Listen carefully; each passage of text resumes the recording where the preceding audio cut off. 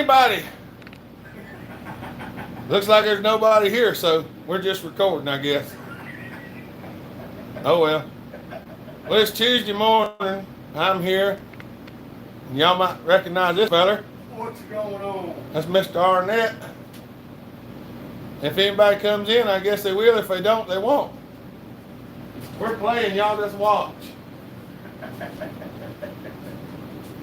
that's my very first one. That right there is beautiful. Looks good in your hand. Now, does he normally drill a hole in the hand? Some he does, some he doesn't. Oh, the profile on that one.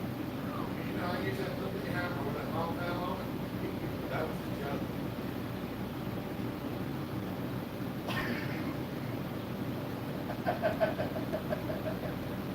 And I've actually used this as a big book. I'll take you look. 1.5 pounds. That ain't no joke right there. That's a nice piece. Did you get them all out? No. I can't get them all out. No, I There's just some Sager double bit chemicals in there.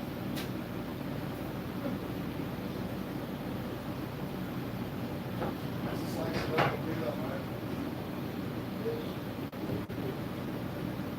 I have most all of them said. One of the ones I'm most proud of is that little gold town one there to the far right. I paid $6 for that price one. That's the right. I bought that thing from Worldwide Imports, brand hammered at $6. I broke the handle off of it twice, just reground the handle till it fit back on.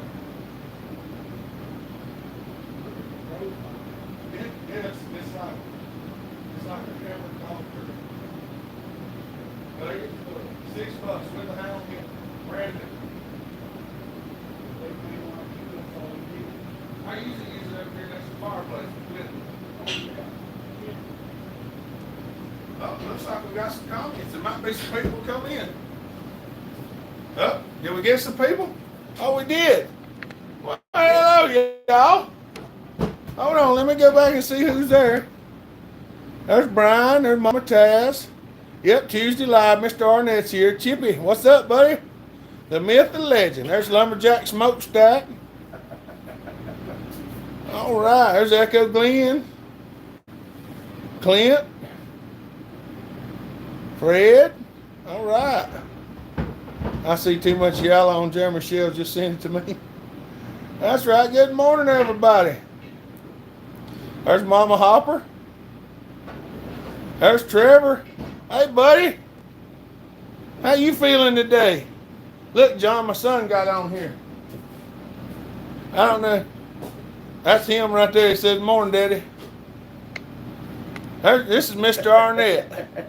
Morning, young fella. He come down to visit us today. I hope you're feeling good today. There's Rodney. What's up, Rodney?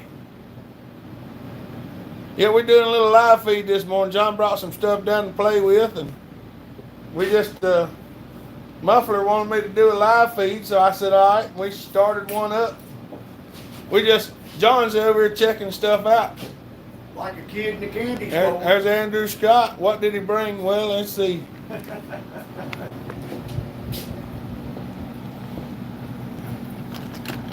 He brought a whole bucket full.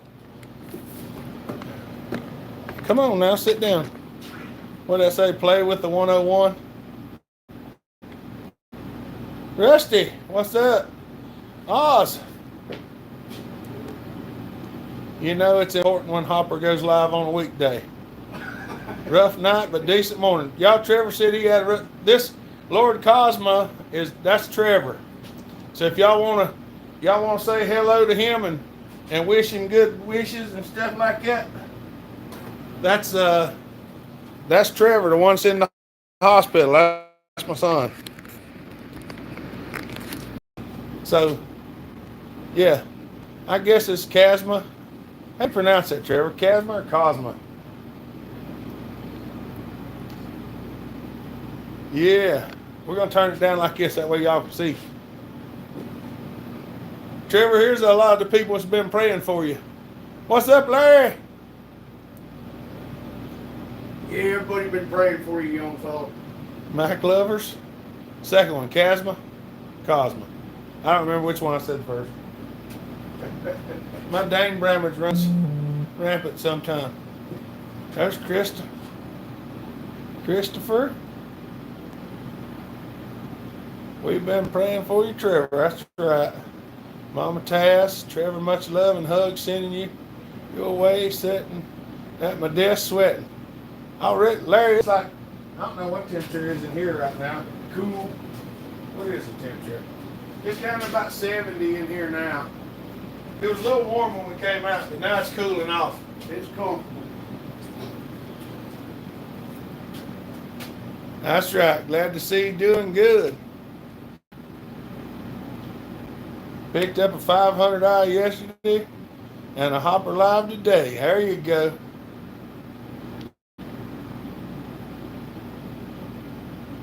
That's right. We got a heck of a bunch of support, that's for sure. Woo!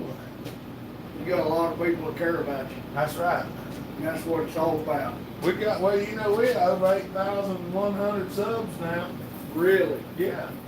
I mean, it's been steadily clicking up. I was like, that's awesome. Congratulations. It's an awesome thing. Me and John's just walking around looking at stuff, so. Yeah, I'm in awe right now. This is like Christmas to me, so. He's in the land of plenty of time, John.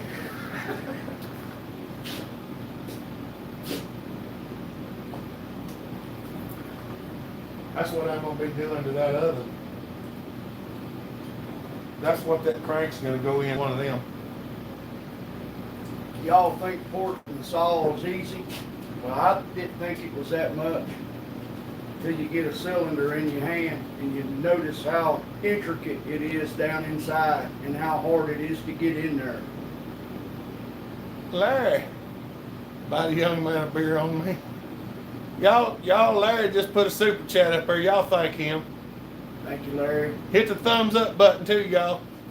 Thank you, Rodney. There's all kinds of stuff that goes on around here. A whole lot of work. I was showing somebody this one the other day. That's the first wild thing. And that's the one you machine. Yeah. That was before I found out that the cylinder didn't have a chrome lining in it. It don't. No, the piston and the ring's chrome. Cylinder's just aluminum. And it worked out. Well, I mean, they run. That's how they are from the factory. Really? But they, like I told Briscoe the other day, he had done one. And I told him, I said, I hate to tell you this. He did do a wild thing. But I found that when you port the stock wild thing cylinder, they don't last. If you do the aggressive porting like what we do, right, they won't hold compression long. They'll wear to the point where they. Well, you have to keep changing the ring. I see. I mean, I put 3 rings in that one. Before I got the other motor built, we didn't run it for 3 weeks. And what size cylinder is this? 10-10. This is a 10-10 cylinder, and that's awesome. This one's basically garbage, so it's just fun to look at. Recyclable material. It's recyclable material. Oh, wait a minute. Somebody else done Chippy put a live super chat up there.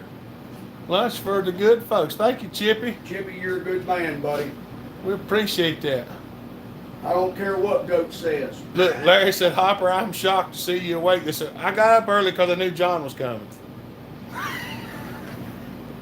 Hey, I actually woke up 6 times this morning, thank you. I kept going back to sleep waiting on John to get here.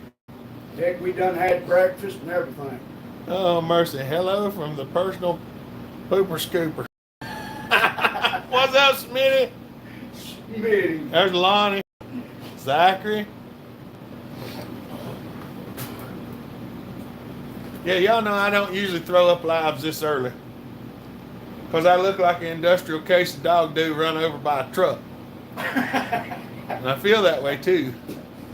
But you can see the sleep still on my face. John tried to beat it off with a sausage, egg, and cheese biscuit, and it's working. And some tater tots. Some tater tots.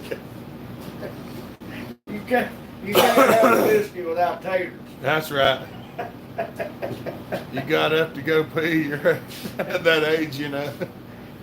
No, I kept waking up. I started waking up about 5:40 this morning. I woke up at 5:40, 6:18,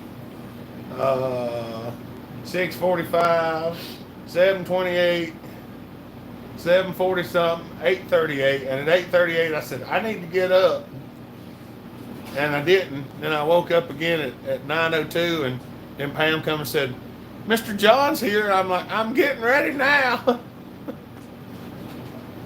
All right, Smitty, we'll see you, buddy. Have a good day. See you, Smitty. Need to do those Kegel exercises. Oh, I can't wait to punch you in the eye, Larry. I'm just kidding. Y'all, I'm just kidding. I like Larry. He gives me a hard time, and I enjoy it. So y'all don't get upset. Oh, mercy. We appreciate y'all coming this morning. Oh. Wait a minute, what Lonnie say? Dude. As soon as you put the chainsaw together, I'll go back to sleep. What's up, Russ? Oh. Y'all, this may not be a structured live feed. We might just wander around a bit and carry y'all with us. I don't get to wandering too hard first thing in the morning because I'm stiff. So I stand up till I get stiff, sit down till I get stiff, sit up till I get stiff. You're like me, part-time comedian. I tried doing stand-up one time, but I was so lazy I had to sit down. Mom Tess says, "Hope you're doing good today, Johnny." Doing good, man. I can't do any better. I mean, look where I'm standing. I'm standing in the van shop. So We're having a good time so far. I thought I'd seen a few saws in my time. Nah, I haven't seen any saws until I come in this place. This man has got some saws. See where I remade this thing? Turn it down. I had to make a new bolt and everything. It was junk. The first one, 3 cranks, and it was running. Really? Yeah, it stuck. This piece right here swelled up like a caterpillar going in. It compressed and mushroomed. Yeah. Well, it done the opposite. It went like, it was like this. It went to poking out instead of being it was like this. It went up in the hole and smushed it down until it broke off in one of the cranks. So you had to put a better piece of steel on the end. Well, I made the screw was junk too. And that piece of screw cost me like $31. And then I turned the end down and I made this a piece of 1144 and I hardened it. Oh, Yeah. we speak kind of the same I may have language. water him and quenched I. that one. Water quench. I may have, because the last couple things I oil quenched, they didn't get as hard as I wanted them. Yeah. So I quenched them in oil and then tempered it back just a smidge. Now I didn't temper that back then because I didn't figure it was going to see any shock load. And if you don't temper them back, they get real hard and brittle, and they'll just break. Yeah, depending on what you're doing, some of it you have to temper it back. Some of it you don't. That's just going to be pushing in the center of a crank. So, and something I did see the other day, which worked out well. I seen a guy with a video said, these don't just pull the cranks out, they take the bearings off. And he wasn't kidding. You take a crank and put it in here and squeeze these in till it sets on the bearing And push and push the bearing right off the crank. I was Yeah. like, heck yeah. That's with the crank out. Yeah. Yeah. Yep. Because Brendan took that crank out of that 5,000 partner, Yeah. and we had to get the worm gear and all off of it to put it in a lathe and turn it down. So I took that and just squeezed it. It just pulled the bearing right off that sucker. I was like, wow. Are y'all having fun? We got to look through this box right quick. I am. Matter of fact, I need to get y'all a charging cord because this cord's not long enough. And all my other cords are at the hospital right now. I noticed you got a couple Huskies back there. Those 2101s. Them back yonder in Florida, those are 3120s. 3120s. Them two up on the shelf, them 394s. Okay. We grab one of these. Sure, that's it. If you ever need a charging cord around here, you can find the box. This is how I buy charging cords. By the pack. Because the bunch I got in the house will go through a charging cord. Well, I have 10 grandkids and I can keep them in. They'll kill. They'll come in to visit Grandpa and then the next thing you know, Grandpa don't have a charging cord. The thing with my bunch is they get one and it lasts them about half the time it lasts Daddy.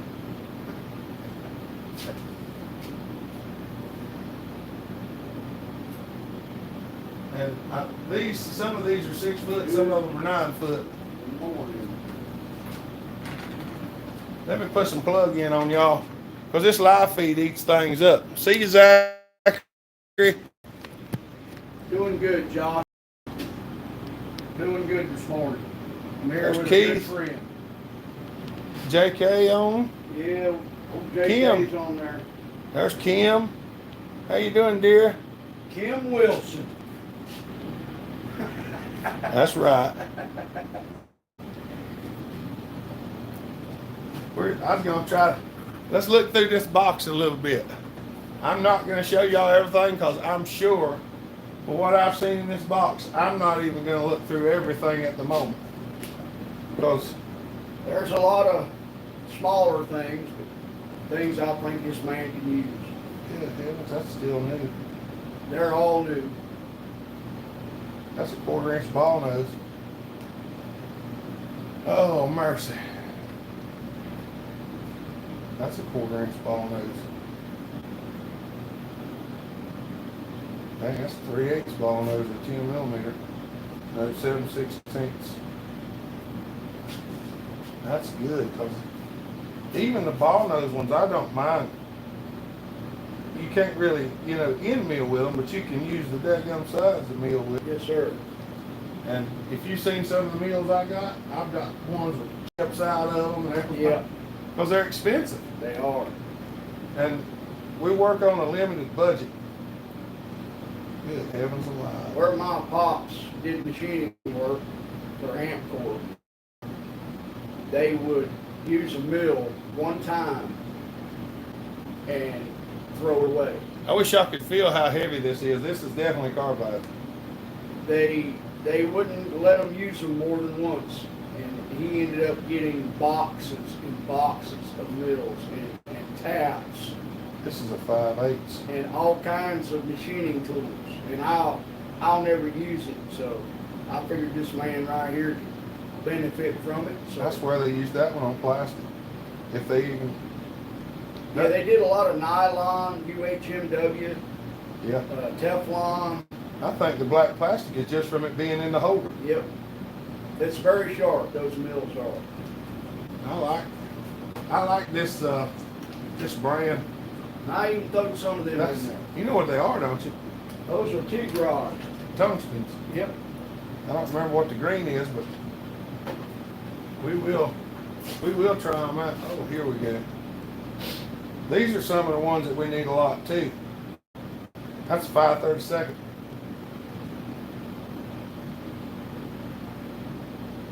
I'm not sure. I think most of them are 4 flute. There might be some 2 flute in there. Hey, around here, we don't have a preference other than size. I understand. The thing about a 2 flute mill is that you can do a lot of boring with it. And a 4 flute is mainly for cutting the surface. That's a 5/16 or 3 5/16. There's a flat nose mill. That's really handy, especially for some of that machinery.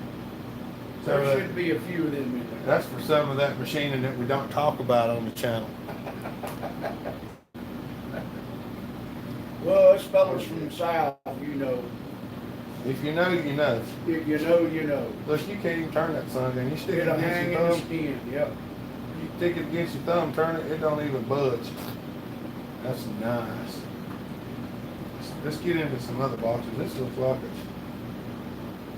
There's a lot of taps, I believe. this is a 6x100 plug tab. Two of them. Oh no, they're standard taps.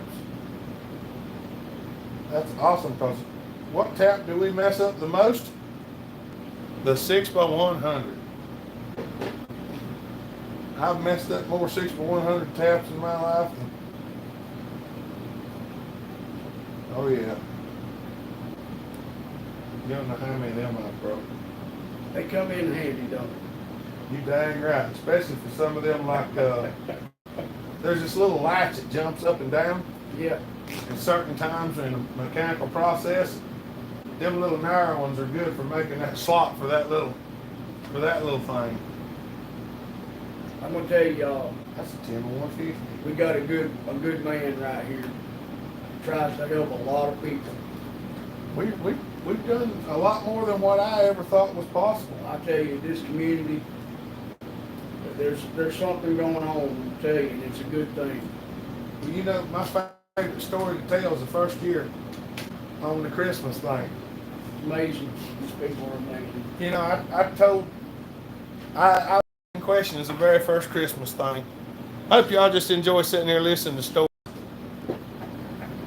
All right, that's Bronco. There's Indiana Doug. What's up, buddy? Oh, Doug. I hope y'all enjoy sitting here listening to stories, because we're not really paying that much attention to the live feed, and we're sorry for that. Yeah, I apologize if I don't But- pay any attention. I like to tell stories too, and when the camera's around and I'm watching, I can never tell a story. So I just tell a story to John. Y'all can just watch me tell stories to John. if that There's suits the you. jazz man, Kenny Fuller. All right, the very first, maybe I ought to I could set the camera over there. Y'all want to be over here, or y'all want to stay where y'all can see John? Come let me know quickly. They don't went back to sleep on I me. ain't nobody. This here's the man. I'm just a regular old guy who fixes things. See you, goat. Go. See you, buddy. Glad you stopped in, man. Yeah. All of you. Appreciate every one of you. Was that Tasman? There's Tasman. There he is. Stories are good. That's right. We ain't on a coon hunt, but we pretty close. All right, we're gonna tell a story. One of my favorites was That's a nice. that is. That's 11. That's 11:30 seconds. That's odd. That's awesome. But I like odd size stuff because it usually fits in places that regular size You stuff doesn't. just don't really know what you might run into again, you know. But the very first Christmas time thing that I can remember, I always tried to find somebody to help for Christmas. Absolutely. You know, I'd try to find somebody to give $65 to $100. Yes, Because sir. that's usually about all I could afford. Well, the first time I started talking about doing it here on the live feed, that's an 18mm ball nose. Fixed to cut my fingers. Wow. Oh yeah. Yes. The first time I started talking about doing it here on the live feed, people started throwing money at the screen, and I was like, what are y'all doing? They're like, we want to donate too, and I'm like, okay. Well, I never really thought of it. I wasn't asking for donations, you know. I was just telling them, you know, that I donate some money, try to find one family and get them something. Help them out a little bit. Get the young a Christmas present. Give the family something to eat. I understand. Because that's what I like to do. And they wound up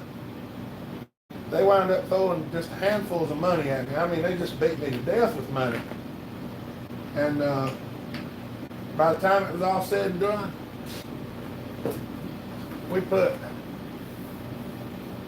it's either 14 or 17 kids got coats that year, and a Christmas present other than a coat, maybe. And 5 families got fed. All because And I think it wound up being, somebody cared. I think it wound up being 20-some kids that we helped in total. I can't remember the exact numbers. But I was going to do some videos, some pictures of the people to show, but they were, you know, they didn't really want to be on camera. Right. And I didn't think about that to start with, and I said, that's fine. And I tried to tell everybody, I said, you know, most of the people didn't want to be filmed because they don't want to be seen down. That's exactly right. And I said, I appreciate that and I understand it. And I told them, I said, I can't show y'all what we done, but we done it. You know, to me, I always worry about the person who's going to say, oh, he didn't help nobody, Right. he just kept the money. And I don't. You know, I know of a good deed that never hurt nobody. Well, I like to do things that nobody ever knows about, because when you do it for publicity, you're not doing it for the right reasons. This is like this morning. I could have just sent this stuff down here. If y'all knew what the shipping cost is on a metal box full of metal, that's why I hand carried it down here.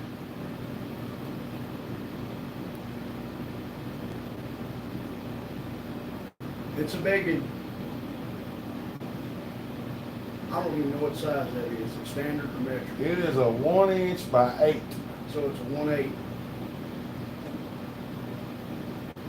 It's the one I needed the other day, and I didn't have this one. The 1 inch is the diameter. The 8 is the amount of threads per inch. Yep. And that, I actually needed this one the other day. I had a 3/4 by 9, but I didn't have a 1 by 8.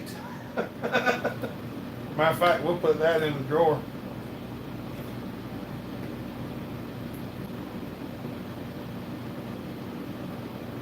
Mama Bellhopper, good morning, ma'am. I Yes. hope you're doing fine. Oh, good heavens, it's a screwdriver bits. That's 12 by 125. I do like taps. You know, buddy, I spent a lot of years trying to just take care of me, you know, not worried about nobody else. Yeah, I did the same thing. Well, And it don't work. It don't work. You've got to help people. You know, the society breaks down. it does. And one of the things that I've been thinking about here lately is we need to do something for men's mental health, Big time. because I've experienced it and I've seen other people have problems, and that's something we need to talk about. It took me a long time to come out of the shell. I kept everything buried. And I tell, I finally had to just, it's either one way or the other. I've tried to tell my wife, she don't believe it, that I'm somewhat of an introvert.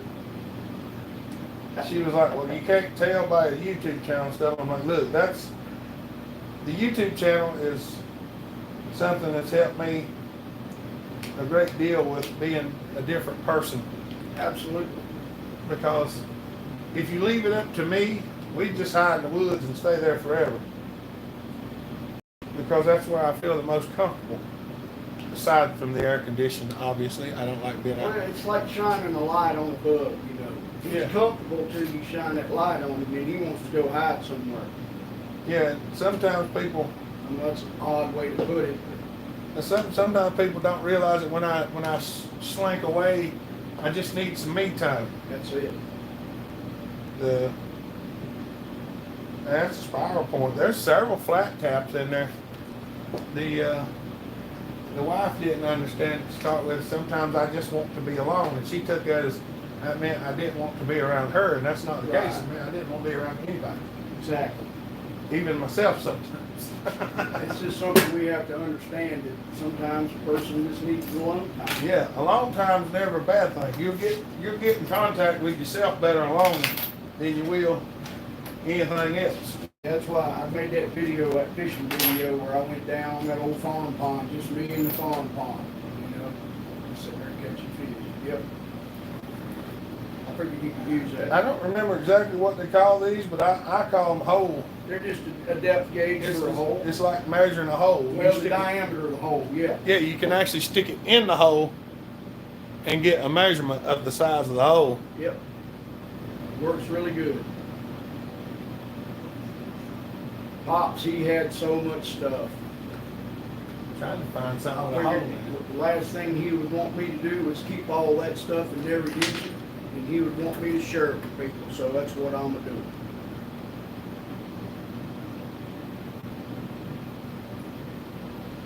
I want you to see. So I know this is, it's 19 on the outside. It's about 16 and a half. So that tells you it's 3.5 It's 3/4. thick. Yeah, it's about 3 mil. Yep. It's 058 wall or 062. See that? You know what I made that for? Well, but that's a nice window. I made this the other day. My buddy Wayne come over. Muffler, are you on there? Muffler. My buddy Wayne come over the other week, and he was working on a 450 head, and we had to put the valve back in it. Well, he didn't bring his valve compressing tool, so I made this, and I took my hand and I pushed the valve down, and we popped the keepers back on. Ingenious. Well, the reason I know, I have a bunch of them that are about this long. Yeah. You know how the valve spring compressor's got them 2 heads that go down over the valve. Yeah. Well, what I started doing is I cut them about this long, and I just clamped that in them jaws. Then I compressed It works. Yeah, I converted the car one over to motorcycle. Oh, mercy. So y'all got to understand, he just didn't accumulate all this stuff overnight. Yeah, This is this man's whole life. this is a lifetime worth, that's for It's sure. a lifetime of getting stuff to work with, you know. Anytime that a man can help him out, you know, it just makes everybody's life easier because he helps so many people. But honestly, this box that John brought, if you was to buy this, I mean, this would be, I ain't gonna swear it, but some of this stuff here, it's probably $10,000–11,000 worth in this box. If you bought everything outright. Because a lot of these It's are, expensive, but you know, this is a $200 end mill right here. you're worth every penny. I mean, this one's not in a plastic box, and I don't want to put it back in there because it's not in a plastic box. Yeah, well, some of them where he had just thrown in a drawer. He had so much stuff, he just would throw it in a drawer, and then when I ended up with his toolboxes, I started going through it, and I was like, Pop. This is a brand new 7/8 mill. I mean, it's never been in anything that I can tell. No, most of this stuff is brand new. It's never been used. What was in here? And the drill bits. I'd have to bring down a trailer with drill to keep the drill bits. I mean, there's bukus of stuff. You're a good fellow. I appreciate you. Mama Taz, we love you, darling. Castor Man, Chippy, Jennifer Melton, good morning. Hey, Jennifer. That's Trevor's mama. Trevor's mom. How y'all are? I don't know if is that a 10 or 100? It says 10 thread 1. I guess that's a 10 or 100. It is. It's very, very fine. Yeah. It may have been used. You know what that's for, don't you? What we use it for? All I know is that Pops probably use it for a machine that has a very fine adjustment on it. Plug. 10 or 100 fits this 10 spark plug. There you go. Yeah. That's awesome. I actually bought another one of them the other week and gave it to Brandon because he did. Fix the threads on in case they Well, bugger up. whenever we make our heads like that, you know, we have to drill them and tap them for the decomp and the spark plug. I see. Well, since I run such a small combustion chamber on that wild thing, you know, there's a 10 millimeter plug, a 12, and 14. They don't make a short 12 that I know of, but the 14 is what's in most chainsaws. But my combustion chamber in the wild thing is so small that a 14 millimeter plug won't fit in the combustion chamber. I see. On the angle that I need to put it in, so I put a 10 millimeter plug in it. And I mean, I could have just put a straight plug and cut a hole in the hood, but I didn't want a hole in the hood. I wanted the hood to be covering spark plug. So John Bob helped me set it up and drill it at an angle so I could get it in there. Well, I didn't know this, but the other day I had a saw wrench, it's got a screwdriver on the end of it. And I figured they was all the same. Just goes to show you how much I know. There stands a whole load of them. But they're not all the same. No, that's right. That's why they're there. Well, I pulled one off of steel and thought I'd take a old 1010 plug out, and it didn't work. No, because it's 5/8. That's what size that is. There's a 4.5 by 75. But I don't think. Oh no, there's two different taps in there. There's That no looks like a telling. quarter between. Pops, he had so much stuff. There's a quarter between riding around in there in that box with that 4.75. There's an 8x1. That is an odd one. I bet that's a.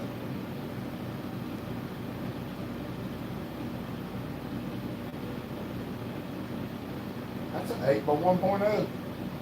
Sure enough. That's what it took to. That's what size the adjustment screw was on the Toyota forklift regulator on the side of the carburetor. It was 8x100. I know because I found one day. It was lost out and I had to make one in the parking lot. That's the thing, people don't realize how much standard and metric are involved in everything now. 90% of the things that we work on in our plant metric. Yeah. 10% are standard. Well, after 7 or 8 maintenance men working on things, bolts being broke off. Now and again, you get somebody that don't go back with the same thing that it came with, and they ended up tapping it into a standard or vice versa in their yard. They just go to the next size. Yep, chainsaws are the same way. If you work on enough saws, you'll find saws that are half standard and half metric. One of the things that I found a long time ago, and I shouldn't tell you all this, but I will anyway. If you have strip 3/8 bolts, 3/8 16, and you take a 10x150, take your grinder and cut you a little slot in the side of it so that it's sharp on the tightening side, you can usually hammer a 10x150 into a strip 3/8 16 hole and it will cut its own threads and hold. It works real good out on the trail, I'm just saying. Now you talk about cutting the slot in the bolt itself. Yes, cut a slot in the bolt. That way it has room to cut the threads. And I've done that just a few times to get out of a bind when you didn't have no other way to fix the hole. So you learn something every day, because I didn't know that. I have took bolts, well, when we were at Simple Man's. That's down in Florida. Yep, that's down in Bristol, Florida. Down in Bristol, Florida. I was down there at Simple Man's and I was building him a saw. And we got almost done with the saw and found out that the daggum hole was stripped for the dog on it from a 2165 John Thread case. I told him, I said, you got a 6x100 tap? No. I was like, so I went and found a 6x100 bolt and I cut the flutes in it with a grinder. I turned it into a tap. I cut the flutes in it with a grinder. And I sat there with lube and an Allen wrench, and I sat there and cautiously threaded that hole. And I threaded the hole in that case with another bolt. And then made it where we could bolt Put it back together. By using a Mom said, John, pull up a chair. Oh, you know what? You can set that box over yonder and sit on this little rolling chair. After riding an hour and a half, which ain't that far, it didn't take me that far long to get here. Now, I made a few lefts and a few rights. Other than that, Yeah, because you basically get on 77, drive all the way down to 40, and come out 40 and get off Oxford. yep, that's the way I came in. Yep. But when John told me where he lived at, I said, you live up off exit 93? Yep. He said, you know that? I'm like, yeah, I used to work up at Hillsville all the time, so I used to drive up there a lot. Thank you, Mom and Dad. He's still getting into this box right here. He's got all kinds of stuff. There's more taps and Yeah, just bits. And I'm worried about putting the stuff back in the box. That's a Kia Sarah. I ain't kidding. Just from what I've seen, I mean, there's just. I'm gonna have to actually straighten up my box now to get some of this stuff. And we didn't mean to cause you a lot of work. Well, this that box hanging on the wall right yonder. My older brother made that for me. It's about yay wide, but yay tall. He made it for me for my birthday or for my Christmas present one. Here, I'll show y'all because I don't think y'all have ever seen it. Old Southern Yellow Pine. See this box hanging on the wall? My older brother made that for me. And when you open it, even though I can't get to it, Morning, Gagey. it's hard to tell. But this is how he made it. See these? Oh, yeah. And he made these where I could take each one of them and drill the holes in the center of them. See, And drop your bits it's down. 3 pieces of wood, so I can actually drill the holes in here and put bits in there and put them back in the box. Well, then if I ever decide I want to change it, I can take these screws out and this back and front piece come off and you can replace this strip of wood in the middle and re-drill the hole so it's reusable. Awesome. But I've only used it for a few small odds and ends, mainly because I can't get to it real good.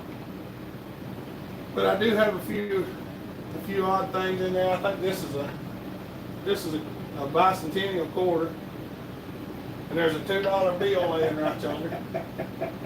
My buddy Jay gave that to me. Well, Buck and Billy Ray Smith. Good morning, sir. Did Buck can get on there? I believe you did. Hey, buddy. We just showing what we out here fiddling some today. I hadn't had any videos made from. We've been at the hospital a good bit, so. Good morning, sir. John said he wanted to come down. I said, well, come on down. So we just started a live feed. There's 7/16 Standing between. here spending some time with a dear friend. We just having a Talking good to a bunch time. of dear people. We are having a good time. Well, I'm telling you what, that song is in there. That sucker sticks in there good. Just spreading some kindness. That's all we're doing. Spreading some kindness and some love. Yes, sir. That's right. I'm gonna tell y'all just don't realize how much this community has changed my life. I tell you, there's been some people that's got a hold of me and they said, you know, you saved my life. And I'm like, that's a hard one to hear. It is. And It's a hard one to tell. it's, You know.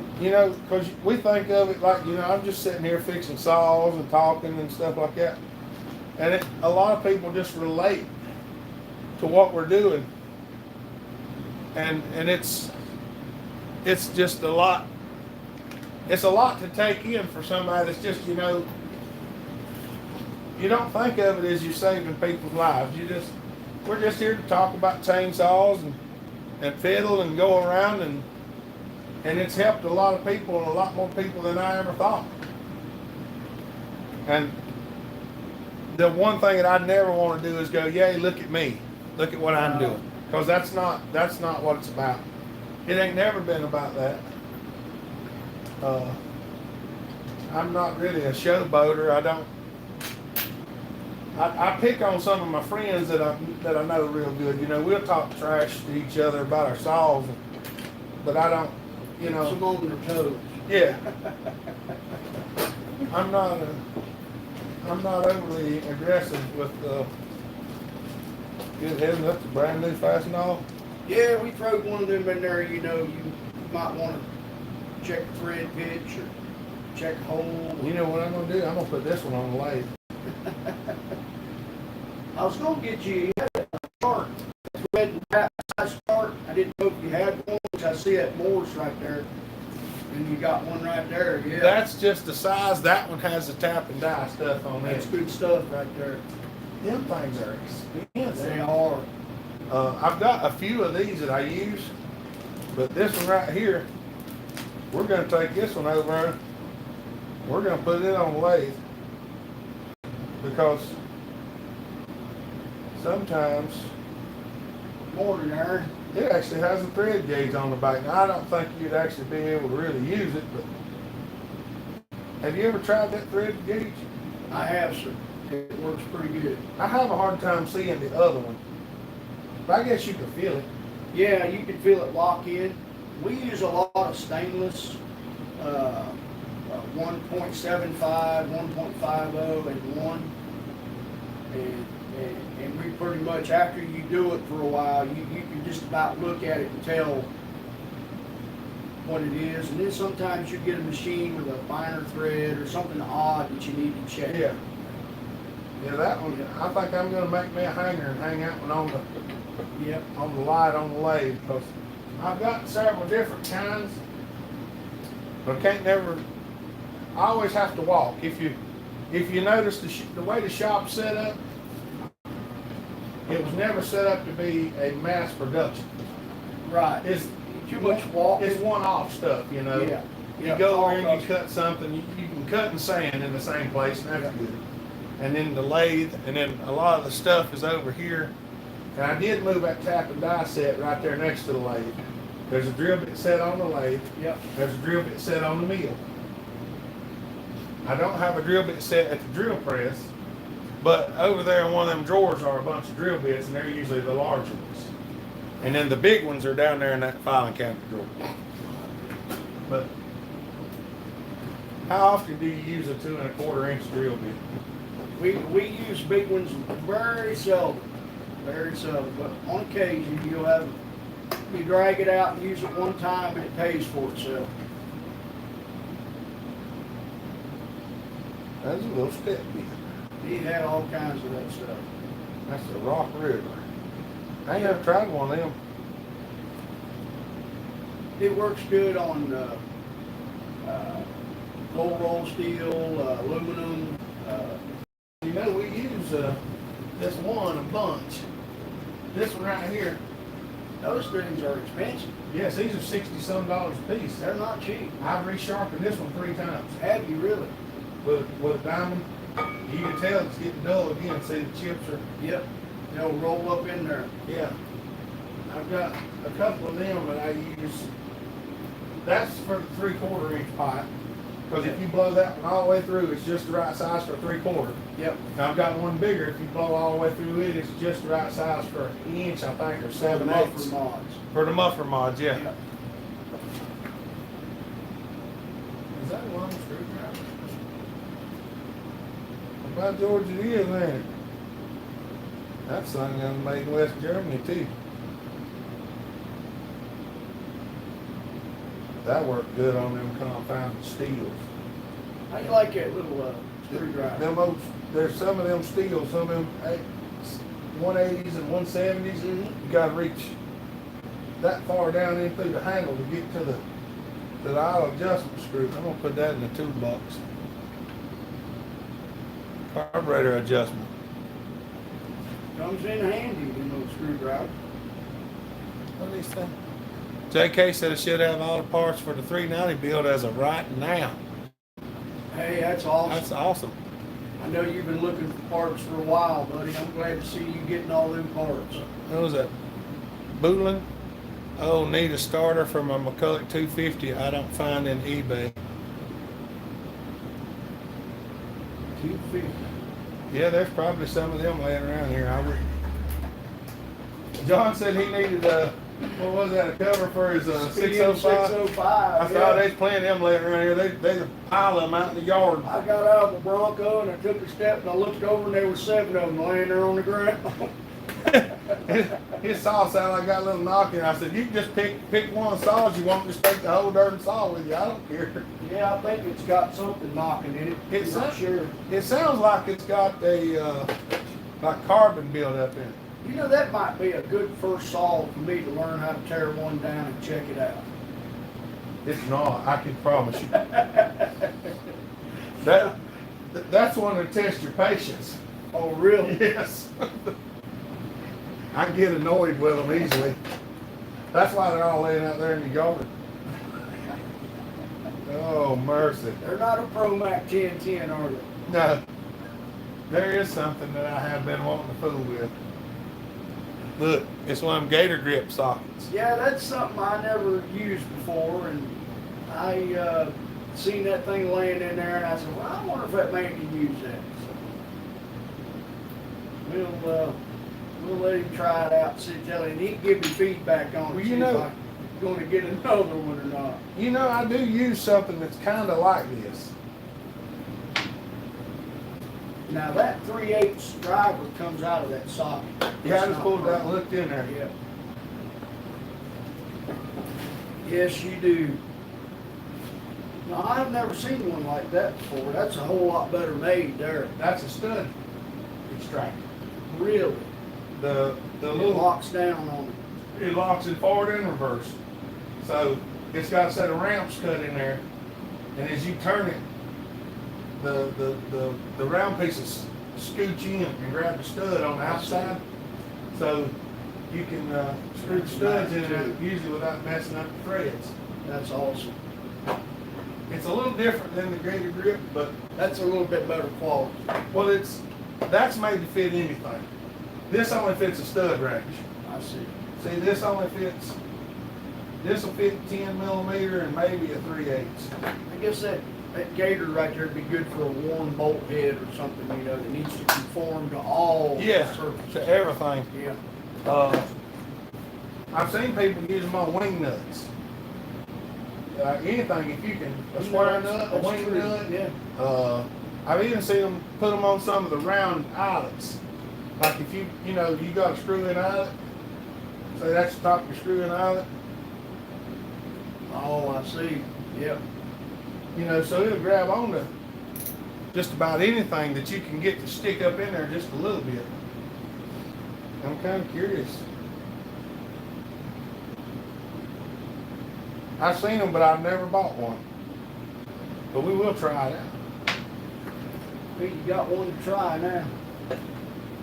This ain't never a bad thing. No, I figured you could use a brand new quick connect or airline, air compressor or air tank or something. Well, I use a bunch of them. There's a little bit of everything in that box. I use because these are, the chuck and these fittings are different.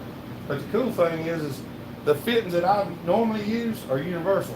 Yeah. Like this one won't go this way, I don't think. No, it did. I wonder if that one's universal too. I hope you don't mind the color. Oh, I don't care. One thing I learned years ago, color don't make no difference. It's whether it works or not. That's what makes the difference. My granddaughter said, Papa, I want an old truck. I'm thinking, well, this child's got something going on, you know. I said, what year? She said, it's got to be in the early 50s. I said, now you're talking. She said, if there's only one thing. I said, what's that? She said, I want it pink. Well, I've never seen a 1950 with a flat head that was pink. Well, there's always a first time for everything. There's always a first time for everything. One of my buddies when I was younger, actually the buddy of mine that he was killed when I was younger. That's who I named my son after, I Brian. hate to hear that. And he had an EXP. You remember them things that looked like a frog? The '84 model EXP. I do. We painted that sun in lavender purple. That's the color he wanted. We got that thing sanded up and went over to his. He lived with his grandpa in the basement, and his grandpa had an air compressor. And we ordered the paint. And I told Dad, I said, well, I'm going over to Brian's this weekend. He said, what y'all gonna do? I said, we're gonna paint his car. And he said, all right. I still wasn't old enough to drive yet, but I'd already been in painting vocation and stuff. And we went over there and we took the water hose. We took the water hose, went inside the barn, and we sprayed the whole inside of the barn down with a water hose. And then let it drip off. And when it quit dripping, we rolled the car in there and we sanded on it and everything and got it cleaned up, washed it, let the car dry, and let the inside of the barn dry off. And when the barn quit dripping, the car was dry, we blowed it dry and it was getting right up toward dark. We rolled that son of a gun in the building and started mixing up paint, and we'd already taped it up. We painted that thing in the barn up there off the side of the road. We got that thing painted lavender, and I said I never painted my car purple after he died. And I like that. Now, I don't know why they designed that like they did. See how Maybe it's- you can help. All right, this is what it looked like originally, and it wouldn't do what they wanted it to do, so they done this. And I can tell you, I don't know why they done it, but I do know why they done it. For clearance. Now that gonna come in handy. You know what those are. Yes, I know exactly what those are. We got a couple of punches in there and some long punches too. Oh, there's some good stuff in there. This is all of it right here. It's all out on the table now. Good punches. I'm actually gonna take them and put them right here. Good center punches. Throw that ranch dressing away. Put that tiger away. Empty trash can. Couple of long punches. I'm gonna go ahead and put these in the punch drawer. You can't beat a good punch. No. I was gonna see if I could find something. I'll show you. Why I said I know what they were doing, but I don't know exactly what they were doing. Yeah, I seen that. I don't know why they turned the groove in there. All right, this is the reason why I said I understand it. All right, you see this one? See this end mill? All right, this is the other end. See, I did this.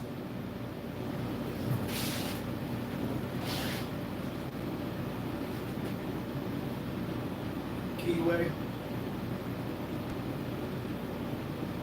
The extractor on that boat that holds the shell casing and pull it back out.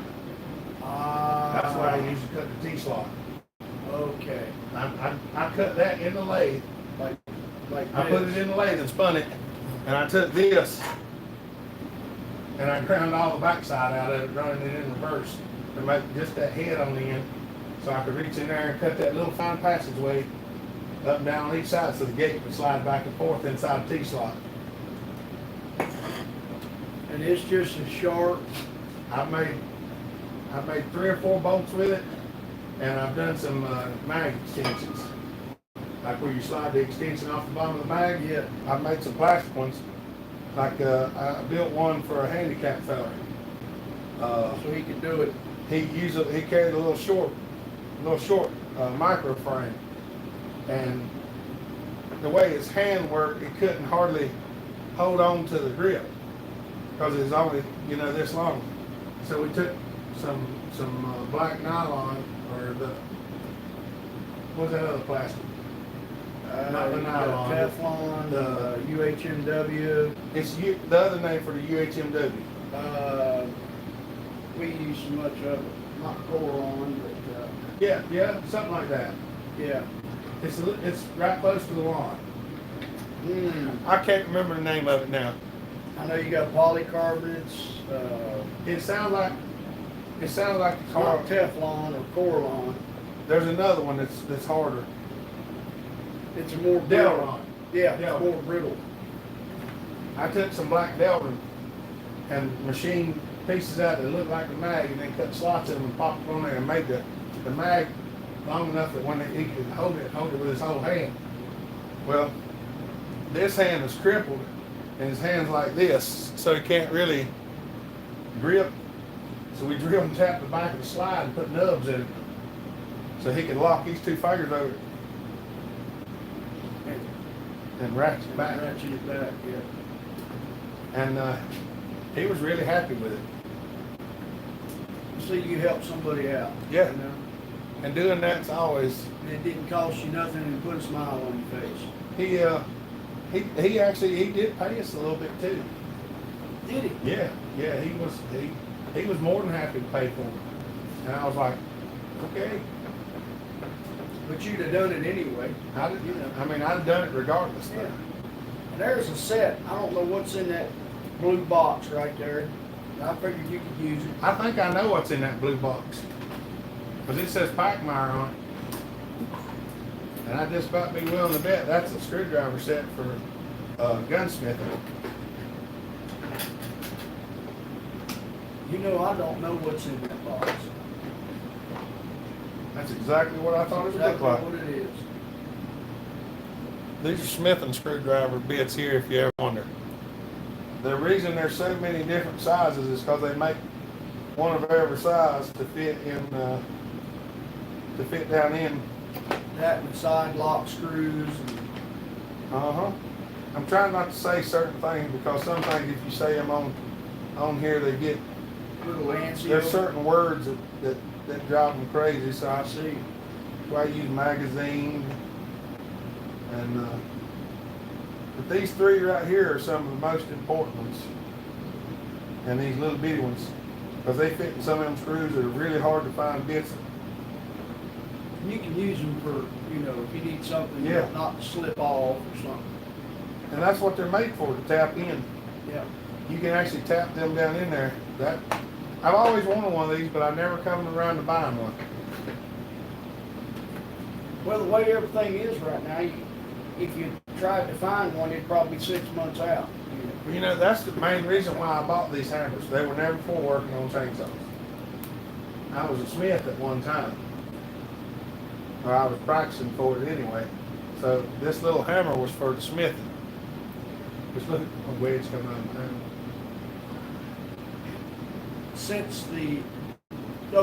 Hence the axe build. Yeah, that's the reason why they done the axe, was because of this. Because you know, I got two of these. And these things are actually rather pricey. I don't know if I can hold one of them. That might overpower me. 2-ounce ball peen is something to wield. I actually paid about $30 for that one. $30. That's insane. It's vintage. Vintage. That's how they had it labeled. That's a Blue Point. Blue Point. That's a vintage Stanley. Stanley. And the reason why I bought this one, see the ball point? Oh, it's tapered. See how much different they are? See, a lot of people don't understand why people have certain hammers that they pick. Like, there's a reason. See the back part of these hammers? See how much smaller this one is than this one? Like when we hammer them gaskets out, this one's got a much finer point, so I can get down in them little holes a lot easier than I can with this one. But hammers have different profiles, even though they're the same hammer. Different manufacturers make different profiles. That's the reason why I have two different hammers. And this one, you can't really tell it right now. This one, the face has been polished, and this one hasn't. And I need to redo it because it's getting beat up pretty bad. But I keep a polished face hammer. I don't know if any of y'all watch Mark Novak, but he's a gunsmith. And he was the one that taught me that you need a polished hammer for beating on some of the side of them things. Because whatever your hammer face looks like is what you're hitting on is going to look like.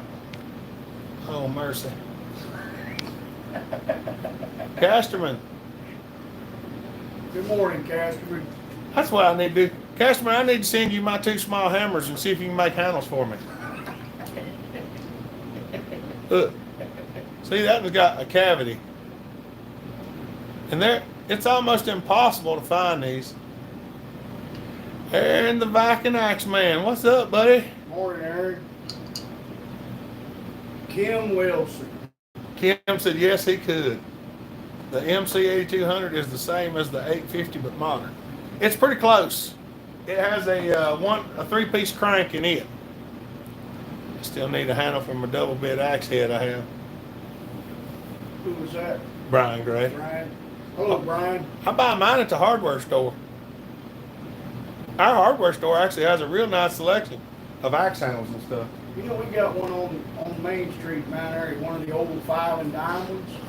And you can go in there to this day, and it reminds you of old Woolworths. You know, you go in and you got everything. They got everything. That's the way our IGA is. You can go in there and you can buy milk, bread, welding wire, soldering paste, door jams, door hinges, plumbing supplies, electrical Handles. lights, handles, Plumbers, plungers, fertilizer, toilet plungers, wire, pocket fencing, knives, wire. Yeah, you can buy fencing material, mulch, staples. staples. I think they even sell a few mule shoes. They quit selling horseshoes. They quit selling them for whatever reason. I have no idea why. But they quit selling horseshoes. But they got tires, they got batteries, Dog leashes. belts, yeah, dog leashes, horse pellets. Around here, they use a lot of wood pellet stoves. And I think they sell wood pellet, bags of wood pellets. Brian said it's a king cutter head. You can, there's Steve Letts. Hello, Stephen. There's you can buy garden hoses. They got yard ornaments, gravel. You can buy gravel in bags. Plumbing supplies. Yeah, everything. I mean, it's just paint. They mix their own paint. You got spray paint. When you walk across the floor, there's old wooden tongue and groove boards, and they creak and they're rolled, you know. Well, now this store's new. It's a newer store, but it's concrete floor. But you can literally walk into the hardware store, go all the way through the hardware store, you're in the supermarket. You can go through the supermarket and go around the side and you go into the gas station. And you can buy stuff, as long as it's priced, you can buy stuff from there back and forth. Back and forth. Like if you buy vegetables and stuff that has to be weighed, you can't buy them at the hardware store. Right. Because you have to go through the thing. Jams and the jellies and all that stuff. They've got more stuff in there. If I remember correctly, the one that we had, they butchered too. They done hogs and cows. They have a meat department. Meat department, deli, yeah. And you can walk in there and see them slicing meat. Yeah. It's just something else. Those places are slowly becoming a thing of the past. And that's the cool thing about this one is when all the other ones were going out of business, they started this one. Yeah. It's only about 12 to 15 years. Well, you could go into that place and everybody knows everybody. Yeah. Everybody's sitting around having a good time. There might be a few old timers in there and drinking coffee or spitting in a spittoon or something, I took Boo in there one day and I can never remember her name. I've known her my whole life, but I can never remember her name. I had Boo with me and she come over and she asked me, she said, "Do you like these?" She said, "Yes." She handed them to her and said, "Their grandma and mom said that you can have these." So, whenever we got up there to the thing, she told her and she straight through didn't pay for them enough. Oh, how many stores you been in where you had a big 1 gallon jug of pickled eggs and Penrose sausages? Well, sometimes down there they have fresh candy. They don't always have it, but sometimes they do and sometimes they don't. Sometimes they got it bagged, sometimes they got a fresh candy machine. You can bag your own candy. Penny candy we used to call it. It ain't penny no more. Yeah, it ain't penny no more, but it's still good nonetheless. We love it. I think I'm gonna throw some of these end meals over in that drawer. Sir, I'm glad. I know you'll appreciate all that stuff and it'll come to good use. You're dang right. We don't use know you were the man for it, so. I haven't used them as much as what I used to use them because I don't machine quite as much, but still yet. But when you need them, They're there. The bad thing is, if for some reason I set some of the tabs in with the end meals, I'm going to set the end meals in this drawer over here because I actually have another box of end meals that my buddy Andrew gave me, but he gives me a lot of stuff that's been broke and things like that. Mhm. He gives me some that they've chipped on the ends. Just a I little bit. can still side meal with them and stuff like that. Yep. I'm gonna put these over I here. didn't mean to make it so unorganized. That ammo can was the closest thing I had to a box. That's more organized than I ever get. We living in a camper right now. I think we got some good news coming though. Our general contractor approved our drawings and now it's just up to the finance people. Right. That's good to hear. I've had to shrink it from 2,000 square feet down to 1,050. But it beats living in a 20-foot box. Now that is awesome. Key cutter. That will cut a key quickly. Y'all, that is sharp. That thing got his, ain't it? That is razor sharp. Now I got another one of these that I've been using it for something that it wasn't intended for. People, I'm gonna tell you, that stuff there, that specialty stuff, they don't give that stuff away. You see what I've done with this one? It's a nice key cutter. Oh, you tapered it down. You know what I've been doing with it? When I cut the head off of that wild thing, Yeah. I put the cylinder in there, stick that in here. I reach down in there and cut the top of the daggum transfer port with it. I can raise it, lower it, make it wide. But you had to have clearance. Yeah, for side cylinder. Side, yeah. But Well, yeah, I'll tell you that's what. how I cut the top of the. I cut the top of the transfer port in the wild thing with that right there.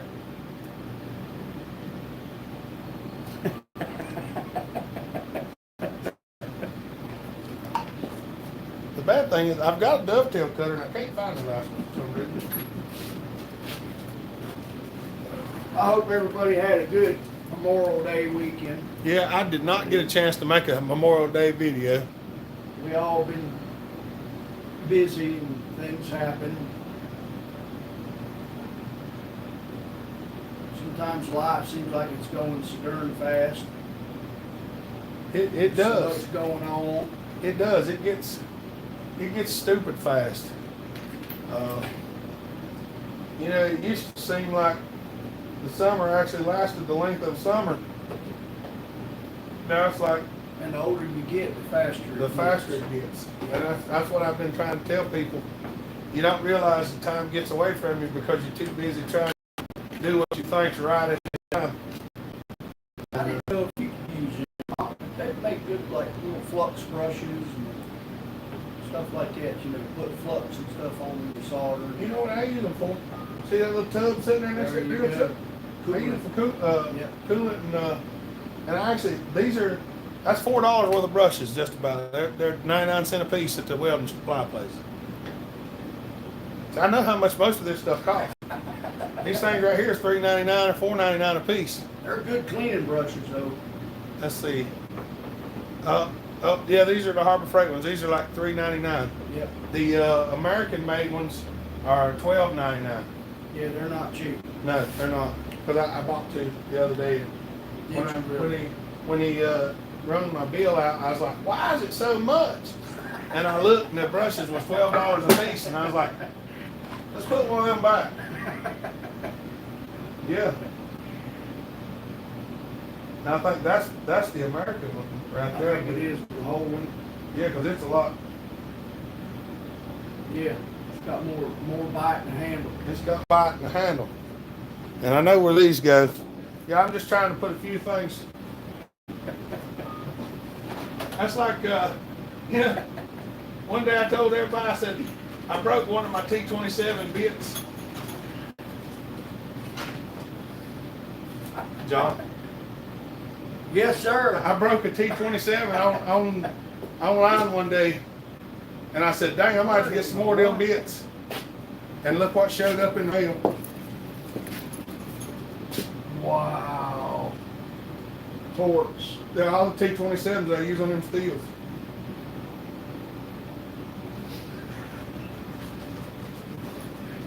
Well, I tell you what, somebody hooked you up, buddy. I did order a pack of them myself, but then they just started showing up in the mail. I forgot what all was in this box. There's that pipe, that square pipe, tapered. Clean this drawer out some. There's my ball. Needle nose. Tell me, you have to mind your P's and Q's, we're on live. I said, you have to mind your P's and Q's, we're on live. Morning, sir. How you doing? Fine, you? Yeehaw.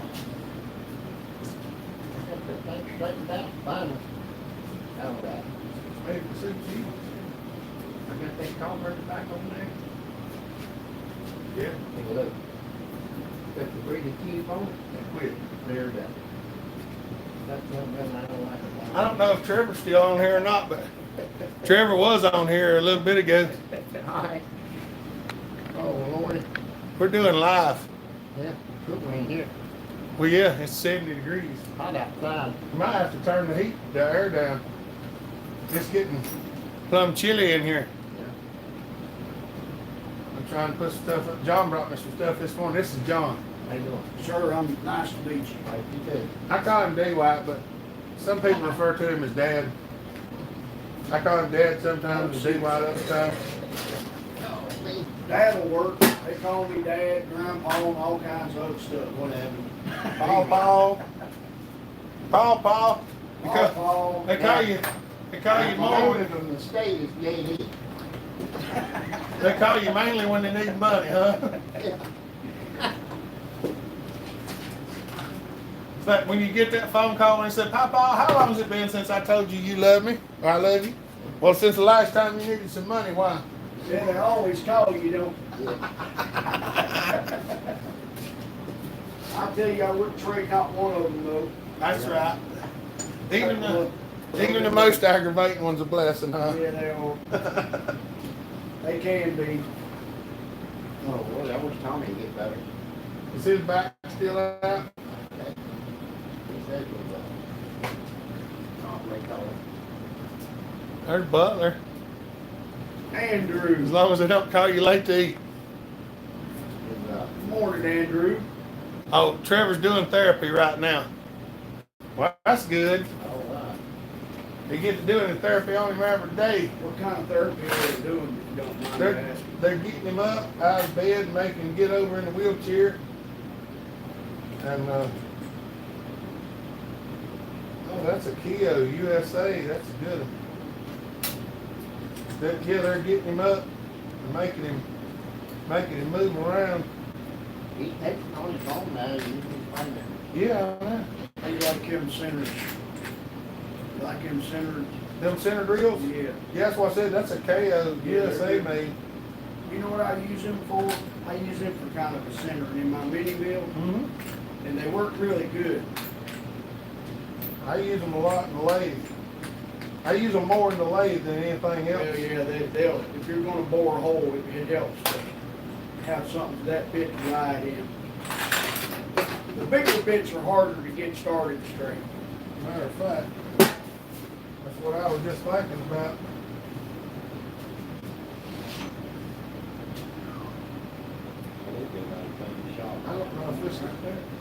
I don't know if this is a good and sharp one. I can't remember.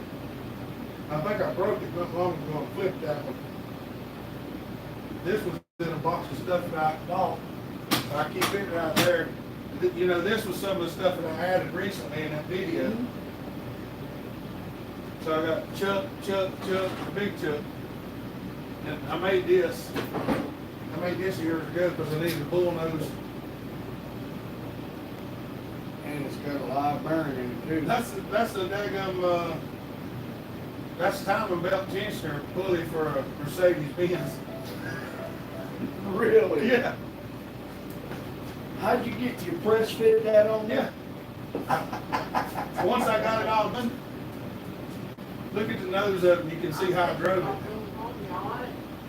See the marks? Yeah, I see What I that. done, once I got the block pressed on there, is I put that in here, and then I put an end wheel in the, I seen the 4 flutes I put on the it. 4-flute end wheel, and then I pushed it into it and turned it on to drive it.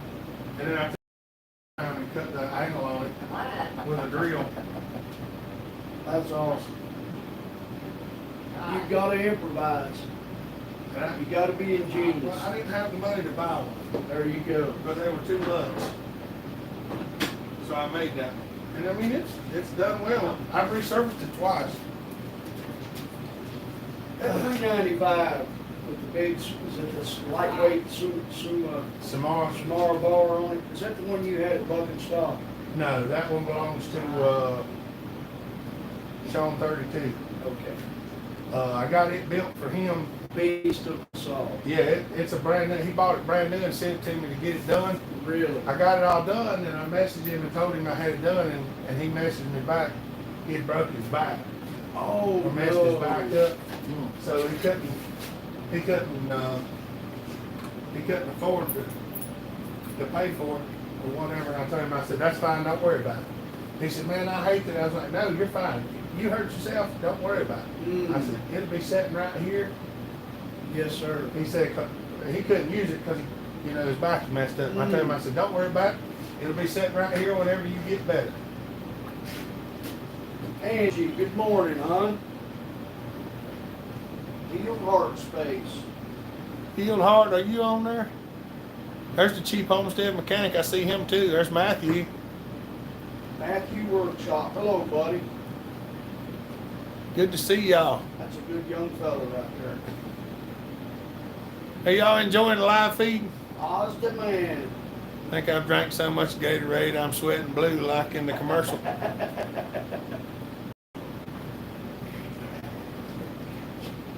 I've been in some like Chris Beck. is Chris on there? Yeah. What's up, buddy? Morning, bud. I wonder if I should go ahead and put them in the spring box. Oh, I didn't know if you. They look like they might be something a carb would take, or just a general small spring for any detent pin, or something. I tell you, if you're ever looking for a very small, powerful spring, you know where to get them? Grind the ball out of a grease fit. Oh yeah, they are strong. And they're usually about that long and they're smaller than an ink pen. I see. And I ain't gonna swear if I ain't a good many of them stuck in them bolts. Just grind the ball out with the ball coming You out. just grind the ball and then the ball shoot out, then you got the spring. That's what I use for the extractors, the ejectors. Yeah. You know that little pin that pushes out the face of the bolt? Yep. That's what's under it, is a grease fitting spring. And see, I got a box right here. That's my spring box right there. Whatever. You know, when I was a gunsmith, I used to make my own springs. I've tried it, but I found out that's one thing I'm not good at, is making springs. I went through feet of spring wire until I finally got the hardness where it wouldn't break, but yet have memory, you know, rebound. What's his face tempers on the lead? Lead. Yeah. Really? He'll heat a spring and make it hot, and then he'll use the lead. Once it cools, once you heat it and you cool it to harden it, then he'll just dip it down in his lead pot, Molten lead. and watch the color change till it gets more of that straw yellow color. Yeah. And then He's done. yeah, he said it's so much more control using that lead to pull it back to temper than it is trying to use a torch. Yeah. He'll just Torch, you can burn one up quick. That's right. But he uses molten lead. I'm trying to pass along all the information that I learned. I He got a, does. I got a battery out there. Jimmy Joe. It's supposed to tie it down on his motor. When he turned it over and burnt the post off of it. Put the post back on. JK said, Hopper, you need a special guest live every now and then. I like it. Hey, I try to get as many as I can. Muffler's supposed to come down and spend the weekend with me. He told me he's actually going to stay the next time he comes, so we'll do one with Muffler. Because I know y'all like watching him too. He brings lots of charisma with him. That's just like they would fall off my face. Just, been on that there. I'd be ashamed to tell you what my new glasses cost me, and they had to redo them 3 times. I've heard hills. They're not cheap. They're not cheap. I got a pair of glasses in there I paid almost $500 for. I never wore them about That's 6 You're times. in the ballpark. I've never seen something so small cost so much. I can get mine free at VA, but if I want these tight frames, I pay for it. So I pay about $60 for frame. And they don't give them away, do they? They don't give nothing away I can anymore. get free frames, but I take what they got. And they won't do more. Muffler, I don't want to can't do more. I think Muffler had to work today. Him and Taz, man. You see what he said? I'm camera shy, LOL. Yeah, I don't believe that. You ever notice when he does a spirit fire, you don't never see. Look, Muffler. A 1x8 tap. We're gonna have to tap some of this just because. I'll be the one needed. We actually, I told John we actually needed an 8x1 the other week. A fella came in here needing something tapped, and I said maybe I got it. And I pulled it out and I had a daggum 3/4 by 9, but I didn't have a 1. If you need any big metric ones like that, let me know. I think he's got a few in there. I haven't even begun to scratch the surface of what in this man's tool arsenal. I don't even know exactly. He retired at Tyco Court in Greensboro, so if that tells you anything. I'm trying to decide what I'm going to do with all these taps because I have taps in different places. Uh-huh. See, Yep. that's the one I had that was the wrong size. That's a Ford flute too, isn't it? Yeah. Let me ask you a question. Why'd they drill a hole in the back of them? What, back here? Yeah. That's where the live center fit when they're Exactly machining. what that is. There's one in front too. Is it threaded? No. It's just a pitched. Or Yeah, angled it's just hole. a 30-degree for the 30 live degree. center. Yeah. Oh, man. I'm gonna set these. Yeah. This I is might where have an extra T handle or two if you need one. He had a drawer full of them. it just depends. So sometimes we do. You tap on the lathe a lot. Yeah. I never could get the speed right where I keep from breaking them. Slow and don't tighten your chuck too tight. Let it slip if it has to. Let the bit slip in the chuck. I see. Now, we were trying to do that valve on that 450 head the other day, and I like to power lap, and my hose wasn't working, and I actually took one of the tap holders and cut the handle off the tap holder so it would go in. You look yonder. And this is how I held on to the valve on that 450 head to lap it with a drill. Well, under me. Always told me if you ain't gonna be born rich, you gotta learn to be a genius. Well, I always liked it, two lefts don't make right, but two rights made an airplane. I said, well, a couple bells will make almost anything. You give us enough time and opportunity and we'll figure something out. That's exactly right. I'm gonna put this back in here for now. Okay, while I'm here, I got a question for the man. It has to do with two-cycle oil and the ratios in thereof to mix it. Well, everybody knows what I like to run. I've been hearing a lot of people saying you need to go 40 to 1. I've been running 50 to 1 all my life and I'm 57 years old. I've never burned a solid. 4 ounces of the ounce. Yeah, I run 32 to 1 and everything. 32 to 1. It's 4 ounces to a gallon. Would you explain why? There's more oil. And, I think you said too much. yeah, here's my thing. I bought a good many spark plugs and I've never paid much more than $5 for spark plugs. I bought a good many pistons and I rarely pay less than $5 for a piston. That's a hard thing. And the spark plug just screws right out, screws right in, and the piston you have to take cylinder off. So it's like insurance. The more you buy, the safer it is. Now, some of these are preset, long you can't change it. You have to run what they recommend. Yeah, now if you try to run 32 to 1 in an MS 170 that's set to run 50 to 1, it'll run lean. I see. Because there's more oil in the fuel. So you have to open the carburetor up more to run it. See, that's like when we run alcohol. Everybody says, well, you have to drill jet because of alcohol. Well, it's not just because of alcohol. We run 20 to 1 on alcohol. So we're running 1.5 ounces of oil and 24 ounces of fuel, which at 50 to 1, that would only be a little over a quarter of an ounce or something. Around 8 ounces a gallon. Those Yeah, that was 16 to 1. methanol. I did start out at 16 to 1, and then it was just so much smoke, I found I could bump it back to 20. Well, I started out more and I found out I kept laying it down, that's how the lean let go and knock all the way.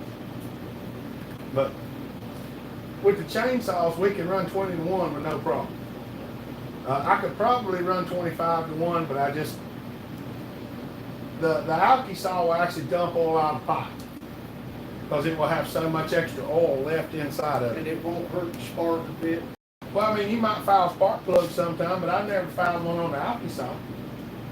I mean, I'm only on my second spark plug, and the only reason I changed it because the first one was Chinese. Now, I know most steels recommend 50-to-1 fuel They do. oil ratio. Are you finding that that's sufficient for them?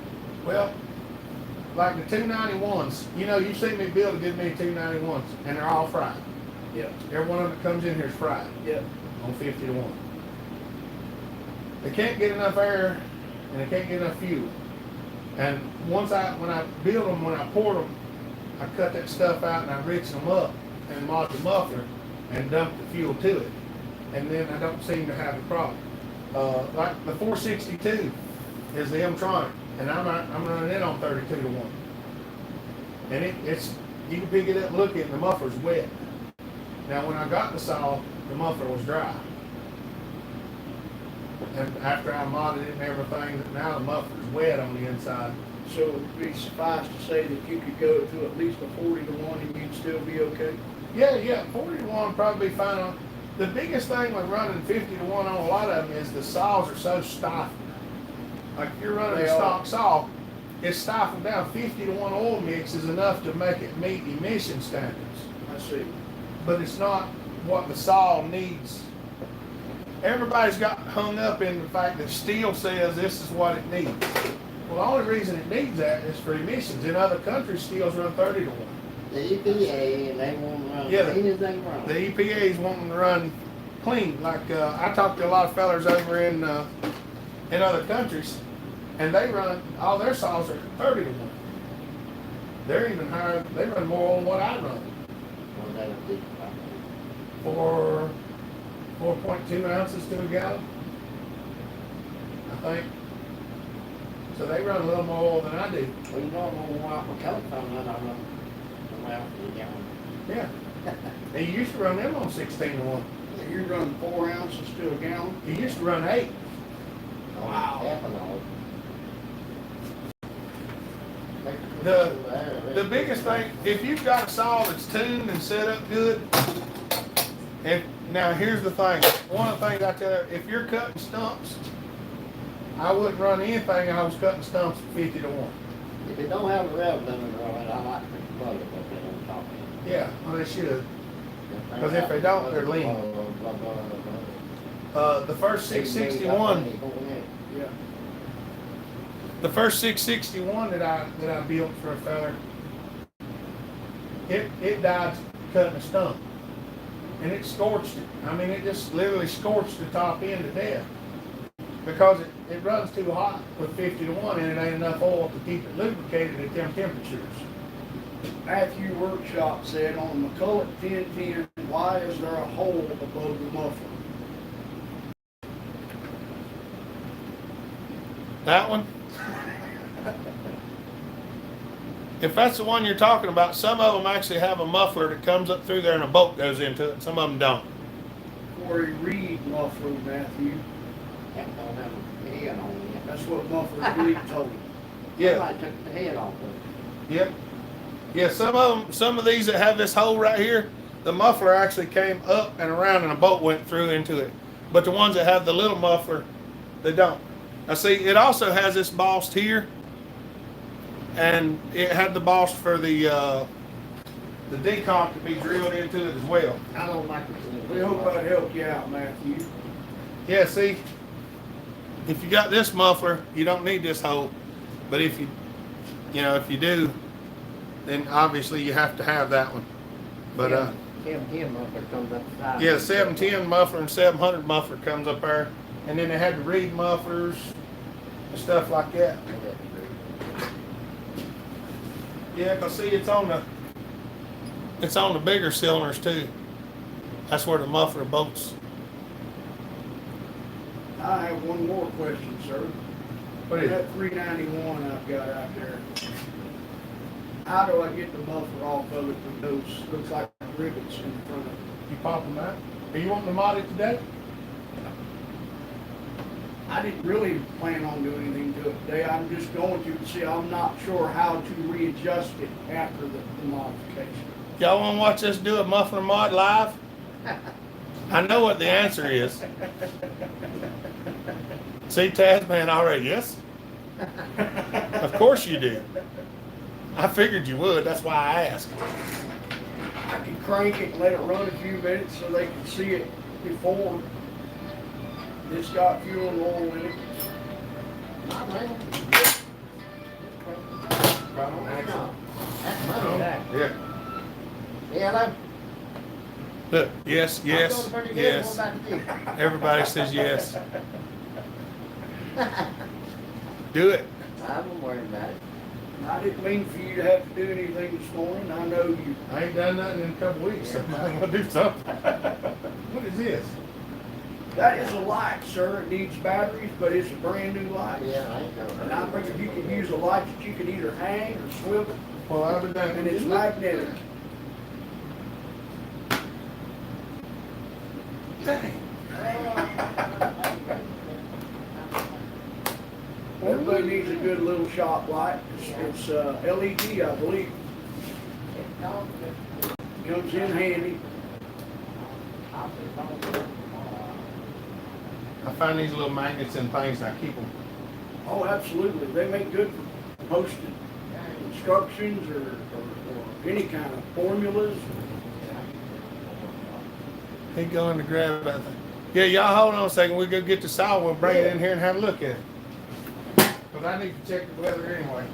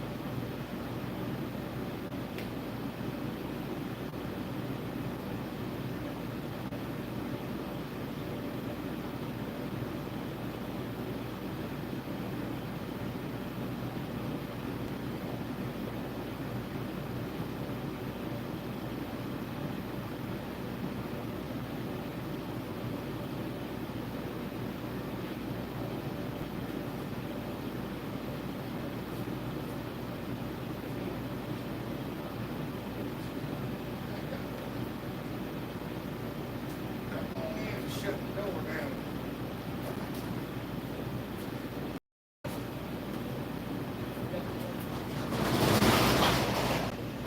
I just think this is the biggest production farm saw that steel makes. It's Yeah. not a pro saw, but it's a good firewood saw. They are. But they're so daggone heavy, and I wouldn't think one would be that heavy. Yeah. It's all right if you're cutting the wall. Cut the If you're fire. bucking them, yeah, it ain't much for felling, is it? Yeah. I got to get I got to get the trash bag out here. I ain't emptied my trash. I'll take mine. Let me put it down there. That's right now. What do you have to see now? Y'all get to see things y'all don't normally see, like me taking the trash out. Everybody questions. They're like, your floor must be a mess because you just throw stuff over your shoulder and spit in the floor. I'm like, no, there's a bucket there and a trash can behind me. You'll see my shop if you think it's dirty.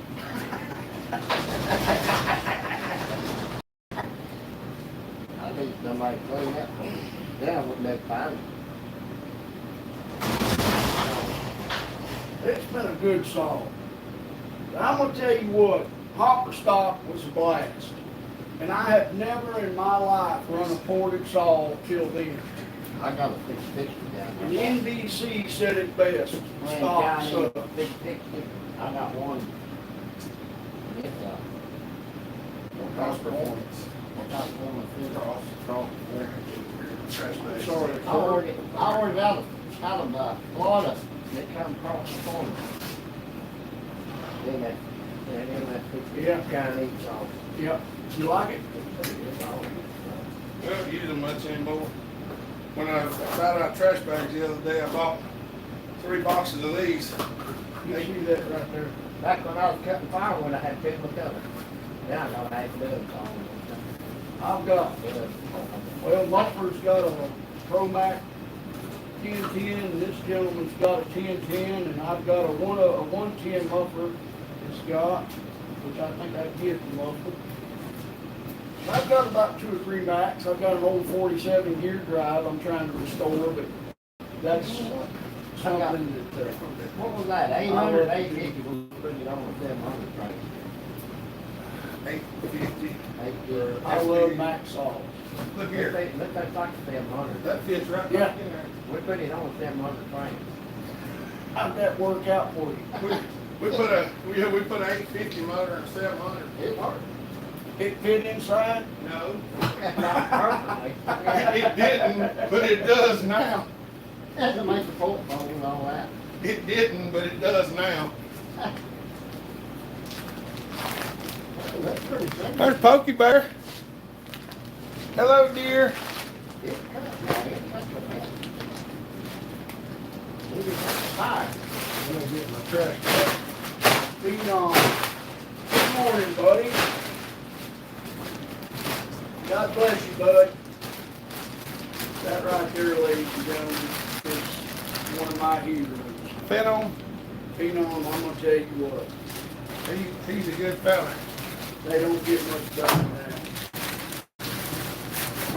that. Now when I throw stuff, the trash can it won't fall out. Sorry, yeah. Oh, that's still a biscuit in there. Really? 700. I got on one of his feeds Well, one there's day. something wrong with it, you know. Yeah.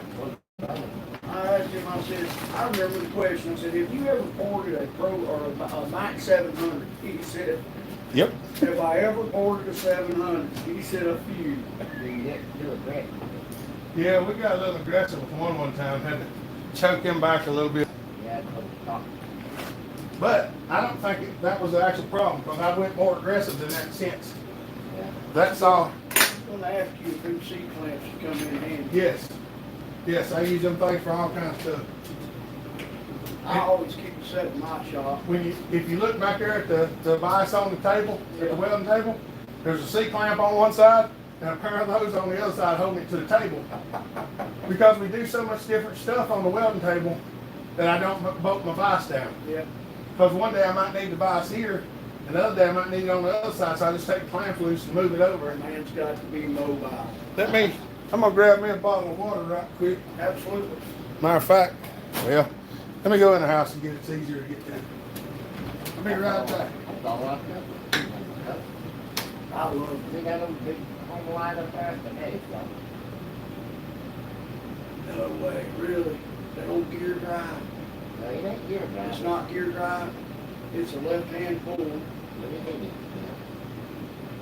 That's got to be at least an 80 plus cc saw. They don't get too slow with it. But it's They steady. turn up on fuel like it's on fuel. Yeah, but it's got a lot of torque. Yeah. It's a torque monster. I cut one winter with it before I got my first Mac. Like up there in the ground, 15, 20 years. That's got to be at least a late 50s saw. And I told Jimmy, I said, get that thing down. I see if we And can. it's got a muffler mod. It actually has a 257 muffler on. They didn't have enough muffler on. They didn't, did they? That little thing in front of them. Have you ever heard of a strunk? What? It's they call it a strunk, the heater beaver. It's about a 77 cc saw. It's an old gear drive. Yeah. But it weighs about 31 pounds without the bar. And I wonder how them men toted them saws. There's men Working back the here. timber. Yeah. Men were men, women were men, and the guns ran scared. There's men back here. Men was men, women was men, and the ghost ran scared in the woods. That's a joke. If you don't like it, too bad. I bought my first go-kart, those boy had a 710 when he bought it going down. So, I give him $25. Oh, I think that's like $1.75. It's supposed to be a deal to get very big. yeah, see, What's now you up, gotta Jay? order that stuff. Yeah. Now, you used to be Now, able you to can't get it find them local. now. You Oh, can't find them. The last time, if anybody's ever looking for a 710 rings or 700 rings, the last time I found them, I bought every pack he had. So, I bought a brand new stove up here, you could decide on it, all right. Now, what size of hole does John want in his muffler? you are the surgeon, sir, and I really don't know how much to go, what angle. Well, mainly what we do is I think he's gonna be. we set the brake and we try to decide where we can put it without the brake hitting the pipe. Yeah. Y'all are getting ready to see the master. And we got different size choices. Like we can go with something this size. Good morning, Mama Bellhopper. She on there? She on again? Yeah. This is 3/4 inch pipe. We can use 3/4, ½ inch, or 1 inch. Whatever you think is best, sir. I will go with your instincts and your knowledge. Oops, whatever you prefer. Now, we have to make a muffler fit that ain't fit. From the head. And you said, oh, Yeah. that's a bigger opening. Of course, I didn't know they made that muffler for 8 feet. Yeah, I take 700 mufflers and make them fit 800s. That thing had a heck of a muffler. You stretch it. It doesn't fit. So I asked a question. I was going to port that saw, but I've been talking to a lot of people and they're not getting really good gains out of it. They said the best thing to do is muffler model. Oh, I ordered a couple of these. Have you really? Oh yeah.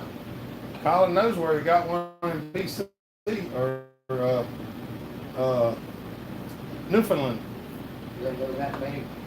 But for sawing firewood and Man, it's having turning a out. good general all-around good saw, I think a muffler mod would suffice, don't you, sir? Yeah, I mean, you'll notice the difference for sure. I'm trying to think. I probably should put the 3/4 pipe in it, because this is going to be a little bit aggressive.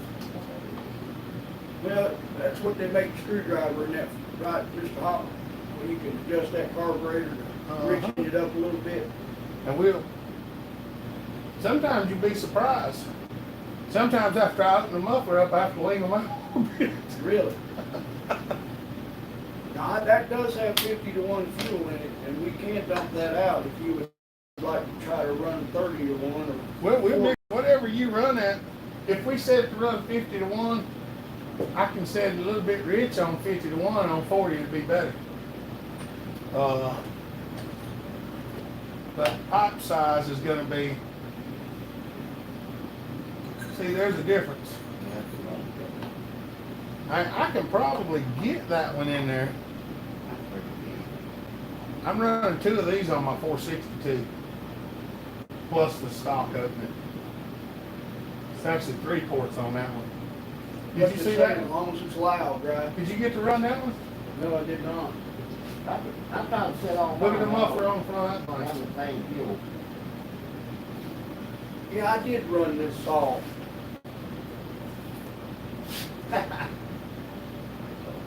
Yeah, it's got 2 of these in the 462.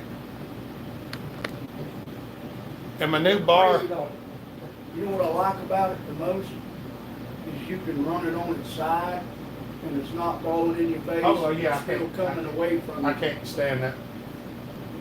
I love that difference in that bar is incredible. There's the bar to come off of. That bar right under weighs. This bar and chain. That bar and chain weighs less than that bar by itself. Now, is that a steel chain? No, that is a EXL Oregon. Okay. 72 EXL. Have you run the new hipper chains yet? I have not. That lady's Sent you been. one? She's been trying to send me a bunch of them, and I ain't took them. She keeps trying to send them to me, but I already have a parts dealer, and I don't want to mess up my relationship with him I to understand. get free HIPAA parts. I understand. Because You know, I run a couple, well, Indiana Doug had one on the saws, a hipper chain. I think NBC had a hipper chain on the saw. I'm not not sure on that. I know somebody had one. It may have been Muffler, he may have had a hippo chain on something. I think he did. We gave away a hippo chain. Yeah, and we run one, and I thought they cut pretty good. From what I've seen, they do cut fine. Yeah. It looked like that. And I didn't like the anti-kick feature they had in the chain. That extra, it looked like a hook on a whale, you know. Mm-hmm. It's hard to find those hard nose chains anyway. Well, it's hard to find a chain with a hard face on it. You get them, they last a long time. So you gotta know what they're wrong. That's the key. I think the key to keep from burning up a lot of saws is keep a sharp chain. Dirt and rock. I think we're going to go with the 3/4 inch for now. It's whatever you think, sir. You ain't gonna cut it all Well, squeezing Right. that in there is, No, it is, dude. it's going to be hard to squeeze that one in. The thing about some of these mufflers is the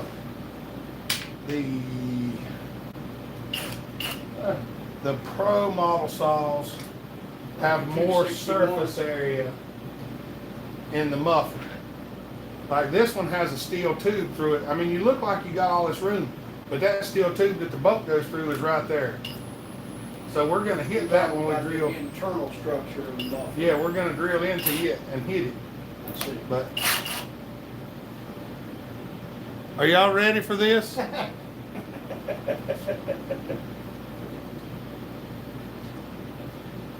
Jay What's Ferris, up, thank Dragon? you, buddy. Pat on there too. There's Jay Ferris. Good morning, Jay. Appreciate you helping this man out. We're gonna. Thank you. There's been a couple of super chats that we missed. Y'all thank them super chatters. We do appreciate it greatly. Phenom said, put the big pipe in to help it breathe, bellhopper. Everybody won't be bigger though. I'm not exactly sure we can get the big one in there. And we might could, but I don't know. Dragon, buddy, good morning. We're gonna start with this 3/4 inch. See, I love all y'all. trying to get it started because this thing's dull. Appreciate y'all coming out this morning. A few of us custom boys.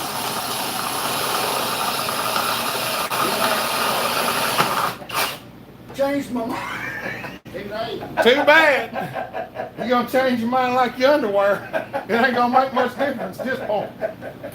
It ain't gonna make much difference at this point. Well, thank you, Stephen Letts.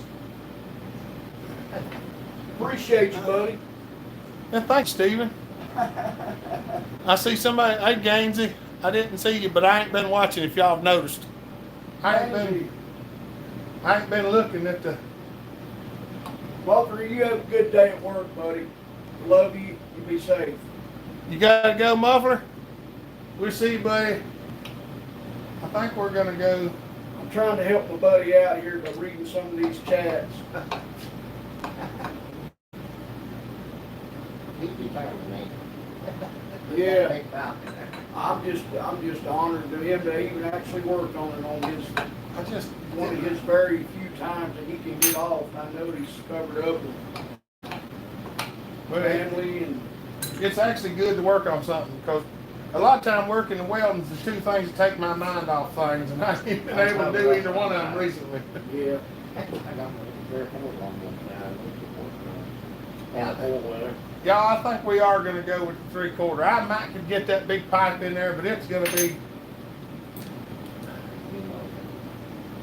be, yeah, it's not exactly easy to get it in there. Whole lot of Dremel to it. The odds are I can get it in there because, well, y'all know that if I want something in somewhere bad enough, it's going in there whether it fits or not.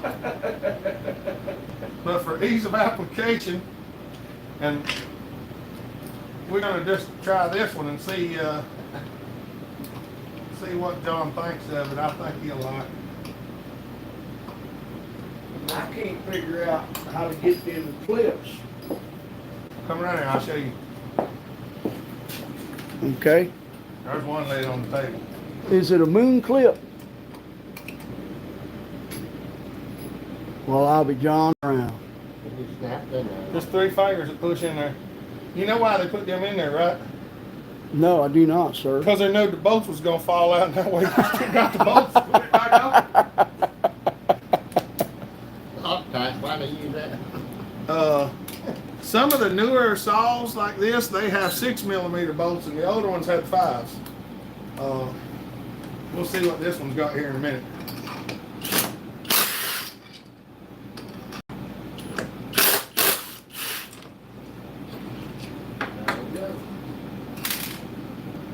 Those appear to be the 5s, I think. Yeah, that's 5. They've done a little better on their design, because their design was terrible, and they've done a little bit better job of making sure that the muffler has some support. Is that a single ring piston? It shouldn't be, no.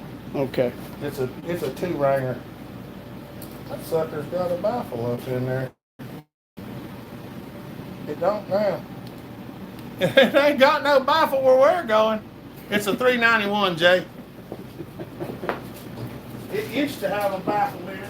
It ain't going to now. Yeah, Jay, I finally got the professional to make it breathe a little bit better. Oh, she don't breathe better.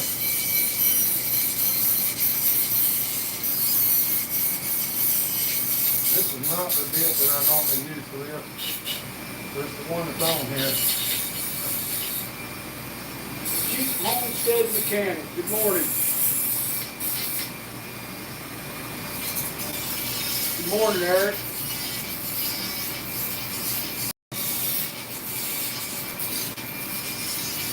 So what I'm doing now is just trying to get the drilled burr out of the inside of the hole. Yes, sir. But we don't want to leave that drilled burr in there and some of it start coming loose and Clog something up. it'll go back in the piston and knock the piston out. No, we don't want that, do we? So what's the difference between that modification you're doing and a bark box? Well, the bark box moves the front of the muffler a little closer to the exhaust port and changes the resonation frequency on the muffler. I see. Is that something that was developed by West Coast? I don't know exactly who developed it to start with, but I told everybody, you know, years ago I built the first bark box I'd ever seen. Ah. And I actually didn't build it for performance. I built it for a feller who had a real old steel with a removable front plate on the muffler. And the front plate was gone and the muffler was busted out over here in this corner. And I actually couldn't find a muffler for it, and I welded pieces back in to make the muffler, and he said, now all we need is the front. Well, I couldn't find the front off of nothing else that would fit it. So I laid the muffler on something, traced it, cut out a flat spot, and drilled 3 holes in it, put a piece of rectangle like this, and made a side port out of it. I done that, I don't know, it's been a good many years ago. It was just something I come up with. And then somebody started making them and calling them bark boxes, and I was like, wow. You should have patented that thing, huh? I didn't like it when I done it. I just done it because I needed it. Well, most people know I'm not the biggest fan of them. B Husky, baby. Good morning, B. Did you make it? Yeah, he made it. All right. Now what y'all don't see sometimes on some of these that I show is me sitting here working this. I'm working this hole a little bit because the way the hole sets determines the way the pipe sets in the hole. Well, I don't want it sitting straight, so I'm making it at an angle. And you have to manipulate the side of the muffler a little bit to get it where you want it. Taz, man, I hope you're having a good day today. I know you had to work. Ain't that terrible?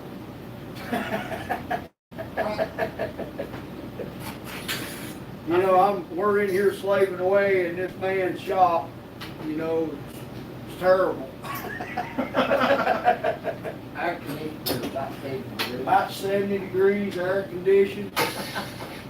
Done had a biscuit this morning, coffee, about 3 cups of that.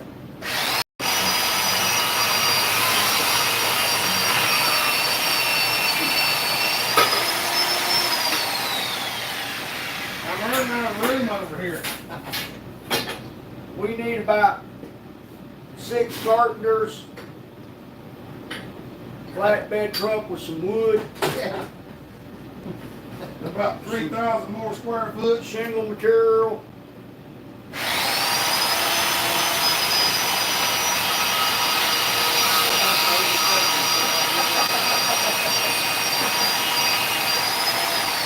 Don't forget to keep rocking the floor system, y'all. We need about 3,000 more square foot. Yeah.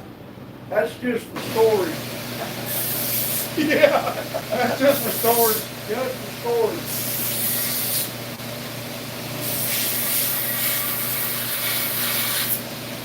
You didn't miss nothing, B. Just old friends, helping each other out. We just shoot the breeze and having a good That's time. right, shooting the breeze and having a good time. Del Hopper is doing a muffler mod on a steel 391 with a 3/4 inch pipe. Yeah, we were gonna try to put the big one in there, but No, that's half inch, right? it's 3/4. 3/4, 3/4. 3/4 OD.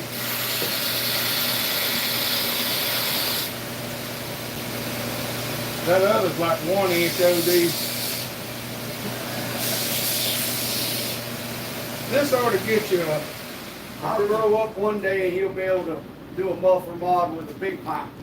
well, Get me a bigger saw. you never can tell. You get some of them big saws, we do custom mufflers every once in a while. There you go. The one thing that, I don't like to show some of my custom mufflers because then everybody starts messaging me wanting a custom muffler. And I'm like, y'all realize that these custom mufflers are not cheap. You know, So some of the mufflers, it takes me longer to build a muffler than it does a saw.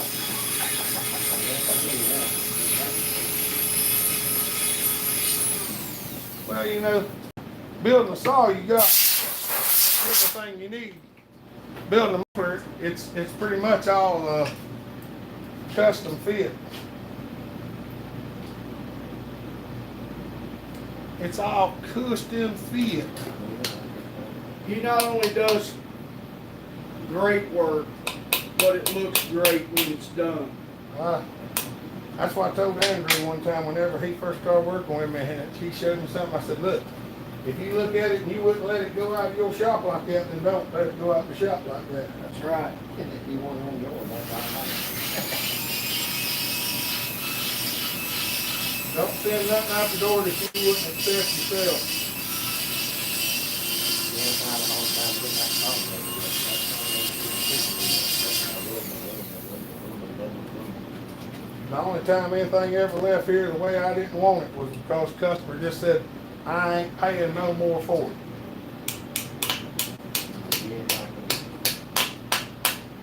And that was their choice. Would you believe that carburetor has a choke that has a spring on it? Can't slide it. Yeah. But it wouldn't work. The way that thing, we could wire that and put the choke on it. Well, that wouldn't work on it. Yeah. Did you notice the carburetor on that BM605? What type of carburetor that was? That had the threaded air breather stud sticking out the side of it. It should be a Walbro. Walbro. I took the choke out of one of them other carburetors. Yeah. Looked at homes, I drilled a hole that one. Okay, fit in. Cheap Homestead mechanic said, show him the one on mine if you want. So, I got it drilled out, we got it fixed. I got one spring loaded. John Hudson, how you doing, buddy? Yes, sir.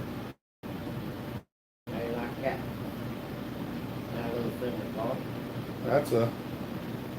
that's a little bit better. That will flow a whole lot more.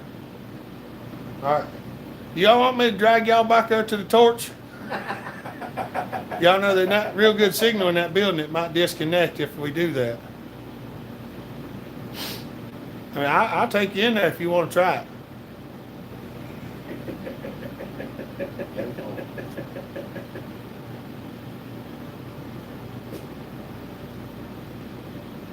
Getting dead hot. Shay, I hear you, buddy. Shay, you're getting ready to start the hornet's nest up. What'd he say? He said, Get her red hot. he said, it's good to see Johnny getting the right saw brand. Edward said, yes, we do. All right, we'll take y'all over and see if it'll work. Now, y'all might lose service for a minute. I don't know, because a lot of times in this building over here, the signal gets interrupted. Edward Wise, good morning, buddy. I'm hearing about, well, it's good afternoon now. 12:02. We might actually just open the door a little bit. That way we'll have better service. I don't think it'll get. Yeah, it does. Up all the way? Yeah, you can raise it up all the way. We got enough air conditioning in here. We can afford a little bit. B Husky, who is all with you, Hopper? It's me and John Arnett and D.Y. 070 clone. 070 clone. And we've got the 090 top end to go on it. That is a monster claw. And it's going to be even bigger. The piston that's in it right now is 56. And we're going to put 58. And we're going to put a 66 in it. Wow. All right, let me get the torch. Hopper, is that your Promac 800, sir? Which one? No, that belongs to somebody. Mine's sitting down there on the end of the shelf. Ain't got a bar on it. Fuel lines are all down there at the table, matter of fact. If I slip and fall and drool, it's mine. All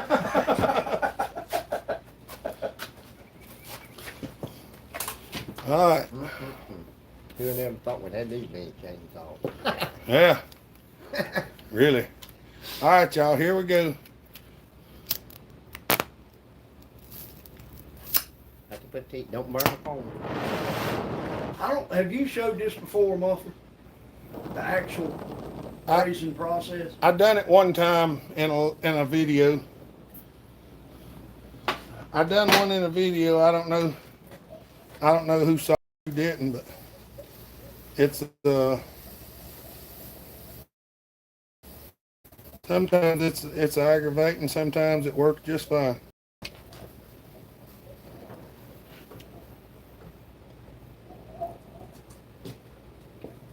Come on. Run on around there. I believe a man could stand in the middle of this shop and stare for 3 hours and never see every saw. No. There's an old 7300. Is that a John Cutter? Which one? That 7300 there? No, that's a Sax Domar. Delmar. Some of what me and Floyd had for The 300. go-kart starting. There it is. That grungy one right yonder sticking. Yep. That's a 300 Mac. There you go. And that's the, oh y'all, I forgot to do this. Forgot to spray it with water. Maybe that'll help. If you spray it before it cools off, it'll bust. It'll bust that flux up. Yeah. If you don't, that flux turns into glass. Really? And it's almost impossible to get that stuff off. That's how fast it is to do one. That was pretty fast. Well, there's also a lot of practice in there. I guarantee you, if you buy the stuff and do it yourself, the first time will take you a lot longer than that. Yeah, I guarantee you that. And you'll wind up burning up a lot more stuff. Because I know I burn up a good bit of stuff before I ever. Hey, Burris, you should pick it up, Hopper. It is faster. I think I'm gonna go. That's a lot easier too. All right, I'll see you. All right, I'll see you later. All right. Yeah, that's one of the reasons why I bought the TIG welder, was so I could TIG mufflers. And I found out it's just so much easier to silver salt them than it is to TIG them. It costs a little more, but it's a lot easier. The silver solder actually costs more.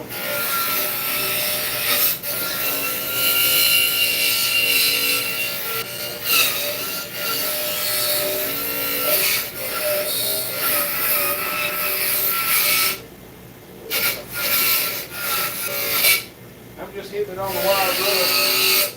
You're doing an outstanding job, sir. Now, brown cow. Outstanding. Now, one muffler mod. This helps slow it everything I do. I'm so far out of practice. Yeah, I really have not worked since April the 27th. Not hardly at all. Hang on to your hat, Johnny. She's gonna have some throttle response now. Where'd Pop go? He's gonna go down there to the house and work a little bit. I see. He got his own lawnmower business next door. Oh, he does? Yeah.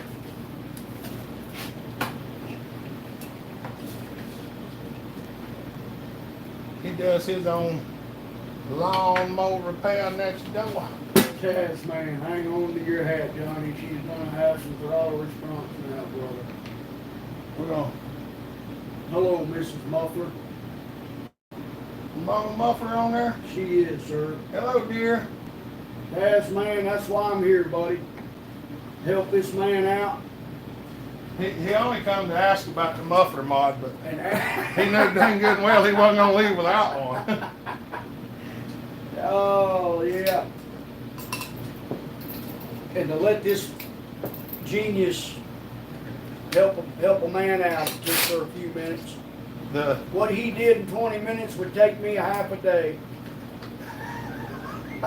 Yeah, the bad thing, a lot of people tell me that all the time. You did that like it wasn't nothing. Well, I do it all the time. Yeah, it'd take me a half a day if I knew what I was doing.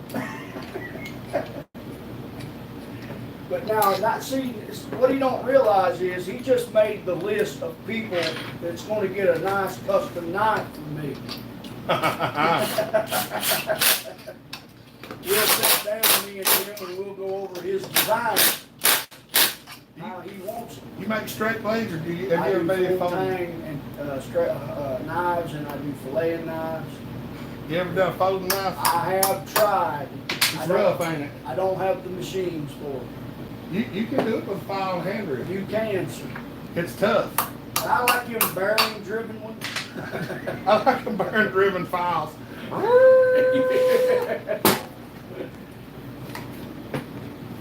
Much more better. Isn't that pretty?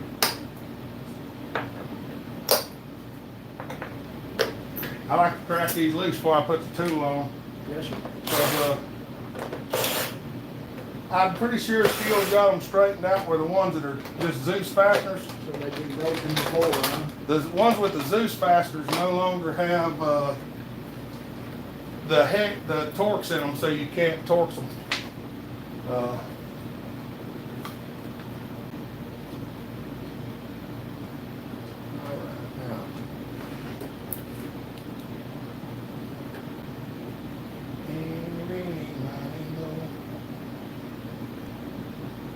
I know. Tin Man, are you on there, buddy? Yes, he is. Good morning, man. Glad to see you stop by. Tin Man, what's up, buddy? We're doing a live muffler mod. We're gonna do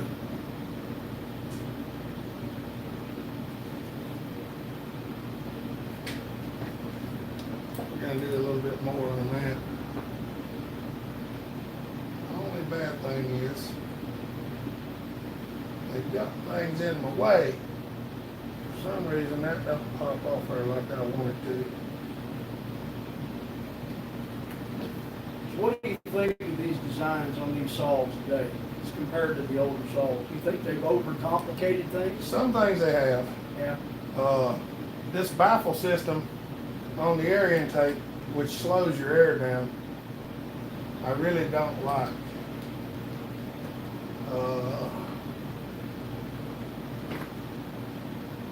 They've chunked these saws down to the point where they are almost designed to fail. That's basically it, yeah. Yeah. Y'all gonna get to see a little more of the muffler mod today. You're gonna get to see some of the other stuff that I do.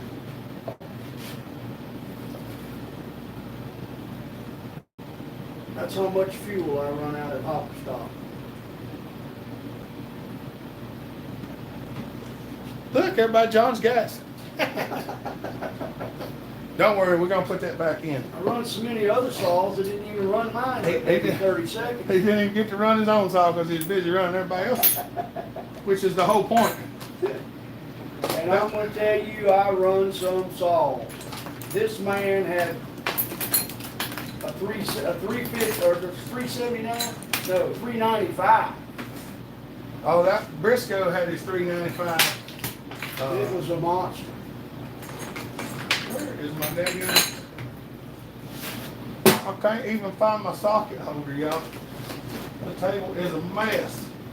And Taz, man, if you're still on here, I got to run the 125 Pro Mac. Yes, sir. And the race saw sitting right behind him. Yes, the race saw. And I tightened the muffler up on it the other day. I didn't realize just how big that 125 is. They're massive, aren't they? They are a massive saw. The equivalent, I guess, would be a 3120. 3120 or the, I don't 084 and 088. Yeah. I don't even think the 2001 is that big, is it? No, the biggest saw of the bunch is the Mac. Because it's 123 cc's. The 084 and the 088 is 121. So, what else there? Oh, and Charlie's 500i 40 Yep. was a monster saw. What else there? The NBC said it best. Stock sucks. Yeah. ain't no fun running a stock It does. saw. Once you run a ported saw, you don't never want to go back to running a stock one. All right. Now, I've got this off of here. So I'm gonna. So what are you working on? You see all this? That's where the air goes in. Do you see where the air goes? Yeah, I don't either. That's the problem. Give me just a minute, and that won't be a problem anymore. You'll be able to see where the air goes in. I just gotta give her a little light haircut here. He's giving her the garlic now.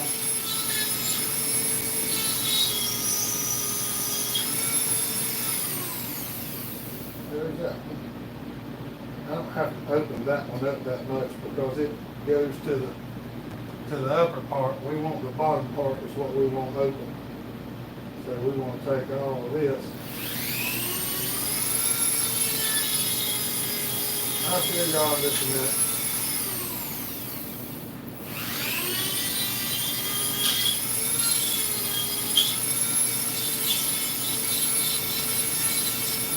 We gotta get some opening up in here. Folks, I believe I could spend 2 years in this man's shop and not learn half of what he's forgotten. It takes a while. I've worked so much. Heck, I've worked so much in the past several years. It's hard to believe. Unbelievable.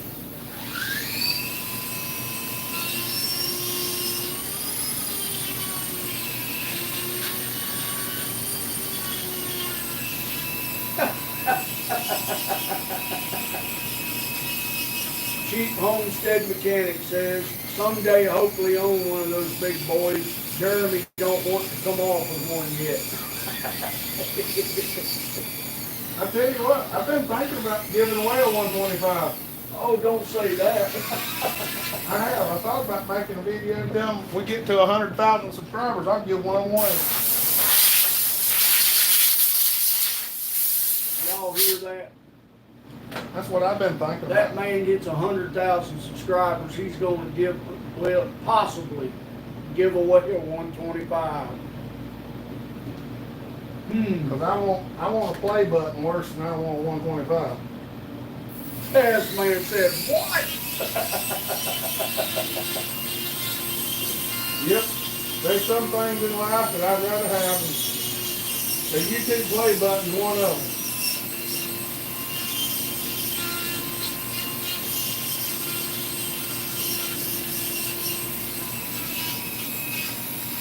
Tin Man, you're doing a good job on that 850 of buttons. I've got to actually get back to doing some of that myself. I've got 2 bucking saws here. One of them's done. I need to send it to him. The other one, well, I ain't got there just yet. You know, did you see the cylinder, when he pulled that 850 apart, did you see the cylinder in it? I don't think I did. If you get a chance, check that video out and look at how that cylinder scored. What happened was the coating that they got on the cylinder Yep, come off. came off at the top. When the piston skirt came up, it hung part of that coating and drug it up the piston wall. They're good for that. Yep. They'll do a lot of that. Now see how much more air can get in there now? Wow. Yeah, see? They give it a little haircut. You can actually see the air hole now. And that requires a retune, of course. Oh yeah, we're gonna retune it. I can actually take a little bit more out of there probably and get a little more air to it. Because here's the thing, it doesn't matter what you do, if you can't get enough air in it, it ain't gonna make no difference. Correct.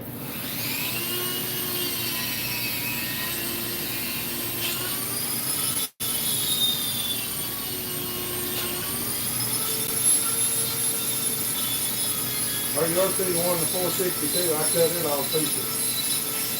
I had to get some airflow in there. Depending on the size of the saw, CC wise, did they redesign the bigger CC saws, the newer ones, or did they get to a certain size and they're all basically the same except for the size? A lot of them just, In other words, are the 460s, 660s, they all have that particular all the newer saws are built like this. built like that one? They just redesigned the air filter assembly, I see. and they use this plenum for that air filter assembly. So all the newer, bigger saws have that particular air plenum in them. Well, even the 271s and the 291s and 261s. I think what I'm doing here is just trying to kind of fold that Taper edge it over down, yeah. to make it slippery. Taper it a little bit. Make it slippery, that way the air slides past it.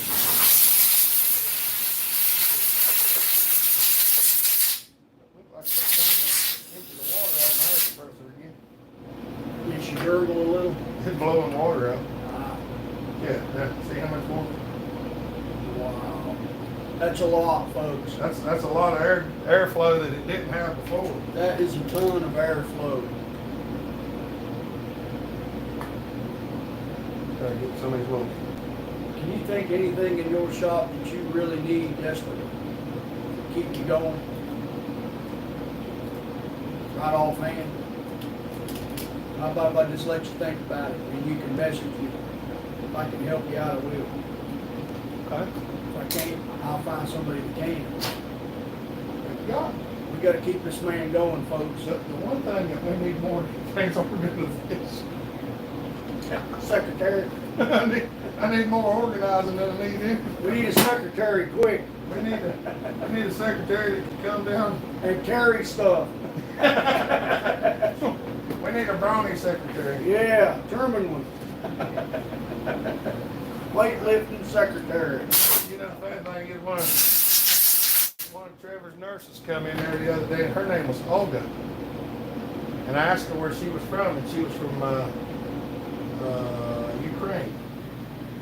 And his physical therapist is from Ireland, which I thought that was pretty cool. Really? Yeah, so I'm still meeting people from all over the world, even here.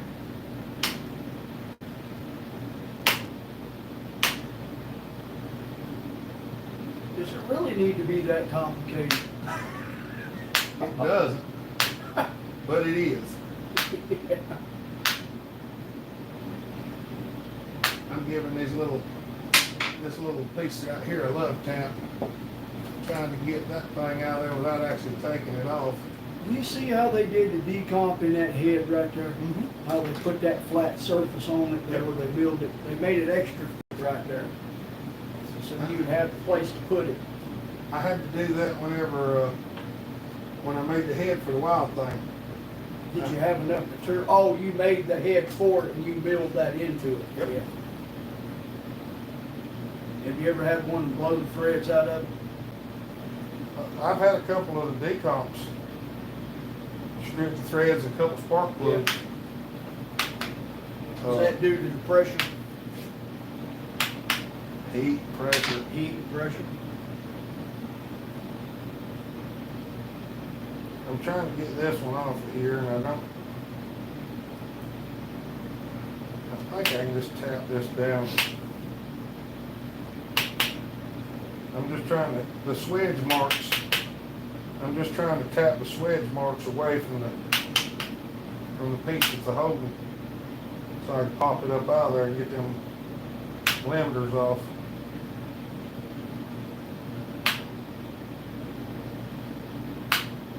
And it's just aluminum. And if this don't work here in a minute, we're just gonna grind it all the way. We'll just cut it off. A lot of times they'll pop right out there. Of course, whenever everybody's watching, usually whenever the things don't work like they Well, want. you know, that's how it's supposed to work.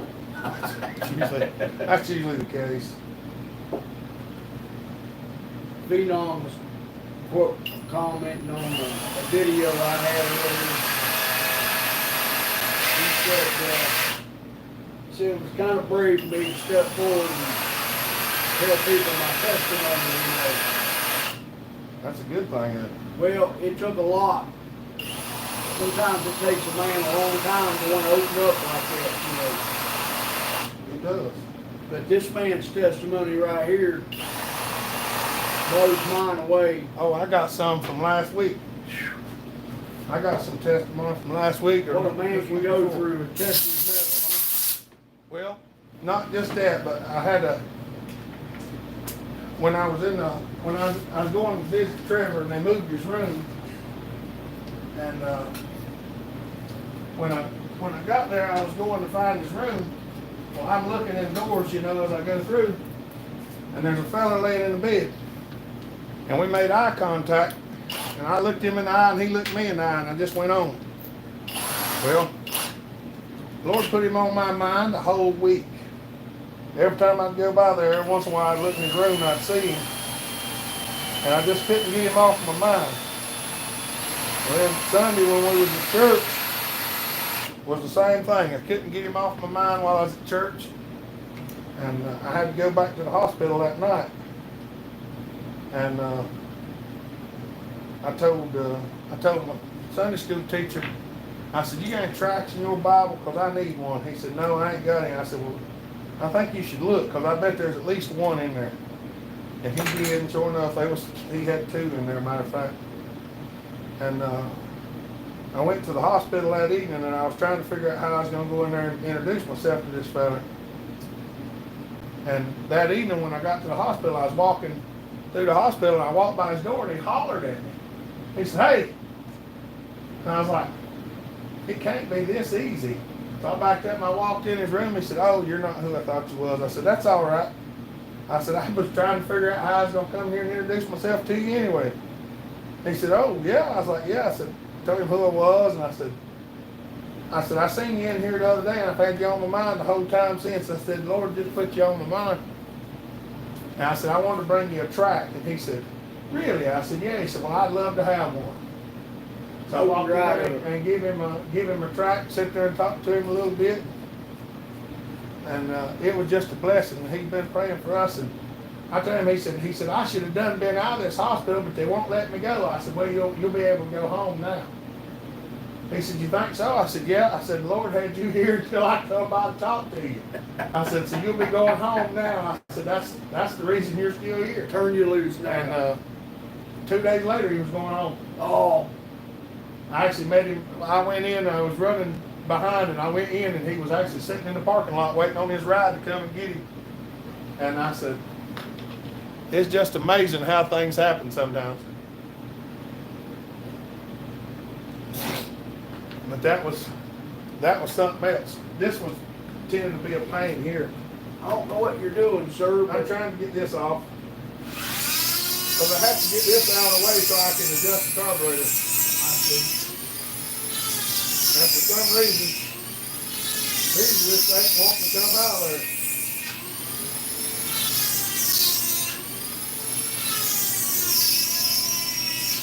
I gotta get these plastic pieces out of here. Are they like a stomper? Yeah. They'll only go so far. I might be able to just pop them out of there like that. Oh, left-handed thing.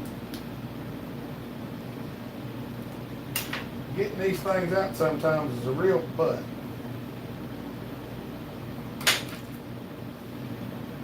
Some of them's easier to get out than others.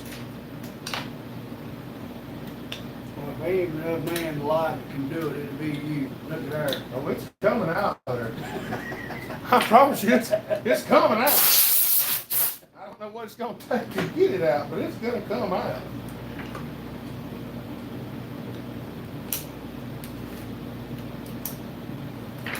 Lumberjack smokestack. Good afternoon, buddy. I don't know how many holes I might have in me by the time I get it out. Taz, man.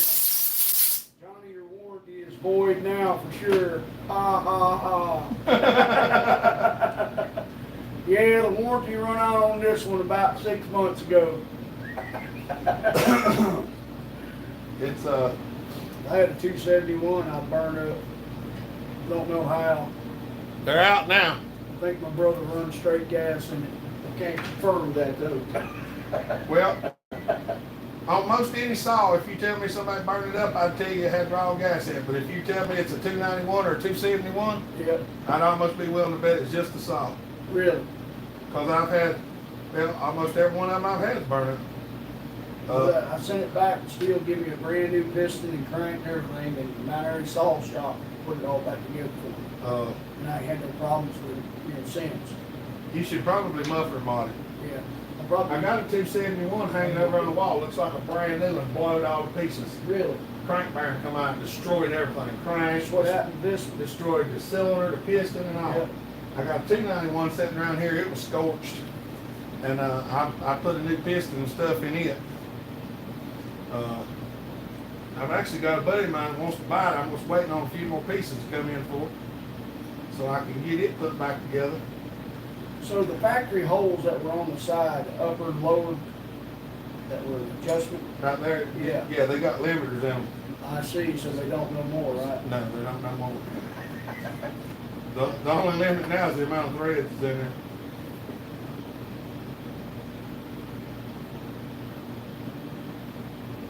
Feed on, buddy. I love you, man.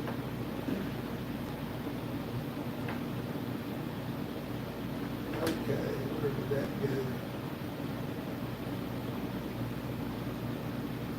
Jay Ferris wanted to thank you for helping me out. Oh, it ain't no problem, Jay. Y'all know I love doing this. And I always told everybody, I said, one of these days I'd like to be able to, for the channel to take care of enough that all I have to do is work on the stuff and not have to fool with any of the other stuff. You know, so basically like what Bucking was talking about with his tree work. All I have to do is work on the saws, and the channel pays for all the saw work. And that would be amazing. I mean, I know it'd be as busy as I am now or worse, but I could always, just limit to how many I take in, which is basically what I'm doing now. But then that would let me be able to work on people's saws who couldn't afford for me to ever work on their saw. There's something else I'm gonna do to this saw when I get back to the homestead. I'm gonna take those dogs off of there and I'm gonna make a set of dogs for it. They're a little bit more aggressive. I think a good set of log dogs or the dogs on the front of the saw really help out, Yeah, I like to use the 460 low profile on almost everything. Yeah. Just a great design. Yeah, I like them pretty good.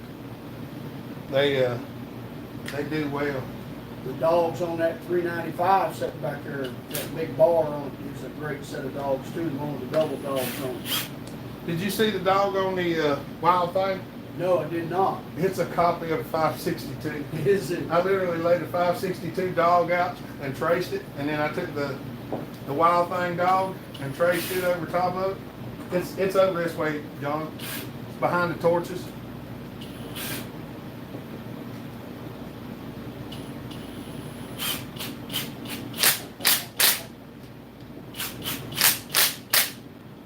They gotta be what, an inch and an eighth, inch and a quarter? What, the length of them? Yeah. They're pretty good size. They are. They're way overkill for the saw. Matter of fact, it don't even need dogs on it. It really needs a slider on it. But I just done it because. Just because. This man's got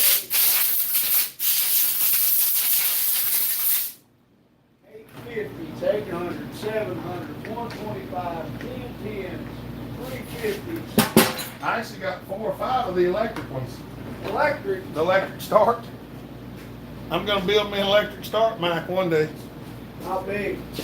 I'm gonna try to put the electric start on a 610, which will make it 70 cc's. Just by changing the electric start. Well, the electric start is on the 310 DSP, Yeah. and some of the 1010s. Well, they're 54 cc's, and what I want to do is take the electric start and see if I have a 610 up there with a good motor, and I want to put the electric start on a 610 and make it 70 cc. So I can build one that's a 70 cc. Right. Well, that ain't gonna work, stupid. Choke ain't gonna work without this on it. Big dummy. Yeah, I did that. I didn't put the choke lever back on. I flipped the choke on, but no choke lever.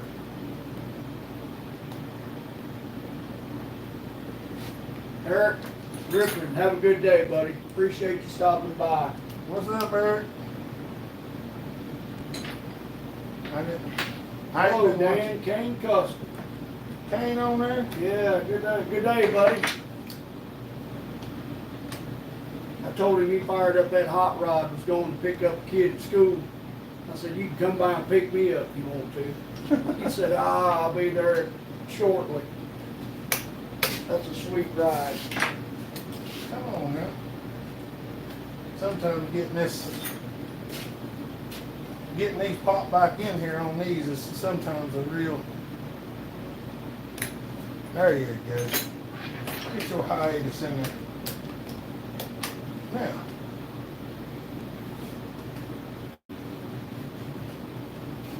I'll make sure all that stuff is scrunched up where it needs to be.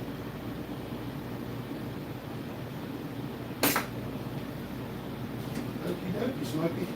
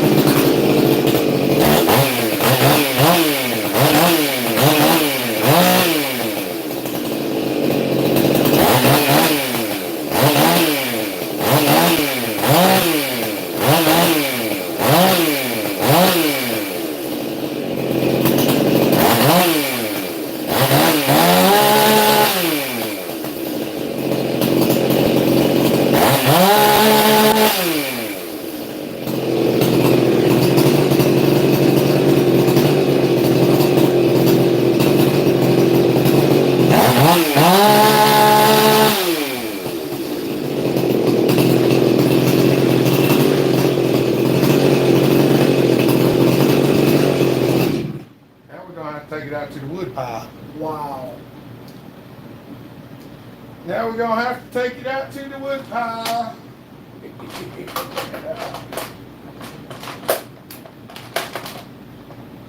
Wow.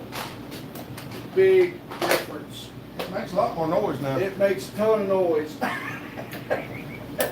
It's even louder when you use big pipe.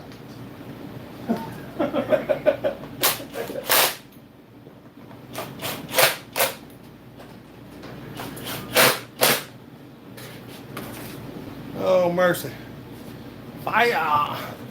Now, the bad thing is I don't know how to do this where we could actually take y'all with us.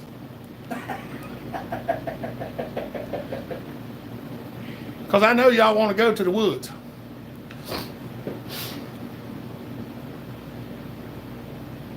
Don't you? What's up, brother from the bush? Brother of the bush. I know y'all want to go out to the woods. I guess Jay could just hold y'all while we drive out there. John? Yeah, I can hold you. Brandon said, not me. Chainsaws are dangerous. Yeah. Yeah, sure. I know they are. I know they are. Hey, we've got almost 71 thumbs up. Brandon, buddy, how are you?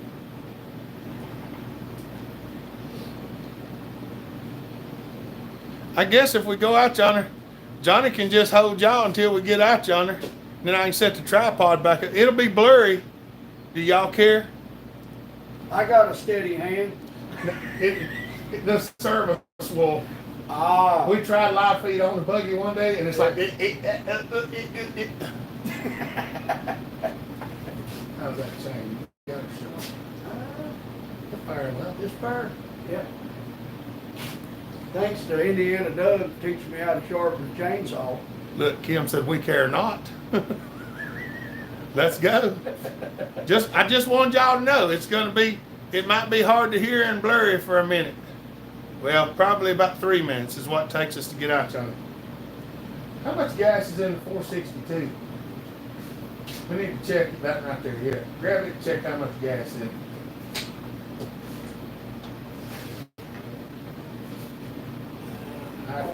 Quarter. Hold on a second. Oh, mercy. None. Dang it.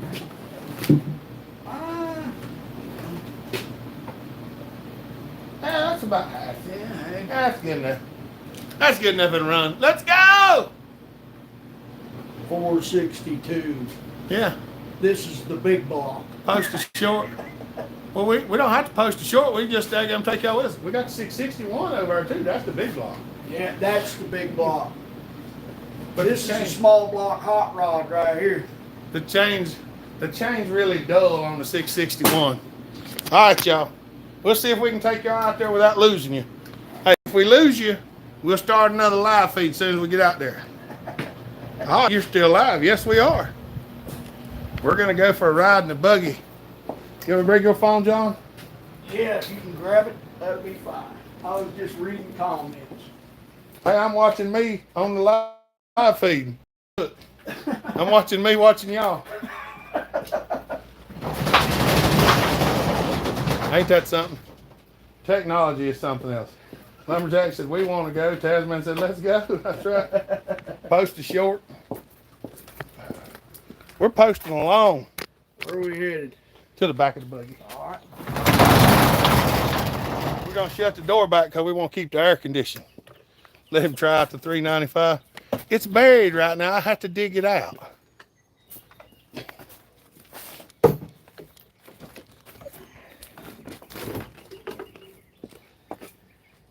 Let me tuck you away in my pocket here. Let's see if we get John in there. I'm gonna hand y'all to him so y'all just push down on the black knob.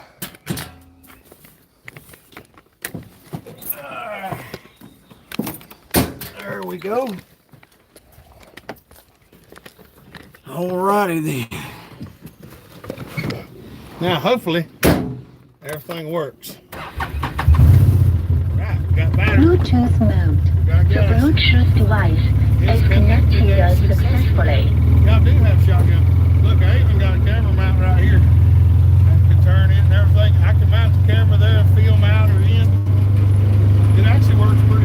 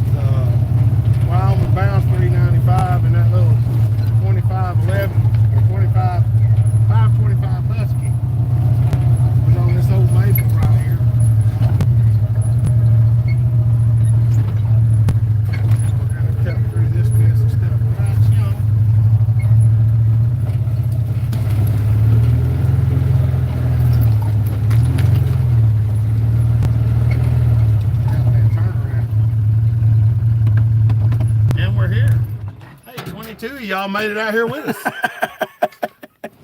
That's actually, we must have picked up some on the way. Look, I know the device needs to be rotated. Give me a minute. All right, y'all. Well, I've John Brown. I still got y'all. Placeholder. Hello, buddy. Here, let me get y'all standing back up there for a minute. I'm going to turn the camera around because we got a few things to take care of right quick. There you go. Yay. How you on, Sted? I got to walk over and check the air on this tire. I need to cut that dead standing right on it. See that limb, John? Which one? Right on that dead right on. Yeah. It's going to come down eventually. I've been trying to cut some dead standing out of here Yeah. to use as our test logs. This tree here was eat up with ants. Storm got that oak right yonder.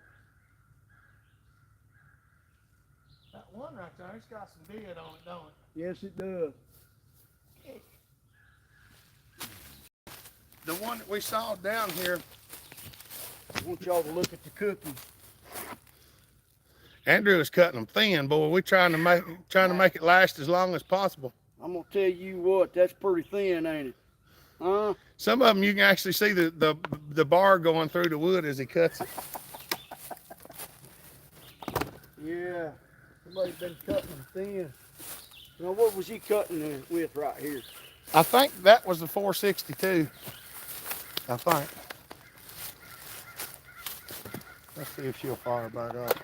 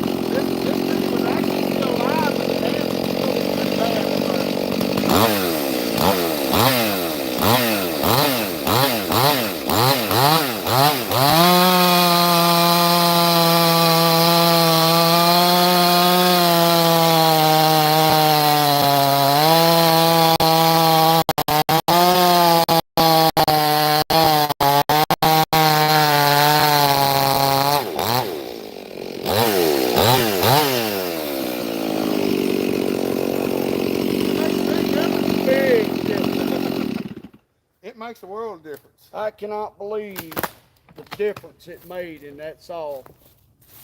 Before, I could get down in the cut at 3/4 of the way, and you could tell it wanted to just lay down. Yeah. There ain't no more laying down. That's And that's stock, just the muffler block. That's crazy. this saw feels so much different with this new light bar on it. While we got y'all out here, we might well test a couple more things. We'll cut from this side on this one.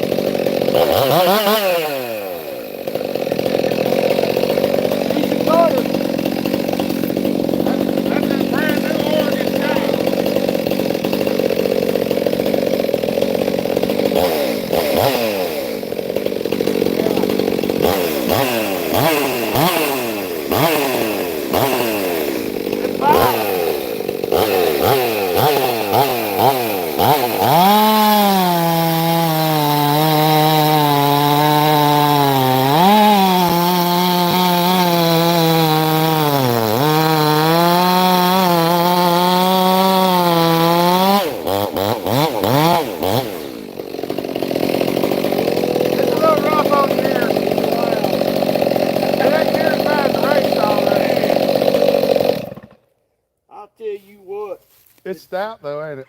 It is one stout saw, and that extra pipe, you need ear protection. Yeah. It wasn't as bad. It wasn't as bad until I put the pipe on the left. Because as long as you were cutting from this side, it would blow it out of the way. Right. But with that on the left now, it blows it kind of back at you a little bit. And it's. Now, did this saw come factory with double dogs? I don't think it did. It came with the provisions, but I don't think it came with it. Okay. Because that one didn't have it on there. But I do have another set of those at the house. I really feel a difference in the bar weight too. Mike said, "Off for some food. Be back soon." Yeah, that's a ported 462 C with a double muffler mod, running a Samara bar 28, 25, That's a 24. 24. Yeah. And it's got a 72 XL full comp, full chisel. And the reason I bought that chain was because it was $20. You only got $20 in that chain. Yes, it was the last one. It was the last one on the website, and it's $20 free shipping. I was like, I'll take that. Free shipping is the way to go. I got it for $20. And it cuts awesome. It's Oregon EXL. It will throw, I mean, them wood chips right there. And that's a brand new stock chain. There's no, I mean, that's just solid. That is a brand new stock. Well, they watched me put it on the saw Saturday. Remember when I put the bar and chain? That was that's the one I put on there Saturday. I'll tell you what, that you talking about a saw to cut wood with. She gets them done. She will get it done. I like to run the 661 as well, because it really, the 661 and the 462 are so snappy. You know, there's really not a whole lot of weight difference between the two, is there? You can tell the difference. Can you tell the difference? With that light bar on that one, it really, now with the stock bar on it, I swear it and the 661 weighed about the same. But when I put that lighter bar on it, but both the 661s have lightweight Sujis on them. I see. Does it make them feel different?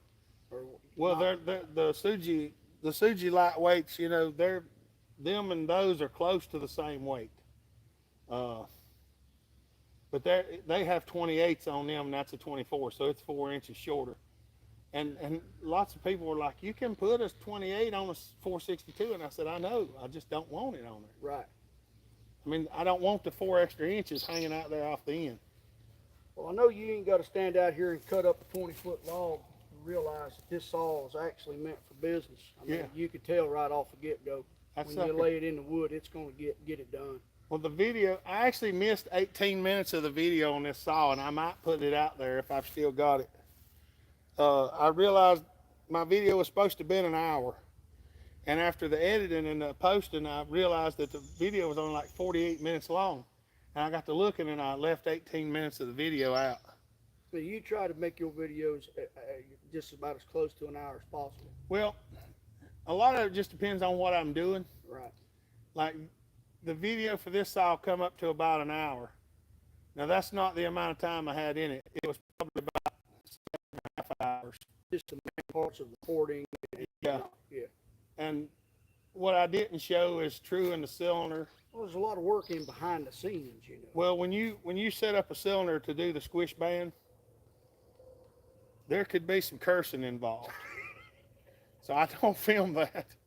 Even I try my best not to, but sometimes that old human nature just gets. Well, see here, I thought the squish band was bigger than what it was. It's not very wide at all. That one's a lot wider than it was because I cut it deeper up into I see. So you actually, the deeper you go, the wider wider it that gets. squish band. Yeah, will because get. the combustion chamber's a cone. Correct. So the farther up you go, the smaller More the cone surface. Yeah. Yeah, you cut the cone gets smaller, so the Right. ledges get wider.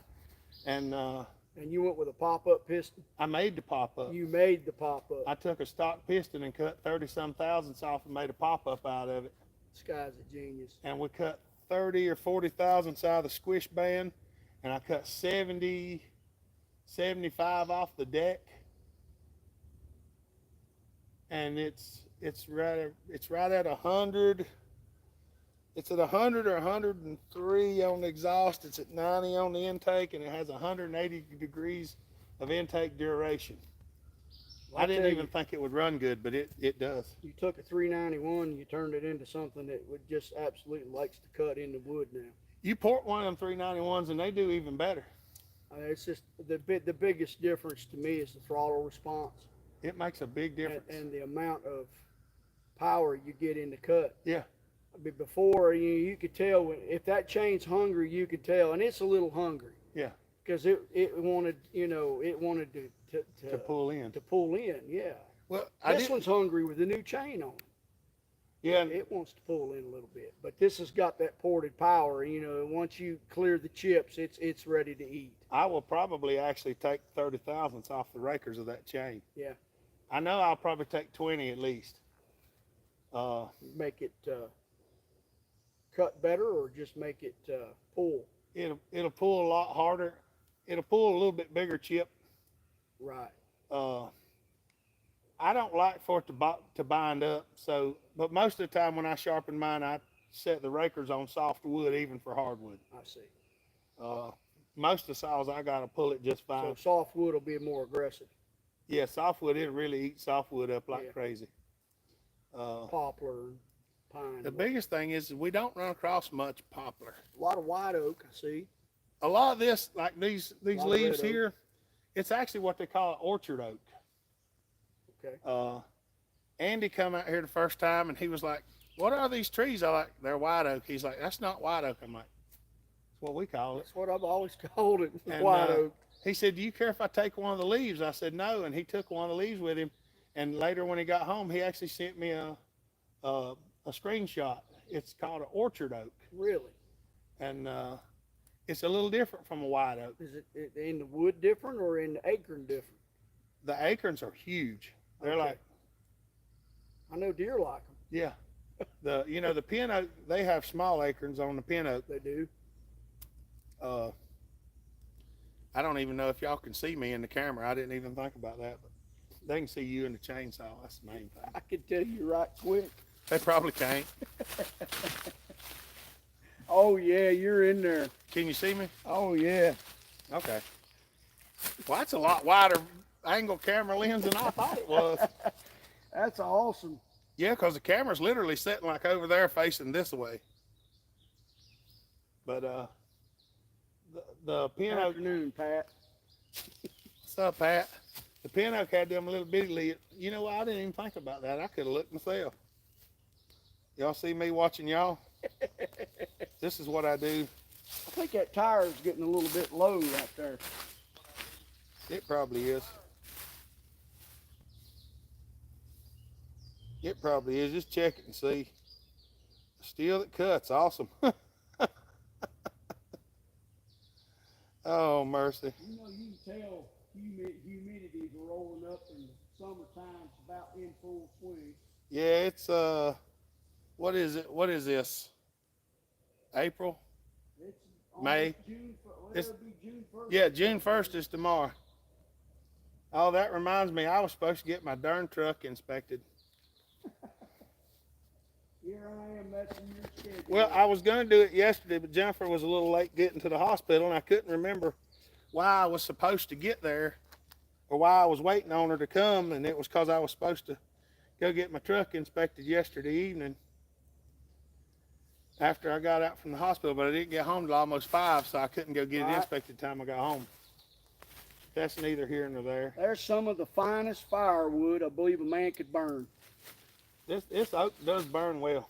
It is some awesome stuff. And I told Andrew, I said, don't cut the cookies so thin.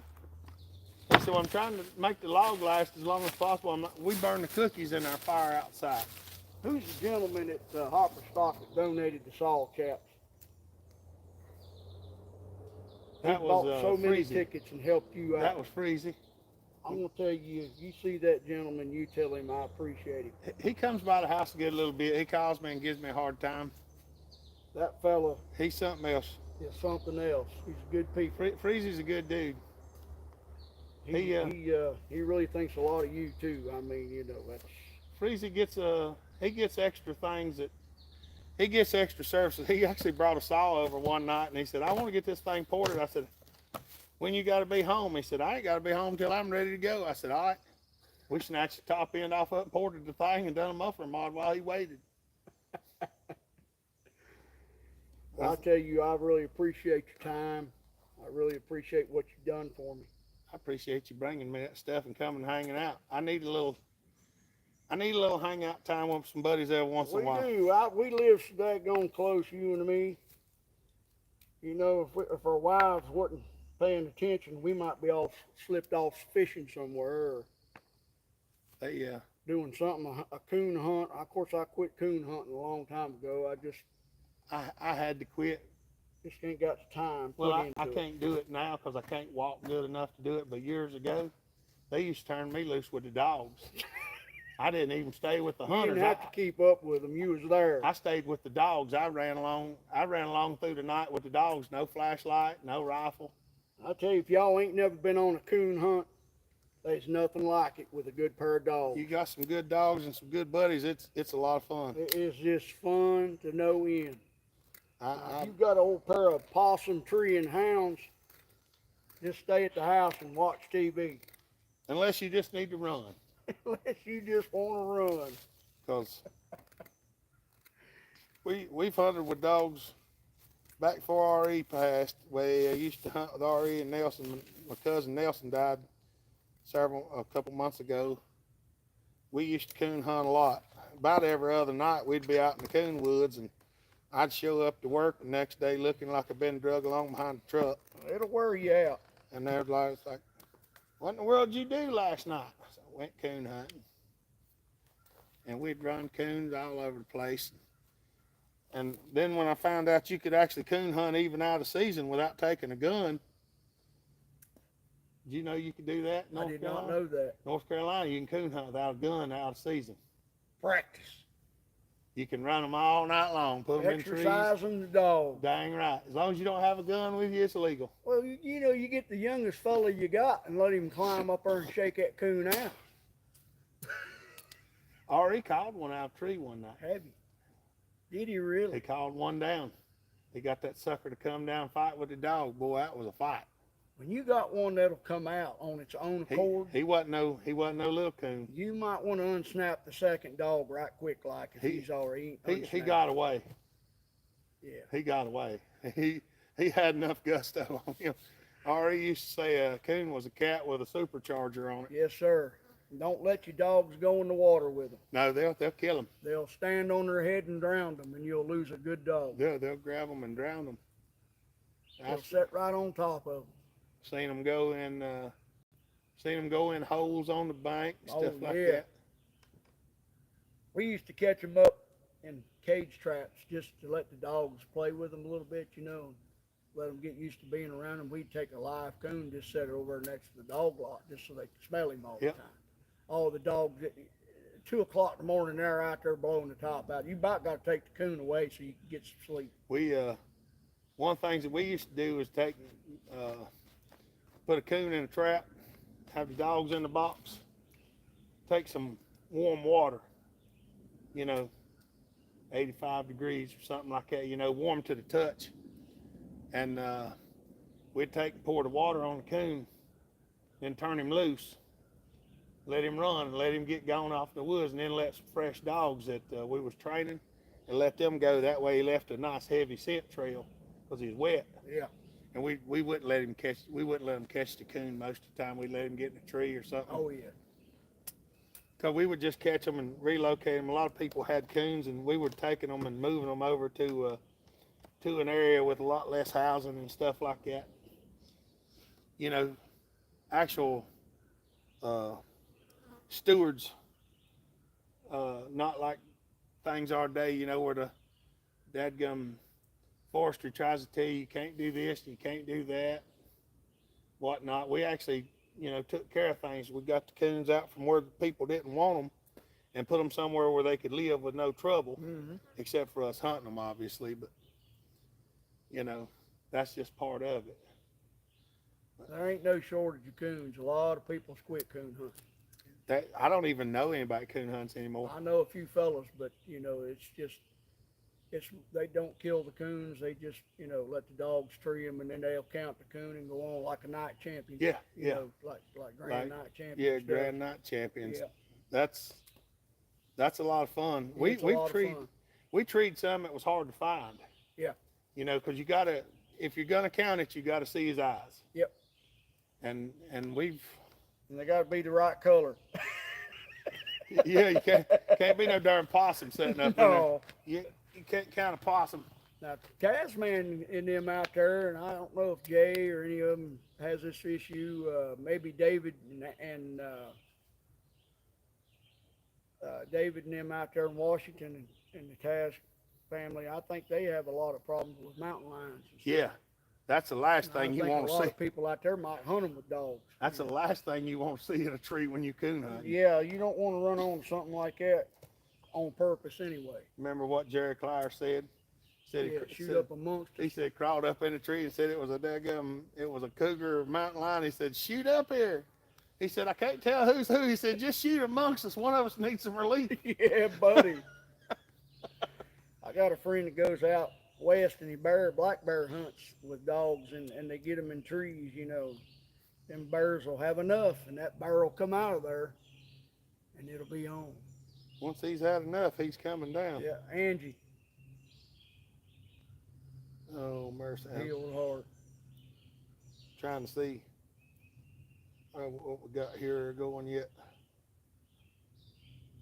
I'm behind on my video for some reason. Because you ain't even in the video I'm watching. I'm trying to fast forward, y'all. There we go. I got caught back up. I had to look there and see what's going on. I'm still behind a little bit yet. Is anybody commenting anymore? Says we got 20 people still watching. Heel Heart said I'd be running with the dogs too. That was my favorite thing to do was run with the dogs. Yeah, if you had to wait on the dog, or if you had to, if you couldn't keep up with the dogs, and you missed a lot of opportunities. Because sometimes the dog will get on the tree and he won't stay there just a few minutes. Yeah. And he'll be gone. Hey, there's Benji. He came in. What's up, Benj? Tin Man said he's back. Tin Man. That daggone black ants crawling on me. They like him red oaks. Well, if you look up there, see all that black up there? Looks They like eat this tree up. been on fire. Yep. It was eat up with black ants. Yeah, they'll eat the core out of one of them. Tin Man said, can you fellas send some of that nice weather this way? Buddy, I'd like to send all of it. It's about what, Hopper? About 82, 83? It says the national weather showing 87 right now. Feels like 88 in the sun, but we're out here in the shade in the woods. It's a lot cooler. It's a few degrees cooler right here where we at. Yeah. Hey, I need to take your truck, LOL. I don't know. Where you going? Mama, if you want to take it, you can take it and try to get it inspected and get my tag renewed. We'll have to ride back out there to the house and get it running for you. I don't know where to take it to get it inspected. Max ain't doing it no more. Guess you could always call Tim and see if he could do it.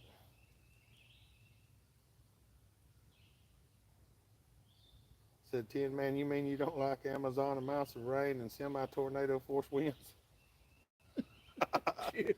Chippy. You're good people, Chippy. He's something else. My mama, she's about the same.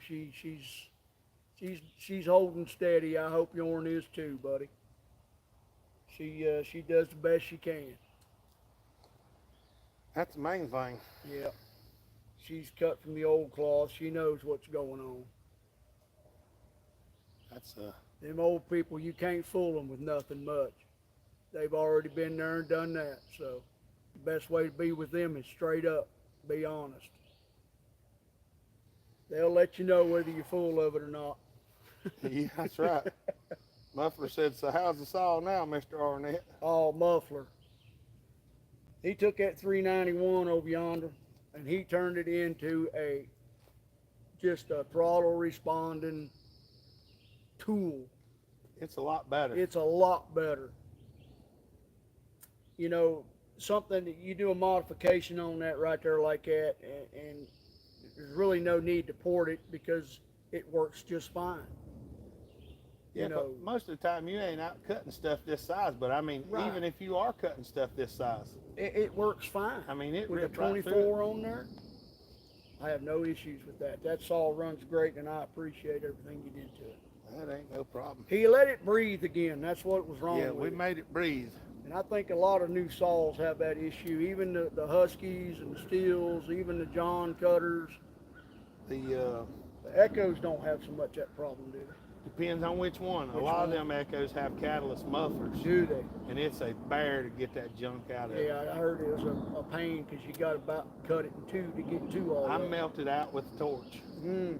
I have melted a hole in the front of a muffler, and I just weld the hole back up and Yeah. regrind it. Just weld it up. And Yeah. once you get it cleaned out, put it back together. I don't like cutting them in two if I don't have to because it's harder to weld. But if you just cut a hole in one by accident, like I did with the torch, I just beat back over the hole, hit it Yep. with a sander, and hit the wire brush. You can't even tell there's ever a hole in the muffler. Now, if you take that muffler completely off there and make your own flange to go over the exhaust port and then weld a straight piece of pipe on it, you've got to really be careful with that. Am I correct? Yeah, I don't like a straight piece of pipe on unless you're running a full-blown race saw. You need some of that resonance in the muffler. For back pressure. It's not so much back pressure. Okay. I've tried to explain it before, and you'll probably understand it a lot better. When you're cutting in that log, and you know how this saw started to bog down a little bit when you got heavy deep in the cut, Well, I just had to clean the chip. and you rake back off of it a little bit, and it picked right back up. Right. With a straight muffler, it won't do that. It'll just fall on its face I see. because it has no resonance to help. I see. See, what actually happens whenever that saw's running, when it blows that exhaust charge out, it comes out, hits that muffler, and then it goes back. But what it effectively does is it shuts off the exhaust port before the piston goes all the way up. Okay. So it helps hold your charge from your transfers Just enough time to for it to cycle back through. yeah. So like if your exhaust timing's at 95 degrees, that means your piston closes that window at 95 degrees in the duration of the timing wheel.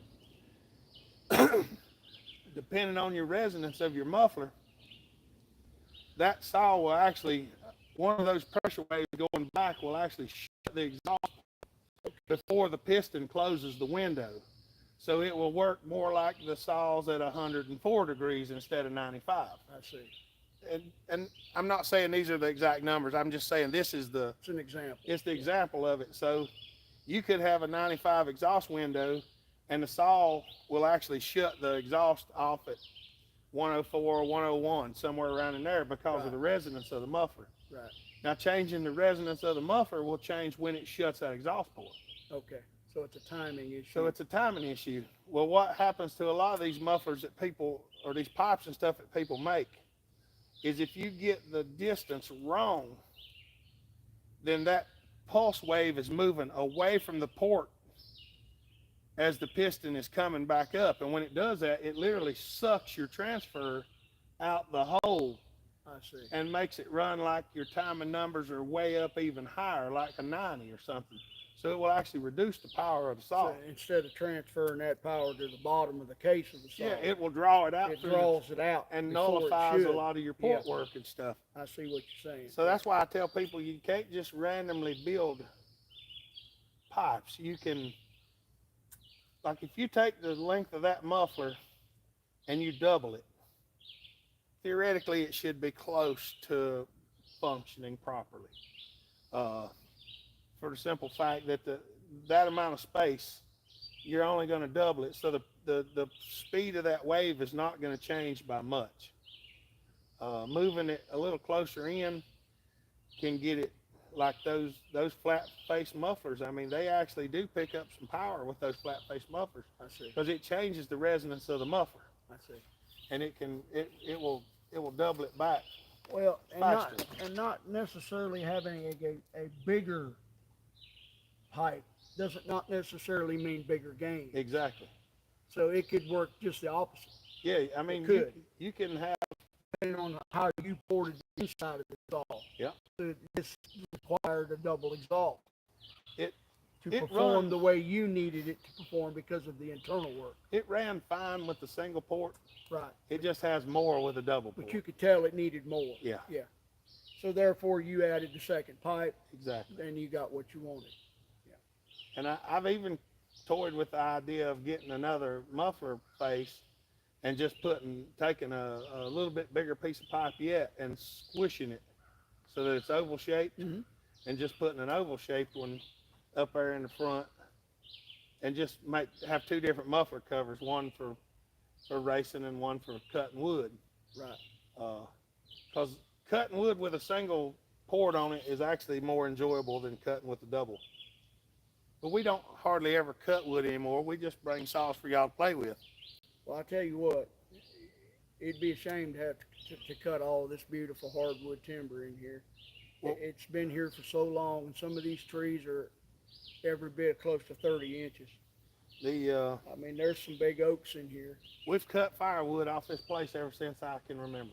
and it don't look like you've cut much. It But- really don't. We don't take out that many small trees. Now some of these maples, Yeah. as you can see, there's tons of maples growing. There's some hickory in here too. Like maple, maple, maple, maple, maple. Yep. I need to take some of them little maples down because I don't really want to stand the maple trees. Right. There's one there, there's one over there. Yeah, there's 4 or 5 of them right here. Yep. There's another There's a right big on one there. right there. Yeah, look, all of them over there's maples. You know what I don't see? I don't see a lot of poplar. There's not many. I don't see now. We've got a big stand of poplar up there toward the mountains. You know, a lot of poplar against the foot of the mountain. You won't find much hickory around here neither because Grandpa Bell burned every stick of that. Did he? Well, it's good firewood. It burns hot. It was. It's got a lot of BTUs in it. That's what Dad said. Said Grandpa Bell burned every hickory on this place. If you find one, That phone's hot and it shut down. it's getting hot out there in the sun too, ain't it? Yeah, I lost that one. For right now, anyway. I'll let it cool down. To see if yours is still going in the shade. Oh, yeah. Jote said bye, Muffler. Stephen Lett said goodbye, Muffler. The muffler had to go again. We're gonna have to ride back out here to the house so I can. Help Mama. I'm gonna send Mama. She's gonna try to take my truck and get it inspected and get my tag renewed. I really enjoyed running that right there saw. That 462C is a great saw right there. Man needs a good production saw. I got stiff. Here, let me flip y'all back around. I'll tell you what, that really made all the difference in the world, that modification there. There's 307. What's up, buddy? 7 Jote. Travis. Oh, y'all, somebody, let me go see who super chatted, because I don't know. We ain't been looking. Well, come on now. Well, you got a lot of test wood laying there, sir. We've got a few things. Oh, I backed up somehow. For some reason, the internet, it's being really slow, so I can't even see who super chatted. Yeah, this is a hole right here we're in a little bit. All right, y'all, let's ride back out here to the house. But thank you, super chatters. We do appreciate that. Every little bit helps, and I ain't kidding. Especially in the what we've had going on recently. Every super chat has helped, because I have not done a whole lot of work, because I'm here one day going to the hospital, and then here one day and going to the hospital. So every little bit's helped us a bunch. I'm gonna give y'all Mr. Arnett. We're gonna get back in the buggy. Back in the buggy. That was pretty fun. I enjoyed that, you bringing me down here in the little wood hole you got. I have a good time. I like for people to come and have a good time with me. Let's see if I can't get y'all in here where you can see the man driving the vehicle. We made it. We made it out. We'll make it back. We'll make it back. The Bluetooth device is connected successfully. Oh yeah? It's connected successfully. Awesome. We're connected. That's right. I put it in low range on the way back, that way I don't have so much. Bumpity. Yeah, it's kind of aggravating in high range, because I need to mash on it enough to get going. It rides pretty comfortable.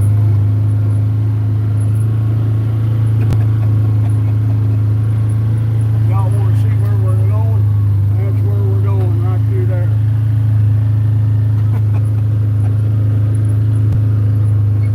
What's up, John Bob? Break some of these limbs off as I go through.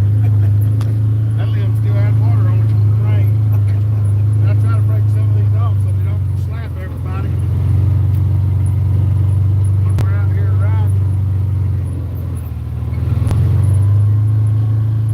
Some people say that's dangerous. I say, well, I've done more dangerous stuff than that. You ever get sore in the face, you'll appreciate somebody taking a limb off. I got hit in the mouth by a tree one day on a bulldozer. Oh, Lord. Yeah. It's about that big around. Oh, that ain't good. No, it hurt. I was on one yesterday. Old case.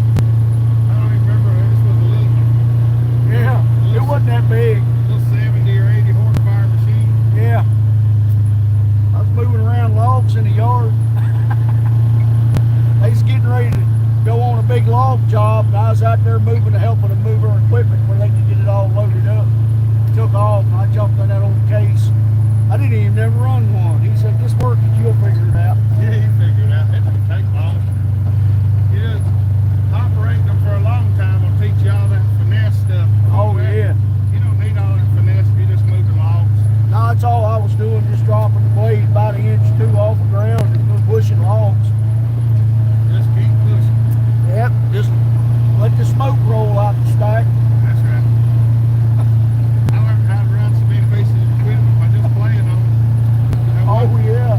one day Jason called me, he said, hey, I got to get some couple loads of logs out. And he said, I need somebody to run either a skidder or a knuckle boom. I was like, Tell me you picked the knuckle boom. I did. That's my man. Well, later on that day, we got, you know, I had the Bluetooth headphones in, and Jason had his in, so he was telling me what length he wanted logs done, and I was running the knuckle boom and the buck saw. He was bucking them and loading them. Yeah, I was just stacking them on the yard, Oh, okay. because we didn't have no trucks coming. Nobody was at work that day but Jason. Ah. Everybody else was off. And he called his brother later and he said, got all them logs up. He said, there ain't no way you got all them logs pulled up by yourself. He said, I had some help. He said, who in the world helped you? He said, oh, we got Jeremy. He said, what did he do, run the skidder? He said, no, he run the knuckle boom. He said, he'll know how to run the knuckle boom. Jason said, well, he does now.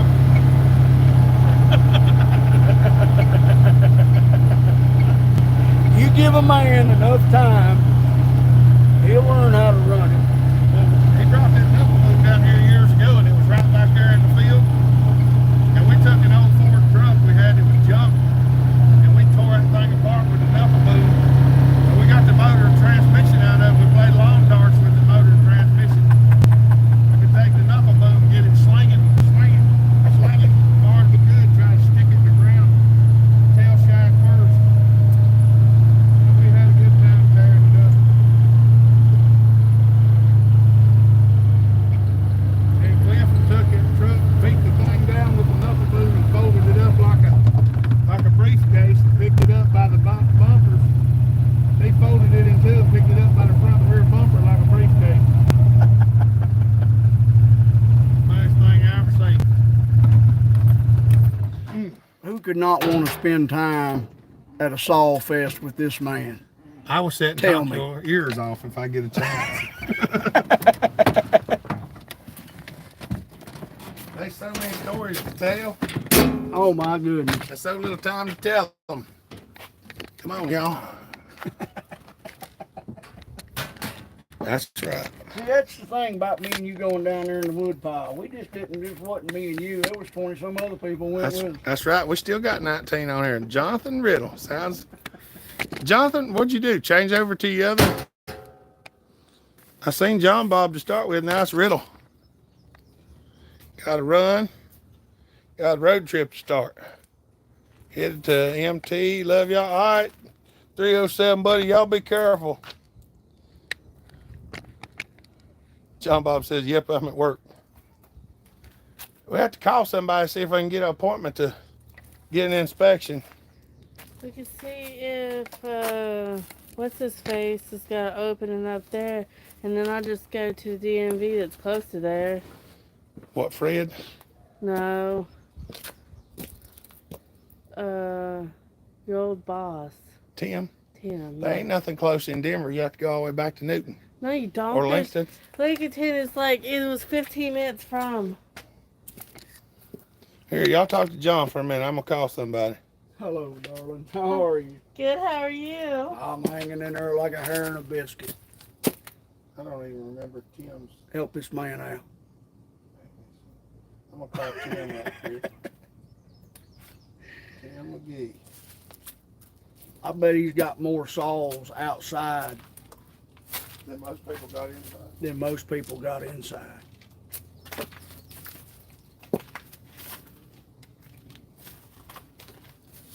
They're everywhere. Hey, Tim. Hey, it's Jeremy.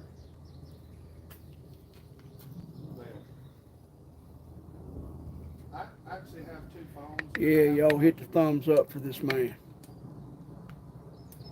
This is my personal number. I tell you what, this has been a great day. We're doing a live feed right now. He got that old 391 of mine running good. He just, when it comes to saws, this guy's got it going on. Great person. Great guy. Appreciate y'all hanging around. I know we've been on here a long time. Mr. Daniels, how are you, buddy? Oh yeah, yeah, Angie, it's definitely. Yeah, you just wouldn't believe. It's crazy. Caster, man, love you, buddy. I gotta get with you too. Yeah, act stuff. Phenom. You're like a rock, buddy. Task, man, Mike. I don't remember. Do you have the paper? I love it. I don't need it. Matthew, you're a good young fella. Mr. Hensley. All y'all. Kim Wilson. I love you, darling. 11 likes to 100. We can get this man 100 thumbs up. I know we can. Y'all go knock on some doors. Rattle a few doors. Windows. Lon, Chippy.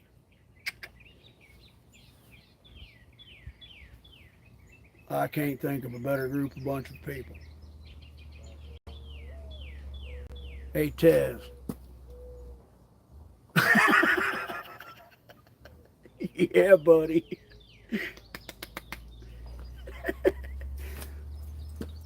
Greenia, Robert, good to see you, buddy. Man, I can't wait to get my shop up and running. Man, I got a list of knives I'm gonna give to people. Well, it's out of the screen, so I'll go this way. Yeah, and then stand it up.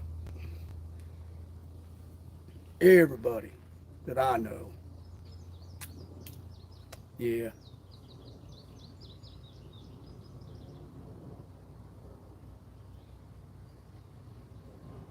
Y'all are some great people. This man right here, Gene Fisher. Sorry, Gene. I can't answer the man's phone.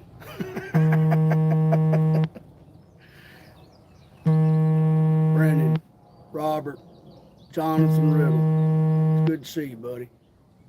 Appreciate you.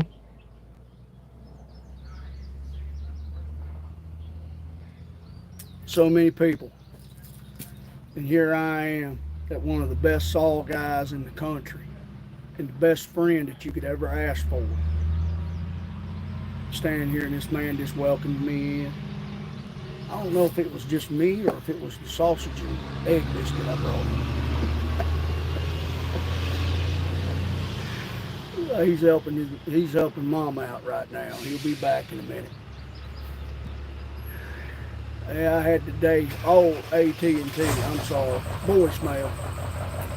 There you got her, Crank. We're just old country boys out here having fun.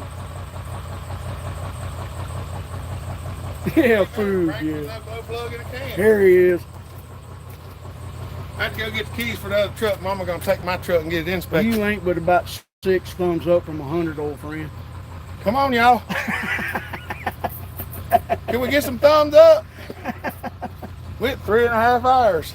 I know it. I did get some rest, Jay. I got to go back to the hospital this evening, but Yeah. yeah, we're still alive, Pat. I just got my truck cranked up because today's the last day for getting it inspected, and well, I've been busy, so Mama's gonna take it and get it inspected and run down to Denver and see if she can't get my tag for me. I did it twice, both names. There you go. I even gave a thumb up on my phone. Did you get one? Yep. Yep. That's old. Let's see. Brendan said he'd get them. Oh, yeah, 10 away. I'll be back in a minute, y'all. What is it?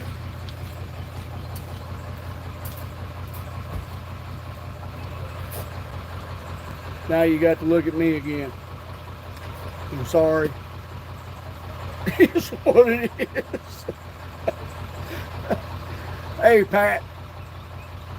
I love you, brother.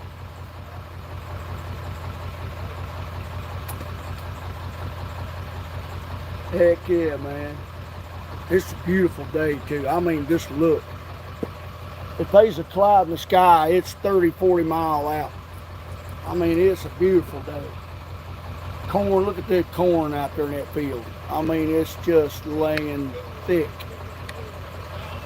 Everybody's doing good. Got all the crops in. Soybeans is planted. Alfalfa. Corn's knee high. We got it going on around here this year.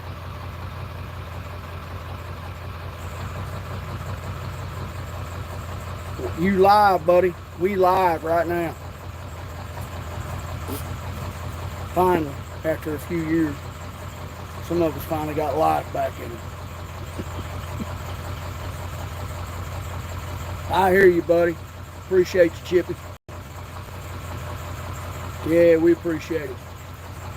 I drove down here this morning to help this man out a little bit. I know he needed some things.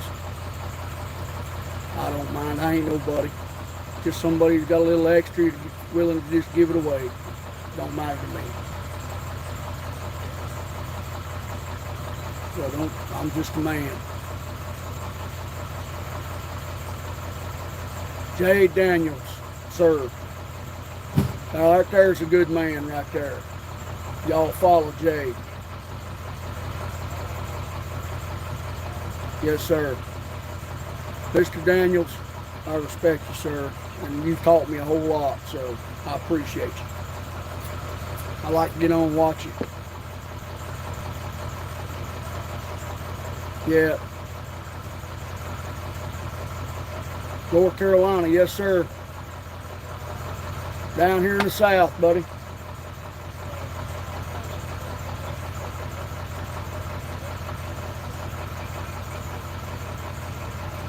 The old rocket doctor.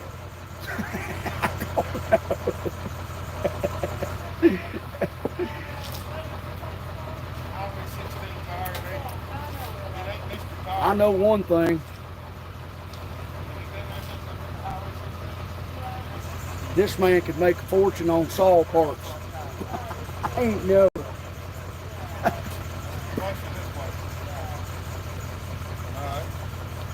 Yeah, it is. There's a lot of pretty days all over today. Yeah. Up north, they're having a beautiful day. Yeehaw, shenanigans. How you been? Good, how are you? Good to see you. Good to see you too. Can you pull over in the yard? I can do whatever you want. Just pull right over next to the truck. That way she can get outside and we'll go back into air conditioning. Stumpy Gonzalez. Huh? We have to lower it down so she can see the camera. Where's your... Oh, there it is, Johnny. Aw. It's 87 degrees where I'm at. Hey, Matthew, it's probably 90 now. It's 87 out in the woods according to the thermometer. Because it's supposed to be 90 today. See you Look, guys. Kim said hi. Alright, I'll be back. She'll be back, y'all. I don't know whether we'll still have live feed going in or not, but she'll be back directly. Hey, is it? Oh, that's my beard hanging out there. I just couldn't figure out what that shadow was. I'd love to be able to send a saw. Cost me an arm and a leg. That's right.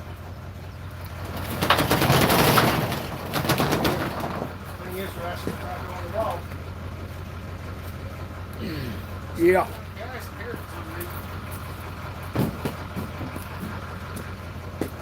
Do what, sir? I said it smells like gas in here. I got cold water in the refrigerator. I was going to swap you one out. That's fine. Y'all come on, let's go back in here in the air conditioning. Here. It's about 40 degrees to be outside. It's toasty. It makes the corn grow. It makes the corn grow, but that's the reason why we got the air conditioning up in here. Corn don't need air conditioning. Think you'll find here? The refrigerator's right in there, though. I'll swap this one out. Here, I'm gonna plug y'all back in because y'all probably getting weak. This phone, oh yeah, it's already at 50%. That phone don't like to stay charged on live feeds.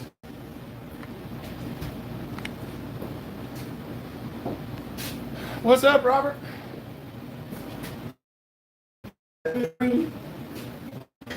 it is. He's a good fellow. That guy. Off the internet that were troubles. Very problems. So they get the feelings hurt way too easy. And then they wanna pretend like you can do them and people get fussed because of that. Well, A year ago, me and you decided to do a 10-10. You told me right up front, he said, don't send that saw to me yet. I had 30 or 40 saws to pull. I started clearing some boxes. It's been here for a long time. I mean, I had so many saws. Hey, he'll get to it when he gets to it. I mean, when you got that much work to do, just be patient. It's rough. Good things will happen when you're patient. You might find out you don't really need it. A lot of the ones that we do anymore, they're just for fun. A little bit better than what it runs, I'd just go buy a better saw. You know, 461. I have a $69 Walmart leaf blower that's boarded with a pop-up piston. You realize I have a wild thing. $250 weedy or a leaf blower. I have a wild thing. It's got about $3,000 worth of machine work in it. And that saw costs how much new? $159. There's more labor in the crankshaft than what that saw costs new. But it's fun. It's lots of fun. It's Is it fun. practical? No. Is it fun? Yes. I made my first cut. Muffler said, you might want to stop and cut that saw off. I said, why? He said, well, look at it. I looked down and where the exhaust pipe was coming through the cover, it started melting the cover. He said, it's hot, cut it off. The wild thing, you can only make about 10 or 11 cuts That's is it. about the max. Yep. And that's as many as it'll make, and it starts, Well, I was about 10 and he said, cut it off. it starts fluttering. Yeah. You'll notice it, because you'll go to cut and it's just like, it's like, what's wrong with this thing? And I cut it off, it cools off, and you crank it back, it runs fine. I'm like, oh, it's getting hot. That's what it is. Dubs was cutting with it. You remember Dub saw? Mm-hmm. He's a good young fella. He's not a big fella, but he can handle a saw. He was making about 4 or 5 cuts. Muffler said, okay, buddy, you might want to let it cool off. Well, I wasn't thinking nothing, you know. It hadn't been sitting there 5 minutes. I picked it up, cranked it, and Muffler said, I'd make about 2 cuts with that thing, cut it back off. I said, okay. That's what I've done with Briscoe's 4910. They'd already run it and sit there about 5 or 10 minutes in the shop. Well, I want to give it a shot, so I picked it up. I just made 2 cuts with it right quick and cut it back off because I knew it was. He said, all I got is 32 to 1, 4% nitrogen. I pour it in there, it'll run. I want to run it on alcohol. I It's just like taking the stock. I just rear handle. You know what a 192 top handle looks like? Yes, sir. Well, I've got one with a rear handle, so it's like a regular chainsaw. We were out cutting with it. We was out there cutting just about the tree we were just at. And I was cutting a bunch of stuff like this. I'm gonna run out of gas before I get to. So I poured the thing half full of alcohol. Fired her up. I had to run the high screw out 3.5 rounds. But once I got her out to 3.5 rounds, boy, we went to cut that little sucker and it just 13,000 RPM. It just cut It like ain't even crazy. ported. It just, the muffler's been ported, but the motor's not. Now I see. I was and I wasn't running saw out of the stuff. Goats. Jay Daniel said my work is done. 100. Thanks you. Goats.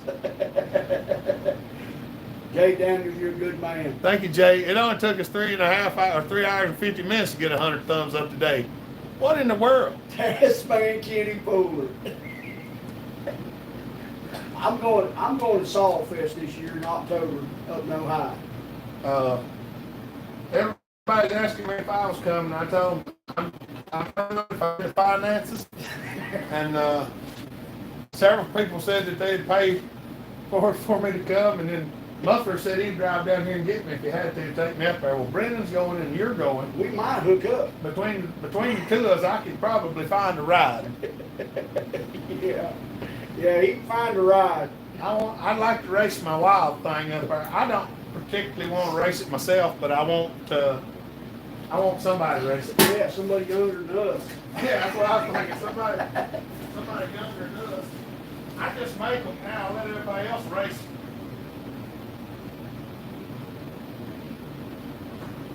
John, Bob, you take care, buddy. John didn't get to see the underside of this one. We're gonna pull her skirt up. I want you to look at the dogs on that saw. Custom made. Looked like a 562 because I traced it with a magic marker. Because there's no copyright infringements around here. How do we get around copyright infringements? We don't believe in them. That's exactly right. As long as you don't believe in them, it's all well and good. Chippy, be good, buddy. Appreciate you. Got to go, Chippy? We'll see you, buddy. Let's see the wild thing hit the wood, Pat. That saw is vicious. That's what it looks like when you can see under her skirt. Look yonder, what a custom made head on this. Yes, sir. That much compression. It's pretty stout. Is It looks like we've got a little bit of wetness down here and there. I ain't gonna swear that the crack seals might not be leaking. Of course, it could be the fuel line. Let's see how tight the gas cap is. Welcome back, Dragon. Hey, gang. Possessed you to take a wild thing and turn it into a wicked wild thing. They having that race at Sawfest. All wild things? Yeah, it has to be a wild thing. It has to be a wild thing. 40 to 42 cc wild thing.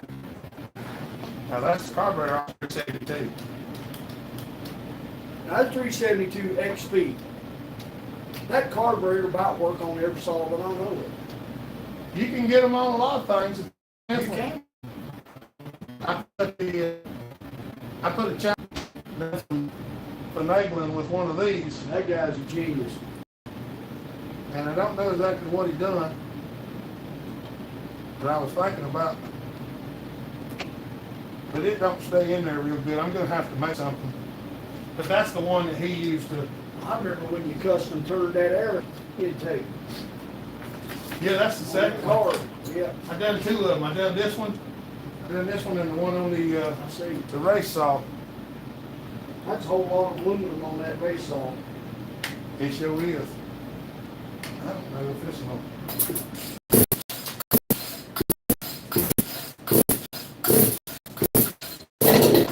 Uh-oh. It has life. Wow.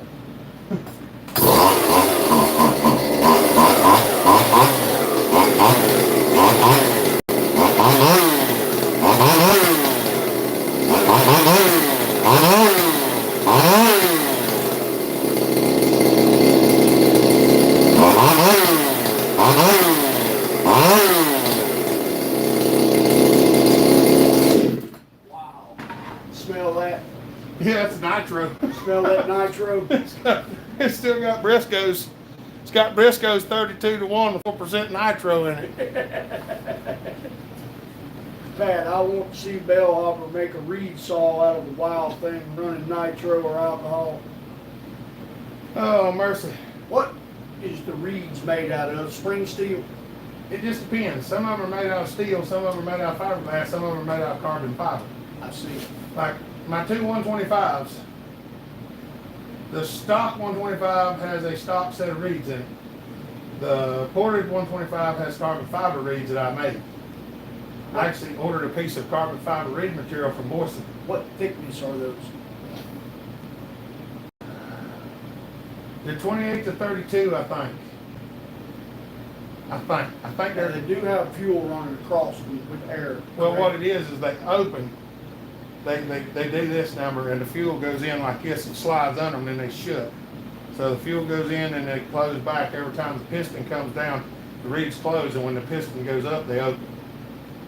So they're What just. does that help? Why? Well, it's not piston ported. Okay. See, on these, the intake's piston ported, so the piston will come up. When it opens, the fuel charge goes in down here, and then when it closes back, it smashes and it blows the fuel up through these transfers. Correct. And then when it comes back up, it compresses it and it starts to cycle again. But what I was talking about on the resonance is whenever that piston's coming up over the exhaust, you know, when it opens and closes, well, it'd be this way. So when you come down, you pop, when your resonance is right on your muffler, say your piston gets about right there, the pressure wave is pushing the exhaust back in there and acting like the piston is already closed before it closes. I see. So it's putting pressure from getting It pressure holds from your the fuel bottom charge. and the top. It holds your fuel charge in the cylinder, so you don't have to push as much fuel through it. I see. And that's Get more bang for your buck. it's where you get your mid-range and your low-end pulling power. So whenever you're sawing in a log and you overpower what the saw can do, one that doesn't have a setup, you have to back it out and let it rev back up and then go back in. I see. But if you've got that pressure wave bouncing back and forth like it needs to, as soon as you pop it loose from the chips it's hanging in, it'll recover because it has more low-end torque in the mid-range. You can make saws that just rev wide open and they cut with all RPMs. As long as you can get the chain tuned to the saw and the wood, then it's fast. But if you don't, then it doesn't have the power to pull the chain through the wood. No matter how aggressive. Yeah, no matter how aggressive, it just don't have the power because it's all.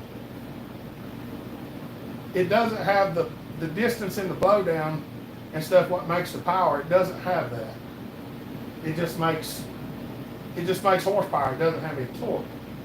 And for a race saw that's just running full out, that's okay. And that's where I fall behind because I don't like to build a saw that doesn't have any torque. I see. I want that sucker to snap the front end up when you rip the gas on it. 461 does. When you can Yeah. tell when you get in the throttle on it, it'll sit there and just rock in your arms, you know. Well, you've seen how this thing does. Oh yeah. I mean, I'm it's running. snappy. That's all right there at Hopper Stop. It was on point. It's plumb snappy. It was crazy. Let's look at the. Muffler was even impressed. Everybody's run's been impressed. Oh So far. yeah, Doug running. He was like, "Wow, that little saw can do that." I couldn't believe it. Look at the plug. Tim, 35 Cummins. Thank you, buddy. What's up, Tim? Tell me the plug ain't right. Wow. Now see, I had to machine this flat spot out here, and machine that, and then tap that hole at the angle so that the hood will fit on it. And somebody asked me, said, didn't you go a little crazy with the bolts that you put in there? Well, actually, the bolts were supposed to be 2 sizes smaller than this, but the drill bit walked off the holes. So I wound up having to go up 2 sizes. So these What are those, 6 mil or 4? are 5 by 4.80s. I was gonna put 3s in, and literally 8 of the 3s would have been good, and I probably didn't need but about 5 or 6 of these. But I already had the holes drilled, There you go. so I didn't have no choice but to put them in there. Nothing wrong with that. But There's nothing wrong with, and what that does is that's a flat metal to metal surface. yeah, I do have a brass. This is a brass head Put a gasket. brass head gasket in. Okay. I had to because I got my machine work off just a little bit. So you had a Yeah, I found out when I done my numbers. When I done my numbers, I come up to 0. wow. I forgot to put the amount of squish I wanted in. Would you go with like 12? Now it's a 15,000. 15? Wow. That's incredible. So since I got all that brass shim stock, I got 15 and 20 15,000, folks. is 4.5 sheets of paper. Yeah, that's all there is in the top of that piston. Between touchy and no touchy. between catastrophe and not catastrophe. Catastrophe, yeah. Catastrophe. Stuff falling all pieces. Things hitting things that ain't supposed to be hitting each other. At that RPM, that's a dynamite. Welcome workbench and beyond. What's up, buddy? From Nova Scotia? Mike said, where's everyone going? We're down to 16 people. Well, I mean, it's during the middle of the day. Yeah, it's what, Tuesday? Yeah, it's Tuesday, the middle of the day, so we really wasn't expecting that many. No. I actually have an air filter for this thing. I just can't talk myself into cutting this handle out of the way to put it in there. Well, you know, I have to cut this off. it is part of the frame, isn't it? Yeah. Hey, it probably wouldn't hurt anything, but I've got. No, I mean, you could See either the little foam red- fill it or. See that little red air filter? Oh, yeah. It's a uni just like the one on the race saw. But I didn't take into account that all this was, it's a small chassis, It is. You just don't understand how small it is. It looks big on film. but it's tiny when you put it in your hands. I mean, It's little. 7 inches across. That's not much. Did you see the muffler port? That's the biggest one I could get up in there. You know, you could. I But you didn't could. do it. Oh, man. I mean, and don't get me wrong, I could probably blast a hole through here because it's a 2-part muffler. I could probably get another one in there, but Yeah. I've got some other things that I'm thinking about doing. Yeah. There's a lot of these, there's some bendy swollen thingies around there.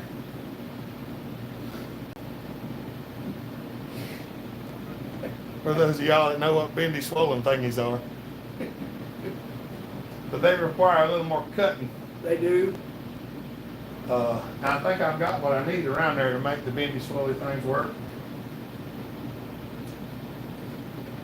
I hacked this cover up because I wasn't about to cut up my thing cover. Kim Wilson said I had a coach on my hands right here. Yeah. We like to make things happy. Hey, I'm all about learning. It's a Wilma Gemma. Learn, learn, learn. I picked up some more of them. Give, give, give.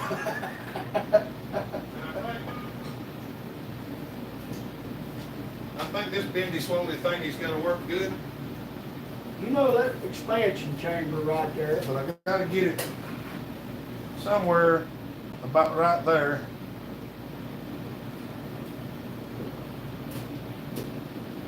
Man, you know, you can actually. What I'm going to do is I'm going to saw this off right So you're here gonna cut it back here and turn it and so then turn it. because I want it to look like the Alki saw.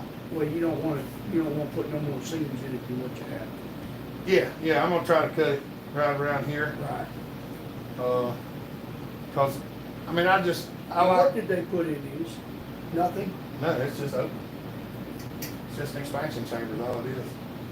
But I'm going to put that one. I think right there, like I might turn it out to the side just a hair. It's got a little turn back on it here. I really wish it didn't have. Correct. So I might turn it out to the side just a shade. This is gonna come off anyway because you gotta modify it to Well, fit that. I'll probably saw this in two, turn it around and get it up in here. And then somewhere in here, I'll saw this off and make a flange. So you're gonna make a flange that bolts straight to the exhaust port. I shouldn't do that, but I probably will. What, on this much of a high performance saw, you know, it's probably needing it. I actually do have a pipe over there that will bolt onto this thing. Do you? Yeah, I actually ran it with it on there already. I wasn't pleased with it. What, did you thought to cut away from your torque, or do you think it took away from something? I honestly can't remember if I've run it on this saw with this head on I it. remember you doing a vid down there in the wood hole. Hold on a minute, Les is calling me. Hello. I put it on the sun visor.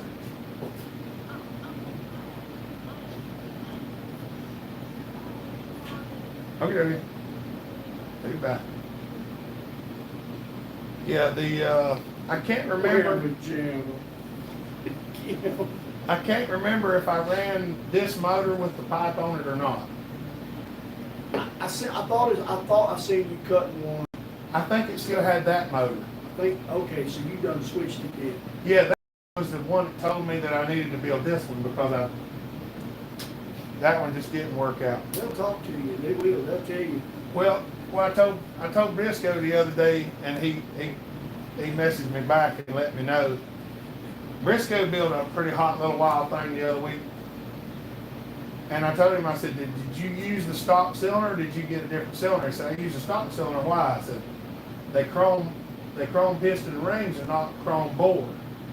And that one there, I put 3 rings in that one in 3 weeks.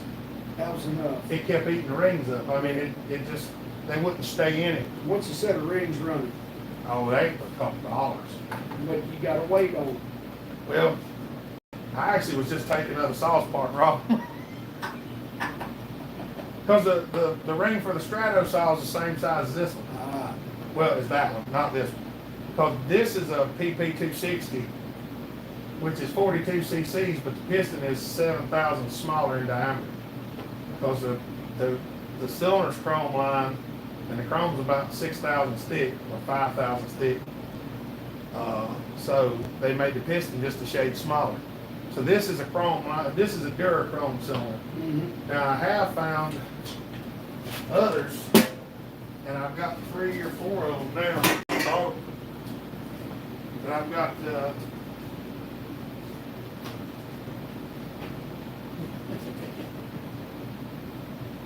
these are aftermarket Nicosil cylinders. I've got 3 of them. What do they fit? That.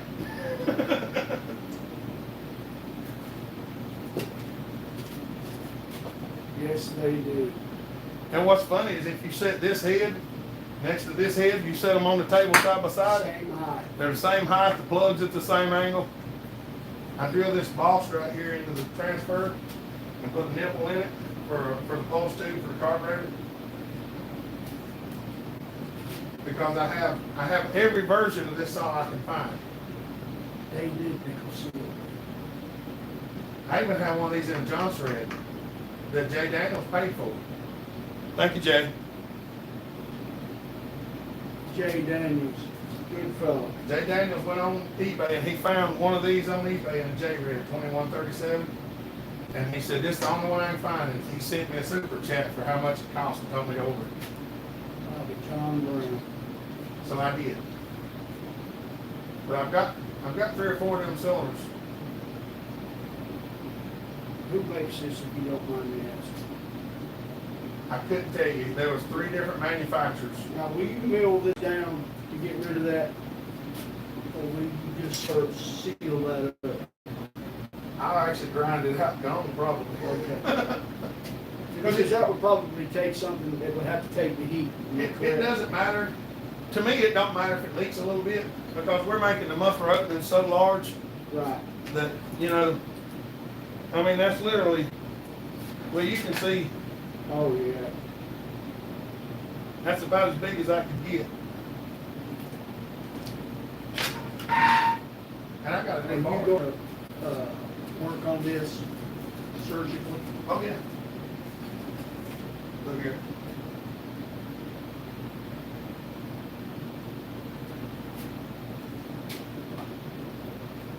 Oh, yeah. I got a brand new bar to put on it when we go to the races in Ohio. I'm saving this one for then. What kind of chain you gonna run? I have to run this chain. It has to be stock chain. Now it can be sharpened chain, but it has to be 3/8 LP, and it has to be in stock form. So I can't square grind it or 3/8 LP. Whose name 3/8 LP? Mama Taz. That's actually Archer chain right there. Archer. This is full house. It's full house, full chisel, non-safety Archer chain. I mean, it's just like the big chain. It just ain't. And it's actually running on 7 2 3/8 sprocket right now. This thing's got a rim sprocket. I made the first one, then I found out I could buy one for a Husqvarna. Then it fits on the shaft. Yeah, they made a Husqvarna that runs the same clutch. Wow. Now, allegedly it was a straight crossover, but it didn't just straight crossover. Right. There was some thickness differences on the aftermarket clutch that wouldn't let it fit on this saw. And those differences are no longer in effect because I nulled and voided them on the way. Yeah, Jay Daniels said that safety slows you down. That's correct. Ain't nobody got time for that. I even got some frog skins I was going to try to put on this thing to stop big stuff from hitting in it, but I haven't worked that out yet either. Getting their Pat F. Now that's a question for Bellhopper to list all the rebadges of the Wild Thing, Poland, Mac, question mark, question mark, question mark. All right, well, the main thing for the Wild Thing, the 3, 4, okay, so you got Poland, Craftsman, Snapper, Poland Pro, Johnson Red, and Partner. Partner 350 at Johnson Red 2137.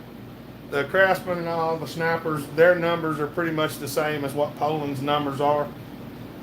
But I've got them in, this is a non-anti-vibe, I've got them in anti-vibe. And I've even considered, I've got a 260 Poland Pro back there with a throttle cable. I've already got it fitted. I've got a 372 carburetor fitted with a steel shaft out of a steel carburetor. And I've already got the throttle cable hooked up so it works. I just got to build the rest of the saw. That's awesome. You've got a lot of projects, sir. Way too many. You have seriously got a lot of projects. Next year when you get around to mine, I see how many people's on here. I don't like to tell too many people, but you let me know how much I owe you for that work on that 1010 back there. And we'll make it right. I have 5 more expansion chambers around there like out in the saw. I seen that. Got a few hybrid. Don't show them everything. I'll show y'all everything. I can't show you everything. Oh no. There's an unwritten rule. Can't show you everything. Got to keep some secrets. Yeah, there's some stuff I'll have to. I've got some secrets I got to keep hidden until y'all get to see them. You know, stuff coming down the pipe. Well, you know, somebody even told me, said, I can't believe you made a video of all the stuff you did on that Wild Thing, that race coming up. I'm like, why? Now, how many people can do that kind of work? I don't know. But they were like, well, you're giving away all your secrets. I said, look, I go up there to race. I want some competition. I mean, I don't want to walk in there and just decimate a crowd. And that's no fun. I mean, it is fun, but it's not. It's not fun for them. You know, Hey, they can't be but one number one. People need to learn how to be number 2 and number 3 and so on and so forth. well, here's the thing. Sometimes you take a new saw builder. You take a new saw builder that's got a little bit of trouble in his mind sometimes, and he goes to a race and he loses. He's done with it. He don't want to race anymore. Yeah, you're right. Well, if he gets information that he doesn't have and he's able to build something that he wouldn't have been able to build, he might win more than what he would have before. It don't hurt my feelings to get beat at all. I've been beat before. I've been beat 100 times, 1,000 times. It don't matter to me if I get outrun. If I had $1 for every time somebody beat on me, me and him would retire. And see, the best part is if we let somebody else race the saw and we lose, we can blame it on the person running the saw. And then still learn how to fix it. The biggest thing is, if you can help somebody by losing, that's always a good time too.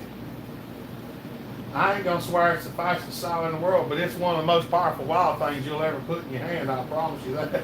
Getting their Pat F. If I ever get in touch with Johnny, I will send down 4 small Poland, is that correct? Some say Poland. Poland. I understand. Some people call them pullins. Slash Max Saws, build 2 for me and you can keep the rest. Some people call them pullins because they say you just pull and pull and pull and pull. And I say, well, if you built it right, it'll crank. Yep. Pat, I know I appreciate you being a Marine, buddy. And That's yes, right. you've been beat several times. I understand that truth. Take a whooping and keep on cooking. Yep. I need to, I wish I'd cut the fins in the head a little bit deeper. But I was cutting them with a 1.5 millimeter cut off. And I think I got about 400 and some thousand stick and it didn't break. Pops may have some cut-off stock. You can grind it. Well, I've got some Some 1/8 inch and some 3/16 maybe. I've got a 1.5, a 2, and a 3 now that I didn't have What before. about thickness? You know. Yeah, the width, this is a 1.5 millimeter. Oh, you in metrics? Okay. Yeah, well, that's the only way they come anymore. Oh, Now, really? So In they the come in removable- halves. The removable carbide. Ah, okay. I'm talking about the one that you can grind. The one that I cut got- off stock. I think the one I got's 1/8 inch or 3/16.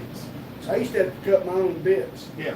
They give me a piece of stock and say, here, you want it to do this, you grind it to make it do that, and I'd have to learn how to grind one. I've got some actual high-speed steel cutoffs as well. Yeah, The one thing, the high-speed steel cutoffs will kill you. They will explode. really. And I showed Andrew, they will explode sometimes. You can bind them up, and they will bind up to a point where the stress just relieves all at once, and they just explode and shards go flying everywhere. I see. And they're extremely dangerous. And when you cut, you use air to cool with, liquid to cool with, or do you just take your time and, It depends on what I'm cutting. Like if I'm cutting, when I cut these slots, I always use that cutting fluid with that brush. I notice you brush it Because on. if you don't, it will gall on the sides, Oh, and yeah. when it sticks, it just rips it right out. And it discolors it, makes it look like junk. Well, once you break a bit off in there, getting that bit out is not always Stuff. I have actually had to take and break another bit just to get one out. Hmm. And I actually had to rebuy my 1.5 millimeter tool holder because the last time that it broke, I was emotionally compromised. And when it broke, I just cranked the handle in. I just run that son of a gun in there. I just melted the end of it. I tried to clean the whole top of the slide off. I love you guys. Don't do nothing I wouldn't do. Time to drive home. Goats, I appreciate you, buddy, and I know this man does too. Have a good day, Goat. You Should see what was on the grill last night. Caster man. Y'all having a good time? We I just seen what was on your grill, Pat, and it looked good. You see that? He was frying up some chicken and stuff. after the live feed last night. It wasn't long. I was asleep in there in my chair watching videos of sleep I'll tell you what. because I was tired. I appreciate you having me come down this morning. I'm having a good It's time. turned into a little bit in the afternoon, but I've enjoyed myself. Well, I figured you'd be here most of the day. I was hoping so. I enjoyed myself. Because I like for people to come by and hang out with me a little Hello, bit. Purdy. What you doing, little girl? What are you doing, Ollie? Be careful, sweetheart. There's metal in the floor. Bye. I think this is a bottle of 1144. What's up, Tim? I ordered this for Brennan last week and it just come in. Hello, Tim. Thank you, buddy. It's like a mini hopper stock. Oh, Tim threw super chat up there. I did see that. I ordered this for Brennan the other day, and Brennan's good people. he, hey, look, Brennan, if you're still watching, the 1211 came in. Now, is that a Loctite It's a sealer. sealer? It's Like It's- a latex sealer or a I don't actually know. permagasket sealer? It's like Permatex. Okay. Uncured silicone irritates the eyes. The only difference between this stuff and some of the other is this is supposed to be impervious to nitro. Really? Yes, that's why we got it. Because It won't break down. it's not supposed to break down when we roll. And this stuff is, Did our live feed cut out and come back? It did, because it just said you're live. This, Really? yeah, this bottle of stuff right here, this is $32 for this bottle of seed. Wow. And See, y'all, it takes a lot to keep going. it does. It's not a cheap thing to do. It's crazy what it costs to do this kind of See, stuff. this is what I normally use. This is Permatex Ultra Grade. Yeah. This is pretty good stuff. And it's supposed to be kind of impervious to nitro, but we're not 100% Right. sure. I think Brennan did put some on his carburetor that was leaking, and I think so far it's stayed as long as you keep the nitro pretty much off of it. You don't know how much I appreciate you inviting me into your shop. Oh, I'm glad you could I'm come. just an average fella that you know, have so many people care about me. I'm overwhelmed. That's the thing too, is I'm just a normal guy. I just film myself on YouTube and people love it, and I appreciate that. Well, there's some good folks out there, and I think a lot of people are reaching out to find other good folks. And we've got a heck of a community going on. We got an awesome bunch of people. The Just can't say enough about them. it just gets better and better. It's crazy. You Oh, can't say enough about them. one of the fun things on this thing, I'm using the stock throttle linkage. With no play in it. No bend or nothing. There's the play. And look, you can still put the throttle lock on. Factory throttle lock works. All I did was I turned a piece of metal that would fit in that hole and drilled a little hole in it, tapped it in there, and then just tucked it with the welder. Throttle linkage fit right on. These are the screws. The air mixture screws are in the right place. The idle screw I had to drill a hole here because that was the original. Now, do you feel that you could gain anything by changing your spark plug wire to a little bit better wire? I don't know what it would or not. I think I need to change the coil on this one though, because it was breaking up a little bit the other day. Now that coil is not limited, right? I don't think it is. There ain't no way. I think this saw's limited to vibration, Okay. because it vibrates pretty heavy when you get up to 13.5, 13.6. This saw spent almost 14,000. I think I've seen 14.1 on the tack a couple of times. I know it was ridiculous at Hopper style. It's crazy. I actually think It was fun. See, when you run that saw at that RPM, it needs to be in the wood before you start giving it that. if you look at the flywheel, you'll notice it's missing some fins. It is. Did you do that? Uh-huh. And the reason being, Make it lighter and less air resistance. is there a balance issue there? As long as you get them pretty close now. What do you mean resistance as far as More drag? fins equals pushing more air. I see. I actually turned one flywheel down, well, it's in that other box. I turned one flywheel down, cut some of the fins off, and I didn't like it, and I tried a different flywheel, and I didn't like it. So I cut every other fin off of that flywheel, and I like it pretty good. And it doesn't seem to matter which one, there's not enough airflow to keep saw cool when you run it for a long time. Yeah, I noticed you can only run it so much, and you got to shut it down. And I don't know why that is. I mean, it blows a good bit of air through it, but now when I run on alcohol, it's not as bad. It runs a little better on alcohol than it does gas. But I can't leave alcohol in it because it makes the gas cap swell up. Really? These gas caps are, What about putting the pressure bin in it? it's got one up yonder. See, I cut the original gas cap had a pressure hole in the middle. Yeah. Okay. I done away with that. That's pressed in there, glued in with seal off. And I run some ethanol gas in it. Now I run alcohol in it one time, and the gas cap got tight, and I had to take it off and cut the threads down to loosen the cap back up. Now what I'm actually surprised is the gas cap is not re-swollen, and it has nitro in it, but it didn't swell back up. So, yeehaw. That's a good thing. And I run, I helicoil these holes because I had to take it off and on so many times. You know, it's got them old wood type screws in it. So the first thing I did was I drilled the tap, put the longest helicoils I had in the plastic holes and switched it over to regular bolts. Because I didn't like them stupid screws. But that's the wild thing right there. That's a good saw right there. If you want to have fun with something that runs 14,000 RPM and just have a blast, that's the saw to have right there. You know, the best part was this saw really took a lot of, there's a lot of people really took to this saw. Oh yeah, everybody that ever run it or even seen it is like, oh, I love that saw. And Tasman and Corey loved that saw. Absolutely.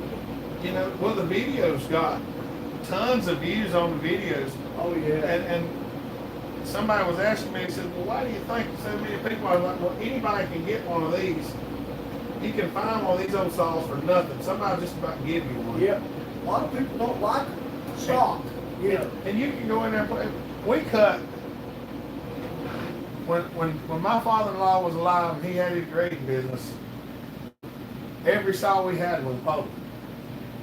We had a 2150, we had a 3450, and we had that 505 Poland Pro hanging on the wall. And that's all we cut with was Polands. And every once in a while, some of these would give us a fit. Well, that was basically designed for a living saw, correct? Yeah, I mean, they were just little bitty saws. 8, 6, 8 inch, 10 inch stuff. Well, like the 2150 is 38 cc's. Yeah. This is 42. I mean, Well, see, I'm letting that little bar fool me. You know, usually they come with what, 18 inch bar, 16, 18 inch bar. the 2150 came with a 16, I think. The 1950 come with a 14. Okay. The Wild Things come with an 18 Yeah, because they were a little bit because bigger. they're 42 cc's. Now I do have a Wild Thing bar running around in a box back there. Still has the screen printing on it, and it ain't going on the saw for a reason because I don't want to wear the screen printing off of it. Right. And when I find a hold of a prettier Wild Thing that's prettier than this one, then I'll probably build it back new and put it on the shelf. Well, let me ask you a question since you got onto the screen printing thing.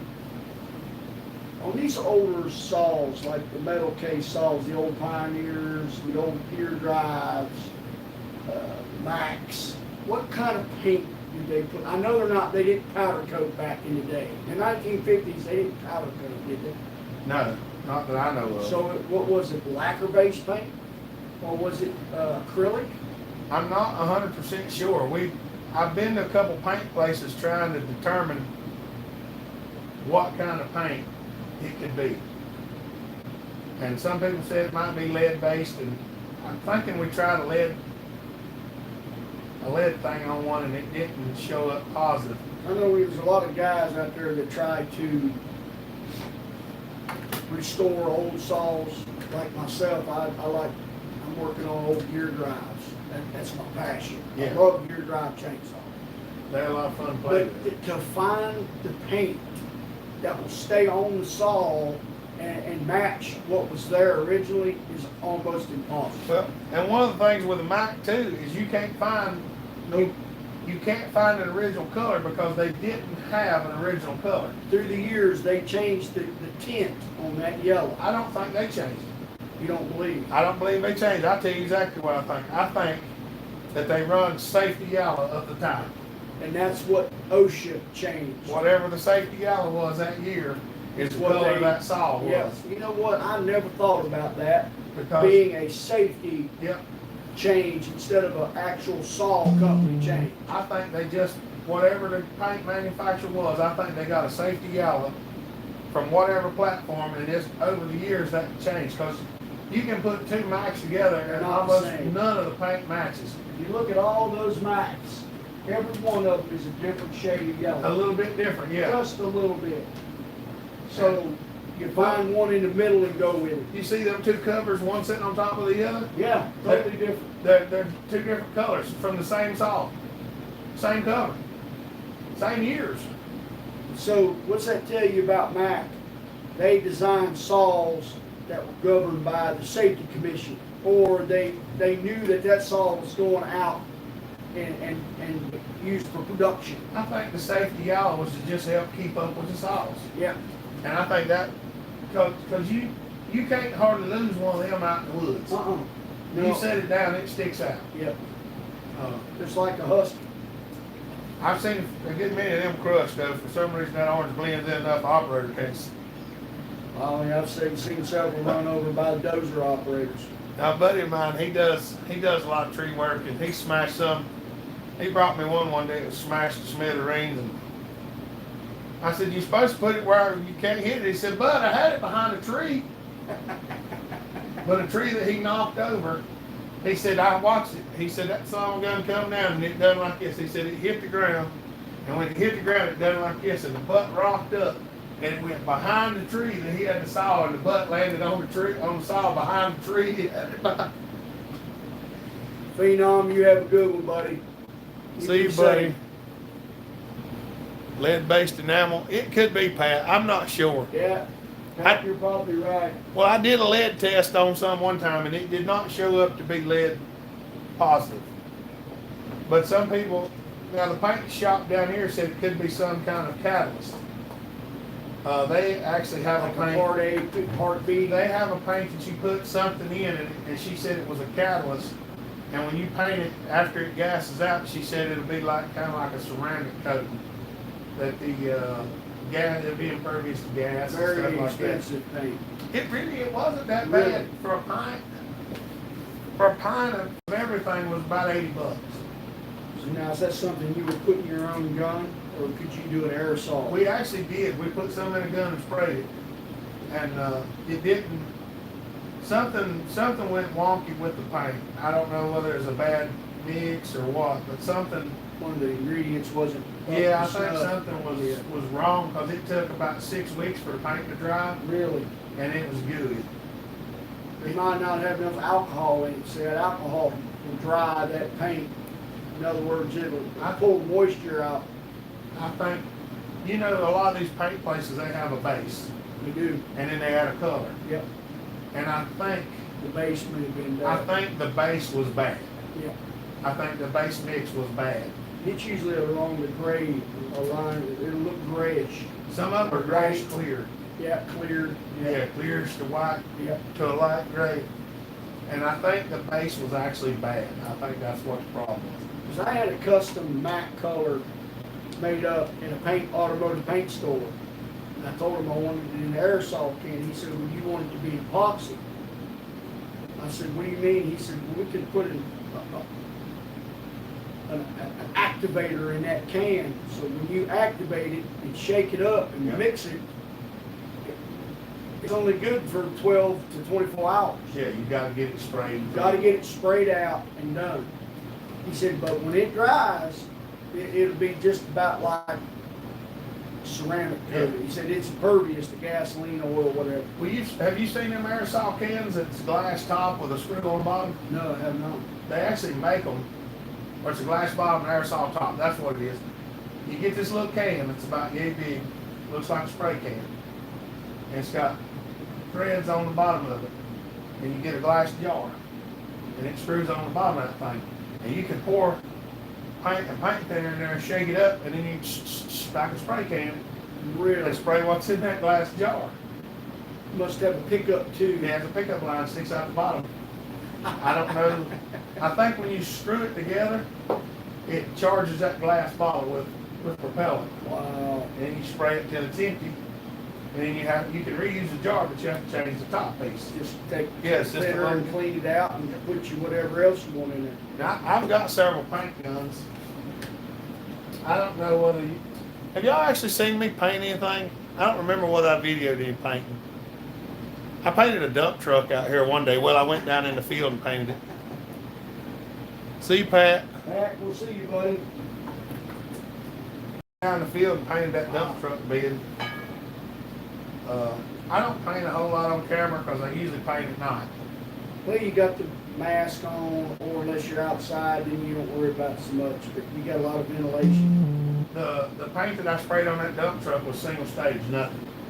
That's it, boom, done. You shake the jug, you shake the can, you dump it straight out of the can into the gun and spray it. Through a filter and spray the heck out of it. And it worked. I mean, it was a nice There industrial was no commercial. base coat, clear coat. No, it was just, you just, Dump her in there. I got the whole outside of the bed done, and I started painting the inside, and I ran out of paint on the inside. What color? Black. It was just painting the dump truck bed. Yeah. But you didn't have to prime the surface or nothing. Really? No. They said, I said, what's the prep? They said, wash it, detergent. So before Glenn brought me the dump truck, he took it over to his house and sprayed it down with purple fire and scrubbed it and washed it in the pressure washer, and then drove it over here right after he washed it and dropped it off that morning. I let it dry in the sun. I drove it down yonder into the field, drove my pickup truck down there, cranked the air compressor and started pouring it. Ladder, up, down, around, painted the truck bed down there in the edge of the field, so I wouldn't get overspray on stuff around the house. Right. You can probably tell where that truck was sitting when you No, pulled no, it it away. really didn't do that bad. It stayed on it. It stayed on it. Yeah. I sprayed it at about, I think I sprayed it at about 60 PSI. And I had to open the gun up a good bit because it didn't require thinner for the paint.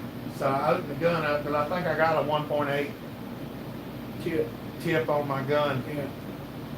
And I opened it up and I made a couple of test sprays on the side of it. When I was satisfied with it, I got up on the ladder and just started and moved the ladder down, and I tried to hit all the high stuff, and I got up in the bed some and painted around the top sides of it and things like that. But I sprayed a good bit of paint in my life, but I don't particularly care for it. I'll tell you what, if this man ever gets caught up and y'all need a saw worked on, this is the guy. Because We're still working on trying to clean up. he, if it can't be built in here, chances are it can't be built. It can't be built. You can just forget it. You've got some nice McCulloch memorabilia too. I noticed you've got some good signage. And that sign over there looks like Bucking sent that to you maybe? No, I got it at Buckenstock, You got it at Buckenstock. 2018. Awesome. And that shipping label on the wall is the very first saw he shipped me. Wow. I cut the shipping label off the box and stuck it on the wall. That is awesome. And then Chris Liggett, he made me that bellhopper bar there. Oh yeah, I see that. And then several people sent me stickers, and I put their stickers on the filing cabinet over here. Now that's cool. The bellhopper performance chainsaw one, Wyoming Bound and his wife designed that, and they had that made for me. Is that on glass? I thought it was, but it is not. It's on metal. Really? Yes. That's The awesome. first time I seen it, I was like, oh, don't drop that, that'll break. But it's not glass. That's awesome. It's some type of ceramic, and it's on an aluminum sheet. Tasman, Johnny and Bellhopper, I want to thank you both for allowing us to join you on this special day. You two are showing what this thing is all about. That's right. We love you too, Taz, man. Yeah, Tasman, you're part of this, as big part of this as we are. This is what we do whenever we come. You come sit with me. This is what we do. We don't get excited. We go play with chainsaws. If you want something built, we'll try to build it while you. It's good because I have not got to film anything I tell recently. you what, it don't do no good to get excited. It don't. And we appreciate y'all showing up to support this guy. There's Seether. What's up, buddy? That means a lot to me. Yeah, it's. I looked earlier. It said we got like 8,190 some subs now. So we picked up almost 200 subscribers in the last little bit. That's awesome. I just want to tell everybody that hadn't seen any videos lately, I appreciate y'all still watching. It's been rough. Because I haven't made a video since, I made 2 videos since the 27th of April. That's right. I was like, yesterday I come home from the hospital, I got home almost 5 o'clock. 3. Yesterday was Sunday. Right. Yesterday was Monday, sir. It's What day is Memorial it? Day. Is- Today is Tuesday. Okay. Yeah, that's right. I come home from the hospital Monday. It was about 5 o'clock when I got home. So I just more or less ate dinner and rested Home, Dave. and went to bed, got up this morning. So John come over and we're doing this. Usually what I do if I don't sleep good at night sometimes is I sleep a lot during the day and then I'll go back to the hospital at probably 3:30, 4 o'clock, 5 o'clock this evening. I'll be going back to the hospital. And Taking care of that boy. he's doing a lot better. How is he doing really? Is he doing? He's doing a lot better. Taking to the physical therapy pretty good. Oh, I was going to show you the picture of him with his food bowl on his head, but it's on this phone. He wasn't interested in his physical therapy when they first come in there. And luckily we got a fella from Ireland. His name's Dave, and he's a real good guy. David. I call everybody this David Dave. But his name's David. He's from Ireland. And he told Trevor, he said, you got to get up. He said, I know you're scared and you don't want to. He said, but you got to get up. He kept on talking to him and talking to him. And we finally got him up, moved him around. He stood up 3 times in one day. And then he was hurting. Painful, I'm sure. He was hurting and wasn't real happy about it. But the next day he come back. And he got up the second time. And he just got right up. I mean, he can't put any left weight on his left leg. So he has to stand on his right leg and his left arm because his right wrist is broke. So he has to use this elbow, this hand, and this leg. So it's the opposite. Yeah, his left leg's broke and his right hand's broke. Was he driving or was he a passenger? He was driving. He was driving. Yeah, and the only thing he was worried about after the crash was whether it was his fault or not. Because he didn't know why. It happened so fast. I think they were driving on the wrong side of the road with the headlights off. The divided highway.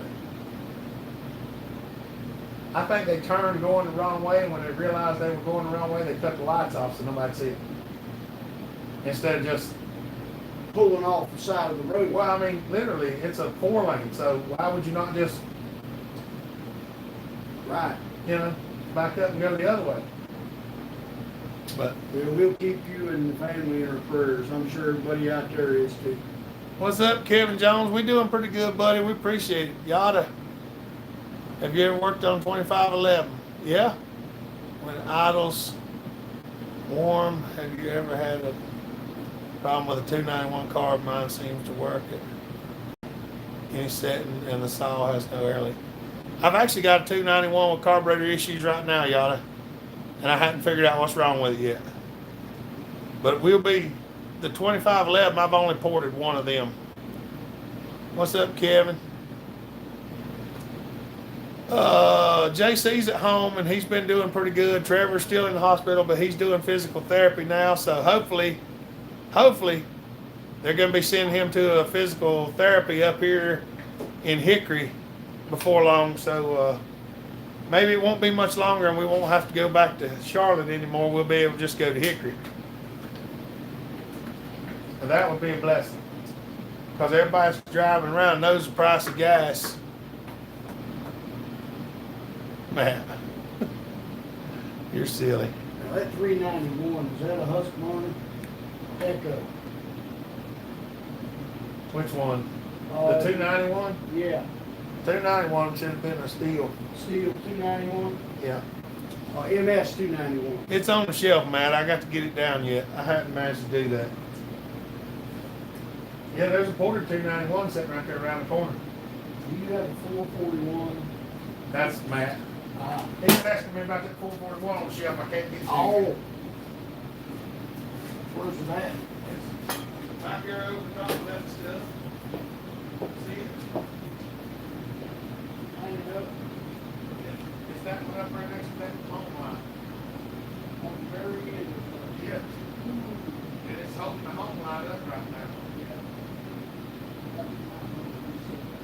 That's what I was trying to do.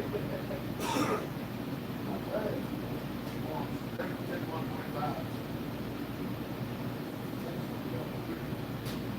Yeah. Well, them are two SP 125s. What I was gonna see if this thing right here is fire off. I ain't never done it. Sure. Yeah.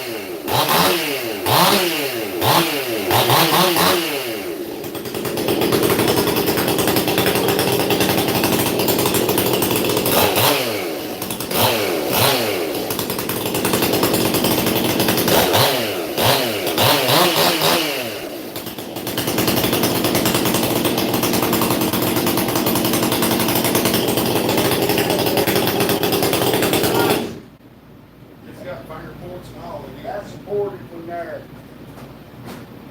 That one acts stupid sometimes, other times it runs great. And I ain't figured out what's wrong with it. That time it run good. And sometimes it runs stupid. Still haven't straight gassed it yet. I wanted to show this to Kenny Fuller if he's still on there. Kenny, are you still on?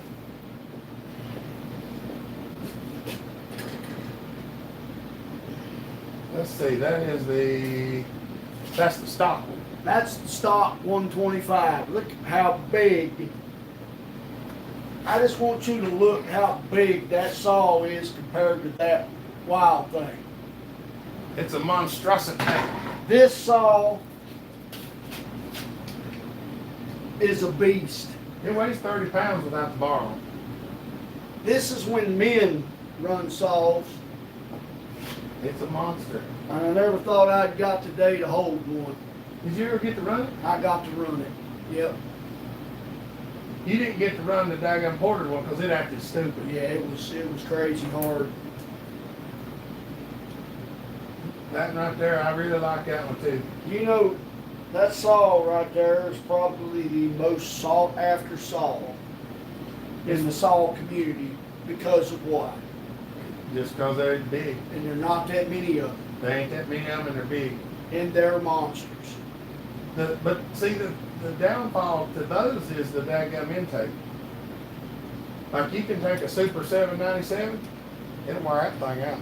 Really. Yeah, same size motor, but bigger intake. Bigger intake. Bigger But intake, good luck bigger finding one. I actually bought one, but when it come in, it wasn't. Oh, really? Somebody fooled you. No, it had a 797 cover on it. He didn't know.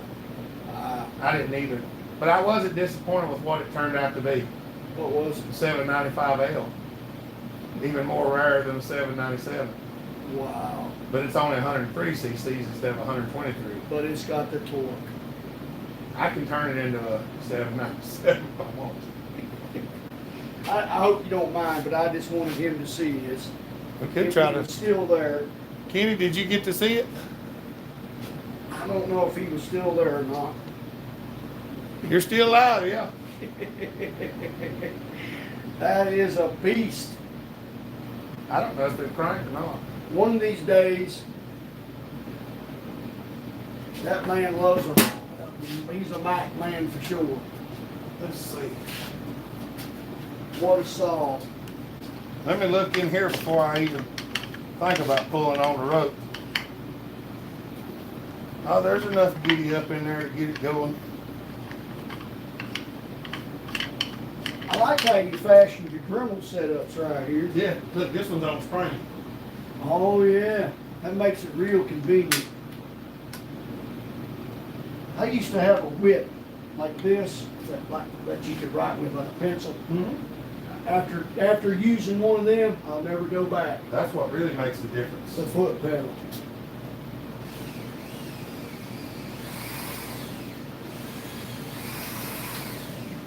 That made a world of difference.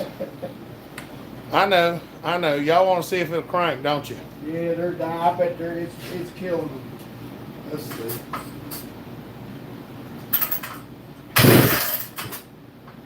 Nah, this little thing, they'll be all right.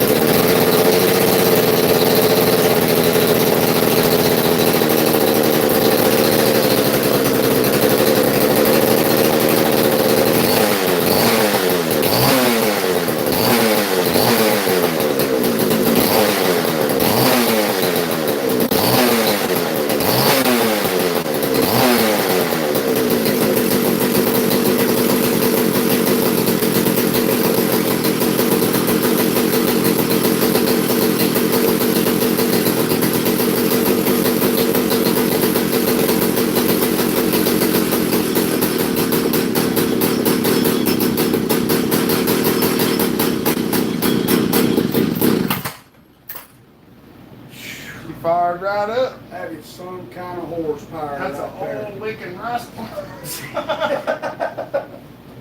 That is an oil leaking son of a gun, boys. I ain't kidding. Now throw that over your shoulder and walk on top of the mountain and fell with it. Whew. I can't imagine carrying that. I don't even want to carry that wild thing around, let alone that. Kenny, I hope you enjoyed that, buddy. That man's got an awesome saw. Christoph, what's up, buddy?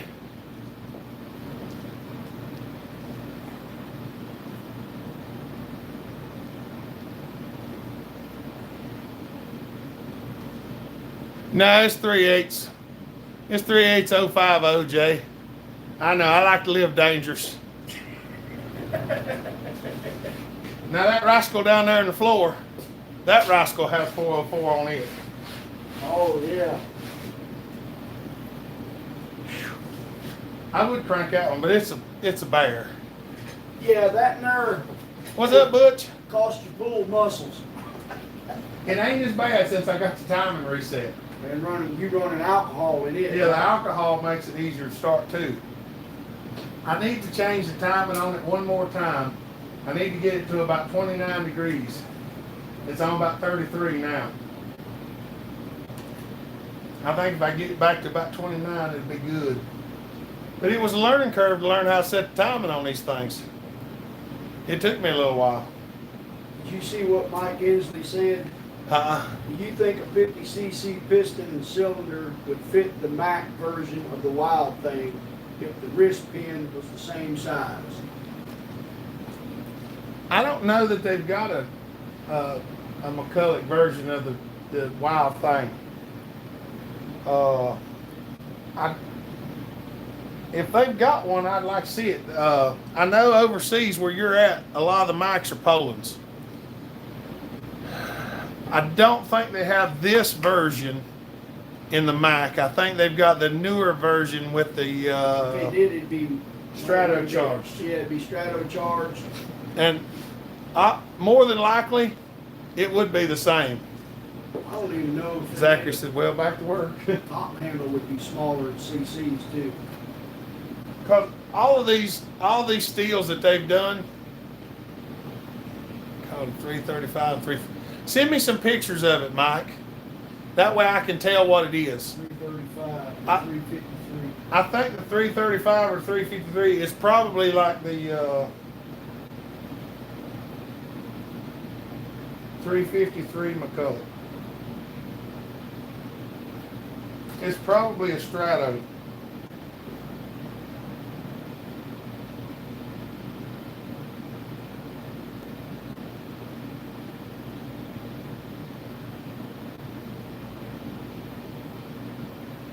They ain't a picture of it on here right now.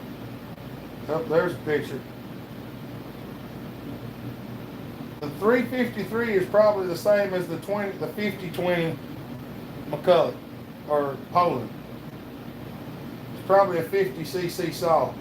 Which, if that's the case, I actually do have one of them outside. I finally got a hold of. Dan says, y'all are still here. It's lunchtime.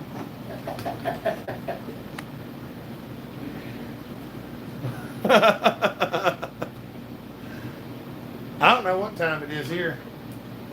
It's 3 o'clock. It's 3 o'clock. It's 3 o'clock here. So we've been, I'm actually getting kind of hungry myself. And there is one more biscuit over there in that bag of John brought this morning. The size is getting kind of stuffy.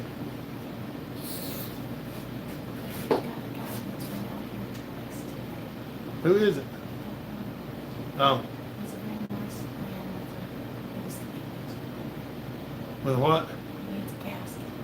A gasket. Let me go see who it is. Y'all talk to John for a minute. I got somebody outside. It says it's 9 p.m. in Germany. 9 p.m. Yeah, in Germany. 9 p.m. in Germany.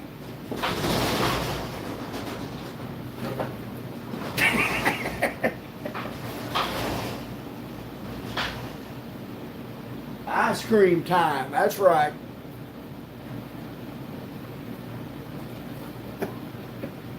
Man, I tell you what.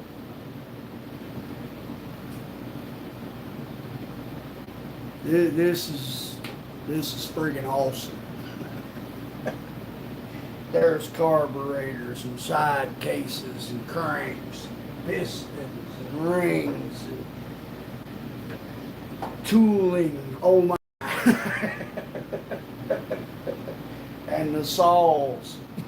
Oh my.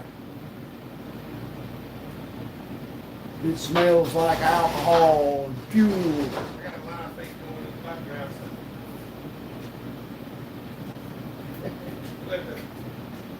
Hello, sir. How you doing today?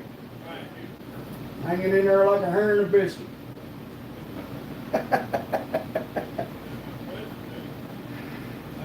Every time is ice cream time. That's right. I love ice cream.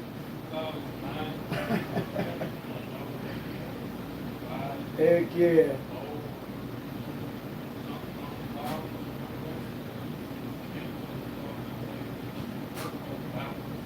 Jay Daniels, buddy, that's a job. 1.5 miles or so. Aaron, I'm having a time, buddy.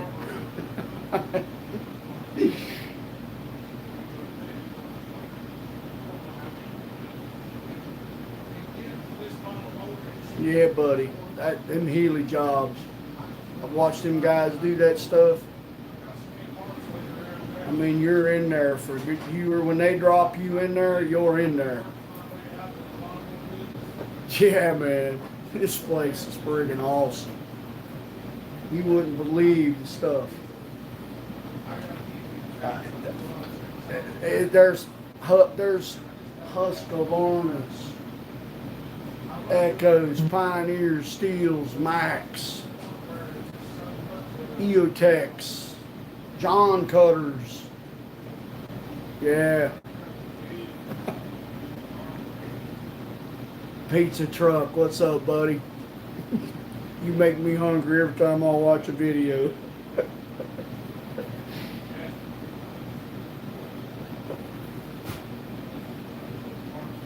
I'm just here trying to give a man some support, you know. Everybody needs some support now and again. That's right. I appreciate y'all coming today. I do. Give this man some support. He's having a rough go of it. Heck, he lives right in my backyard, so I figured I'd slide down here today and give him some little love, you know what I mean?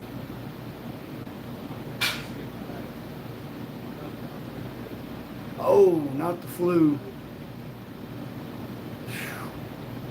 I hate that, buddy. Springtime, summertime's the worst time to get the flu. For one, it's beautiful outside. And two, if you're not in the cool, the heat makes it rough. Ain't got Rona. No. What's that? Yeah. I live in, it's just at the foot of the mountain, there, right next to Mount Airy, North Carolina, right on the Virginia border. And Hopper, he's probably an hour and 20 minutes south of me. It's just, we're basically neighbors. It don't take that long to get down here. And I was off work today, I was off yesterday, I'll be off tomorrow, so. I had some things, old Pops left. Pops was a good fella, and he left me a few things that I'm not going to use. He was a machinist like Hopper here. He didn't want his stuff just lay around and collect dust, so I figured I'd bring it down here and share it with him. And he's got the knowledge to use it all, and that stuff's expensive, you know, if you have to go buy it. And he's always working on somebody's saw. Like today, I brought my 391 in, and he did a muffler mod for me, so it all works out. We try to help out one another all we can. I tell you what, this community of people, it's the saws are fun. Everybody wants a big saw, you know, 395, 461, or whatever your saw is, whatever flavor saw you like. Saws are fun, you know, and some of you guys you make a living with running them 372s, 660s, whatever you run, Pioneers. You know, you depend on your saws to make a living. So you try not to hot rod them too much. That's why you get a good saw from the factory, one that you depend on. And well, I appreciate that pizza truck. I'm just a fella. Yeah, the MS 880, tough saw.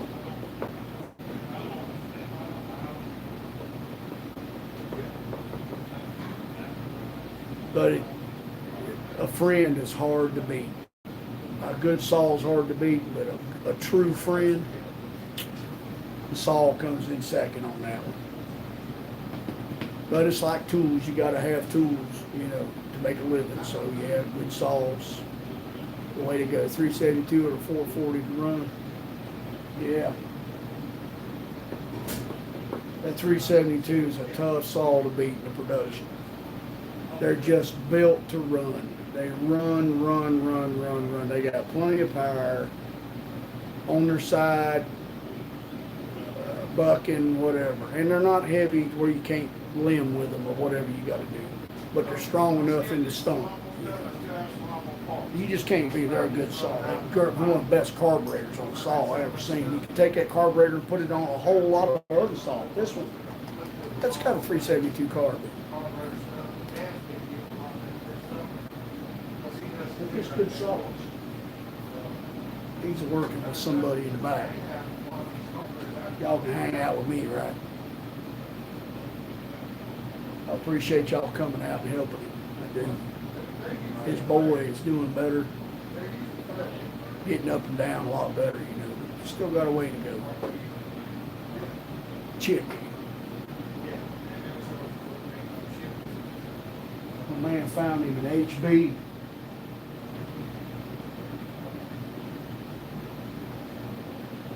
.5, 3.5.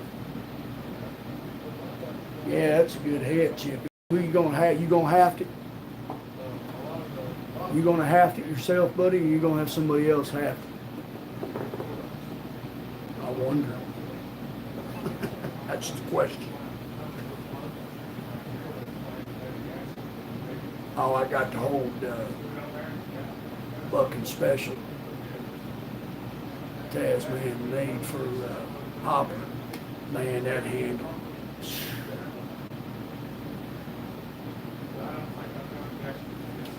The guy does great work. Yeah, chipper, that's a nice. The HB's hard to beat.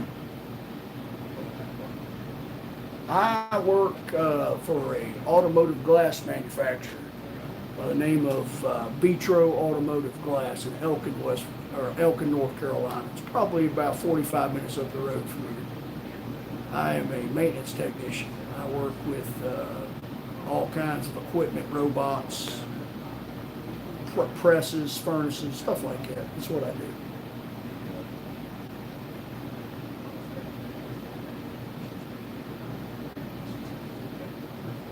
Chippy, you know how to do it, buddy. You can redo it yourself. I've hafted several axes in my shop. You just got to find the right kind of wood, wood that's good and stabilized. You can do it. You got a draw knife or a spoke shave, just a good wood rasp. You can do it.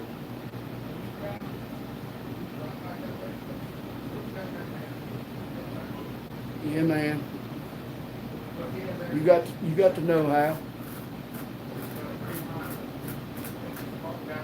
You do it myself. Heck yeah. Just find you a good handle to start with. Get you one from Casterman or somebody.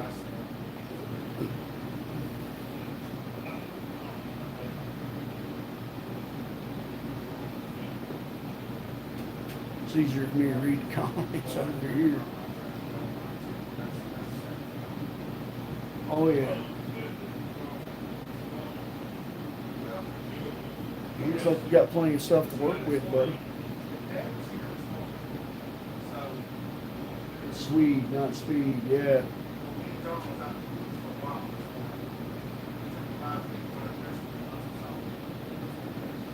We got a lot of wood around here, a lot of timber. Axes are a must.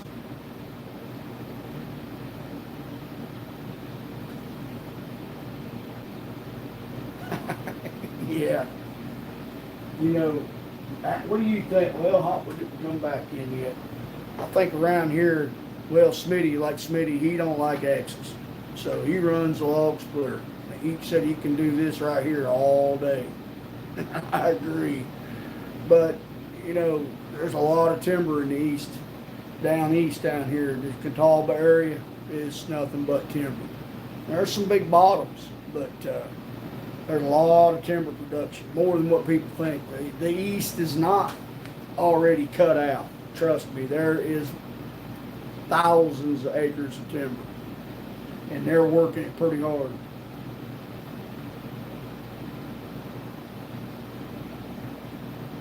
Yeah, that axes, everybody owns an axe around here.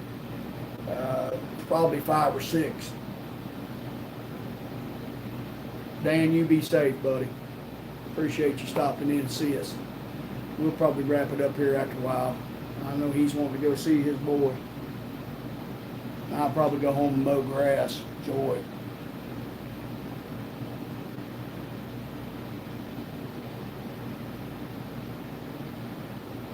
Hope you guys are doing good today. I know it's the middle of the week, but I'm doing real good. I didn't have to work today. I got to come here. Man, I'll tell you what. Awesome. This man is awesome. Really helps a bunch of people. He's got some cool stuff too. Cool milling machine, lathe. He's set up to do some good work. Drill press, awesome drill press. There he is.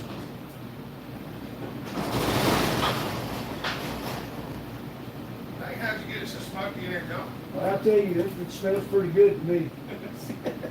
Smells like honey. Oh, mercy. Oh. Man, said he had to go. Dan is saying goodbye. All right, Dan. Oh, I see. Hey, Ron. Mr. Lynch. What's up, buddy?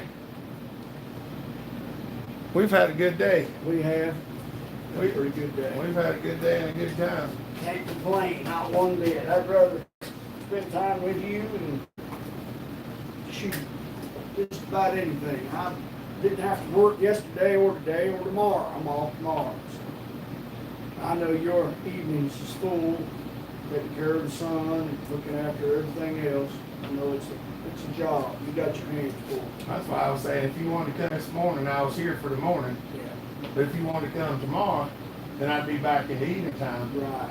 And Jennifer usually stays Wednesday night and Thursday night. And I stay Friday, Sunday, Tuesday. Yeah, I stay Friday, Sunday, and Tuesday. She stays Wednesday and Thursday, and then I stay Friday, Sunday, and Tuesday. What's his prognosis as far as coming back? They're talking about physical therapy now. In-home physical therapy? Probably Might let him up go. towards Hickory first. They're gonna take him to Hickory first? Probably because he's still got a big wound in the front. But that's not. The biggest problem is he can't walk on his own. Because his leg's messed up and his arm's messed up. So he can't even really use a set of crutches. So he's stuck with help till something gets a little bit You better. know, how old is he? 25. He's 25, and you know, at 25 years old, all of a sudden you can't go. He is not happy about that, I'll tell you. Well, luckily he's more of a gamer than a runner. So he's not used to running around the whole day. He usually goes to work and comes home. So he didn't run around like I did. Of course, when I was 25, I was ASC certified master tech. We were high speed, low drag at 25. Yeah, pretty much. You know, If there was something- go, go, go. If there was something to get in, we was in it. Yep. Yeah. He pretty much, he stays in the, he likes You to know- stay in the cool and the shade and play video games. You gotta kind of reassure it, you know, give him reassurance, say, look, you're gonna be okay, but you just gotta work through the tough spots. That's what I told him. He said, You know, it takes time, and at 25, sometimes you lose that a little bit, and that's why you're there. yeah. I tell you, he gets a little more anxious than I do, than I ever have. Yeah, Because I've never there's a lot of stuff bothers me. yeah. I've been hurt several times and had to recoup, and I tell you what, it was the toughest thing in the world. To get where you can feel better, but yet you can't go yet. Yeah. You know, that's aggravating. So I told Mama, I said, you know, I was born with a lot of things, but quit wasn't one of them. Don't know what that word is. I said, I won't have no fingernails left the time I'm dead. I'll claw with my last hand until I get to where I can't in the morning, I'll just fall over. One finger. Yeah. It better not give out, because it does, I use my knuckle. I don't have much quit. I mean, I just don't. Nah, I ain't gonna quit. Nope. That's the reason why I get mad sometimes and hit things with hammers. You gotta vent, you know, Because that's a vent, that's all it is. if I don't, I'll never stop trying to fix it. That's your decon. And once you beat it to death with a hammer, then you can just throw it in the trash. You ain't got to worry about trying to fix it no more. That's your decon. So everybody's got a built-in decon. My mama used to say I got my temper after my papa. I watched him take an axe to a push mower one day. He got it fixed though. That axe straightened it right out. After that, it didn't give no more trouble. It went in the dumpster. It's like Pappy used to have a mule he plowed with. That mule got one day, he didn't want to plow no more, so he just stopped. Pappy tried everything in the world to get that mule to go. He tried carrots, apples, he tried to feed him to get him to go, water, prodding him. He finally had enough, walked up there behind the shed, grabbed the old broken axe handle, and went down there and he hit that mule between the eyes. That mule shook his head a little bit, got up on his feet, and took the plow again. He had to give him an attitude adjustment, I reckon. I said, you've killed that mule. He said, I ain't killed that mule. He said, that mule's tougher than you think. He's just being lazy. That's all he's being. He just wants to quit. In fact, he said, I ain't letting him quit. There's a buddy of mine. I don't remember. I can't remember who it was now. He told me a story about his uncle and a horse. Oh, no. He said they had a horse that wouldn't listen. And it was just a handful, and they had a hard time with it. And he said he got mad at him one day, and he said he took that horse up on the hill and tied him to a post. So there was just an old pole up on top of the hill, and he said he took him up there and tied him to the post on top of the hill and let him stand there. Just tied him close where all he could do was stand. He couldn't sit down, lay down, nothing. He said we was down there working in the barn. He said all of a sudden this daggum storm blowed up. He said the sky just got black fast as you could ever see it. He said, looked up and said, you gonna go get that horse? He said, no, I'm gonna let him stand up there in the rain. He said they were standing there watching. He said that son gun got hit by lightning. Oh, no. Said lightning hit that son gun. Said he was hanging by his halter on the ground, you know, smoking, laying up on the hill smoking. I said, well, as in him, he said, that's what we thought too. He said, the storm started, you know, 20, 30 minutes, you know, one of them southern storms that blows through pretty fast. Yep. He said, that storm blowed over, and he said, he said, I guess we'll go up there and get that horse and drag him off down the woods and bury him. He said, sitting there looking and seeing he started moving. And he said they went up there, had to go up there, and I don't remember whether they got the halter untied or had to cut the rope or whatever to get him loose because he was hanging from his head. And he said, you know, after that, he said, we never had any trouble out of that horse ever again. He said, that horse done everything you asked him to do. He never bucked or cuffed or never showed his butt anymore. He said, that was the perfect horse. He said, he never give a minute's trouble ever again. I don't know why.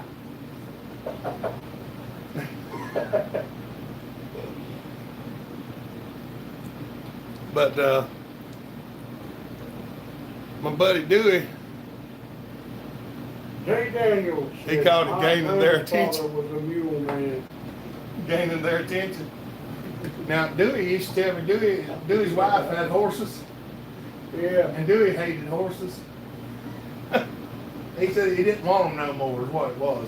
Well, he built a new barn, and he put outlets in his barns, you know, for heaters and stuff, so you plug them in inside their thing. It's all. Yeah, and he said, he showed me one day, he brought in pieces of plastic, and I said, what the heck is that? He said, that one dang horse, he'll reach around outside of his stall Messed that out. and mess that out, and he keeps breaking the covers off of it. And Dewey was sitting there twisting something. I said, what are you doing? And he had a plug in. He had a plug in with about that much wire on it. He had the wire. I said, what are you going to do with that? He said, I'm going to teach him a lesson. He wrote that some good of it and just plugged it into the outlet and left it. He said, I didn't even get out of the barn. He said, son, you done reach out there to bite that outlet, and he bit them wires. But it parted the hairs on his head. The bad thing was, he said he did it twice before he stopped. They broke him over. Apparently, he didn't make a believer out of him the first time. He said he made a believer out of him the second time. I'll tell you what, we've had a good time. I like to sit and tell stories. A lot of stories I've heard. Some of them I don't know how true they are, but I've heard them from a lot of good people, and I believe most of them. You ever been in old stores, you know, when you Yeah. had the old timers sitting around? They still do that over at the gold mine. And they'll sit there and chew and whittle and tell stories all morning, all day long, and half the evening. If you ever wanted to get educated as a young man, all you gotta do is find where there's a bunch of old timers sitting around Yeah, with sit around and listen to them. and sit around and listen to them. A buddy of mine told me a long time ago, he said, you know why you got 2 ears and 1 mouth? You're supposed to listen twice as much as you talk. There you go. And Sound advice. I said, that's a good thing. But, R.E., You got a pack? another package? This mail call for you today, buddy. There's another package outside the door, but it belongs to Mama. I don't even know what this is. I don't even remember ordering it. Might want to shake it. You ain't made no enemy, baby. I don't- Why is it ticking? It smells like C4. We'll find out what it is. I already told one back before he passed away. He said he had an old dog. He had an old bird dog. And he said that dog get, woo! That's what we've been waiting on, Brendan in him. He had an old bird dog. Said that old bird dog would hunt pretty good. But he said if you let that dog get 75 or 100 yards away from you, she was gone. Huh. He said she was fine, but you let her get so far. And once she got so far, he said you call her name. He said she'd turn around and look at you, and she'd just have that wild look in her eyes, and said if she did, she was gone, just like it. As fast as you could get it. And What you got there, sir? stuffer plates. These are extremely hard to get nowadays. What are they for? They're for a 345 brush cutter, For the sprocket, crankshaft. crankshaft.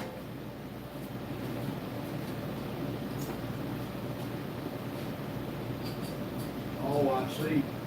They obviously won't fit these because these fit this one. These are a different size.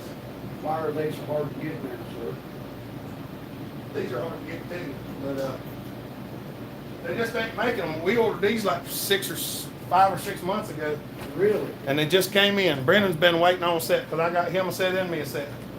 But Are they pretty pricey? they don't give them away. That's what I thought. But already said he had that dog and said he tried to get her to stop doing that. Tim Briscoe, Basco. Old Baskers, and Brennan said yes. yeah, that's Brendan's the one we've been waiting on a set of them too. Oh, yeah. See, I ordered a set for me and a set for Brendan. But Yeah, Chippy, that's true. already said he took and he went over to the dog place, told me he wanted one of them electric shock collars.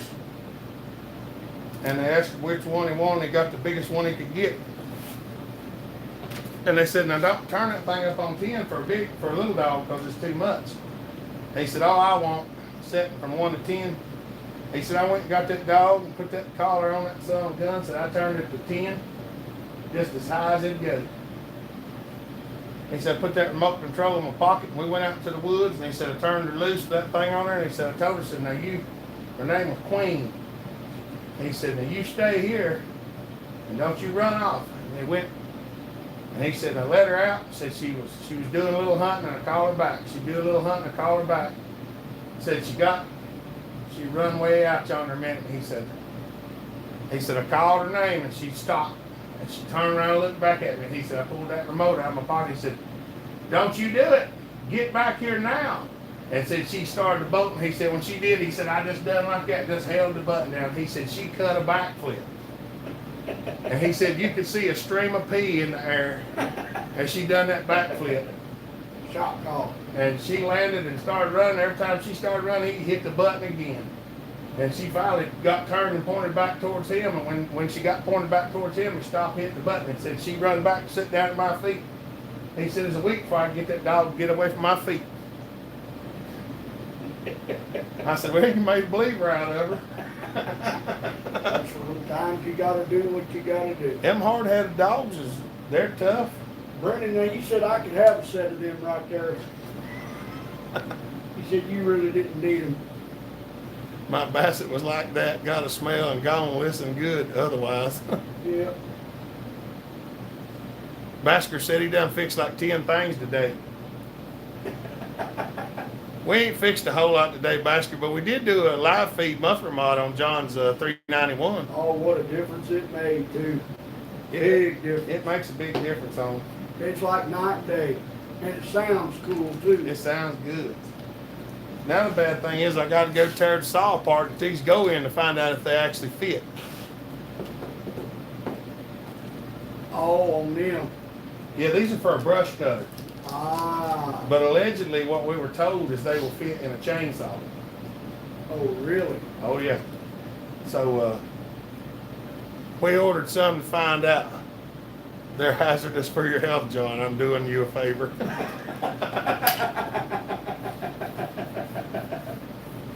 These are supposed to fit on a. What size is that saw, Brendan? Is it a 3 cube? 50 cc? I don't even remember. I remember what saw they go on, but I don't remember. I think they're for a 50 cc saw. We're going to build some hybrids. Oh, Tim, you seen my dog Hopper? Thing's smart. If the baby cries too long when I have her, she goes and gets mom. Freaking dog tails on me. Yeah, Brendan said it's a 3 cube saw. We're going to put these in something that don't belong Three in. cube. Yeah, that's 50 cc.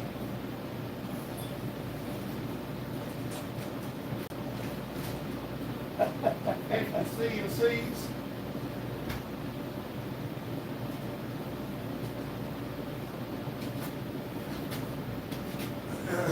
Yeah, Jay. That's a lost art, dog handling.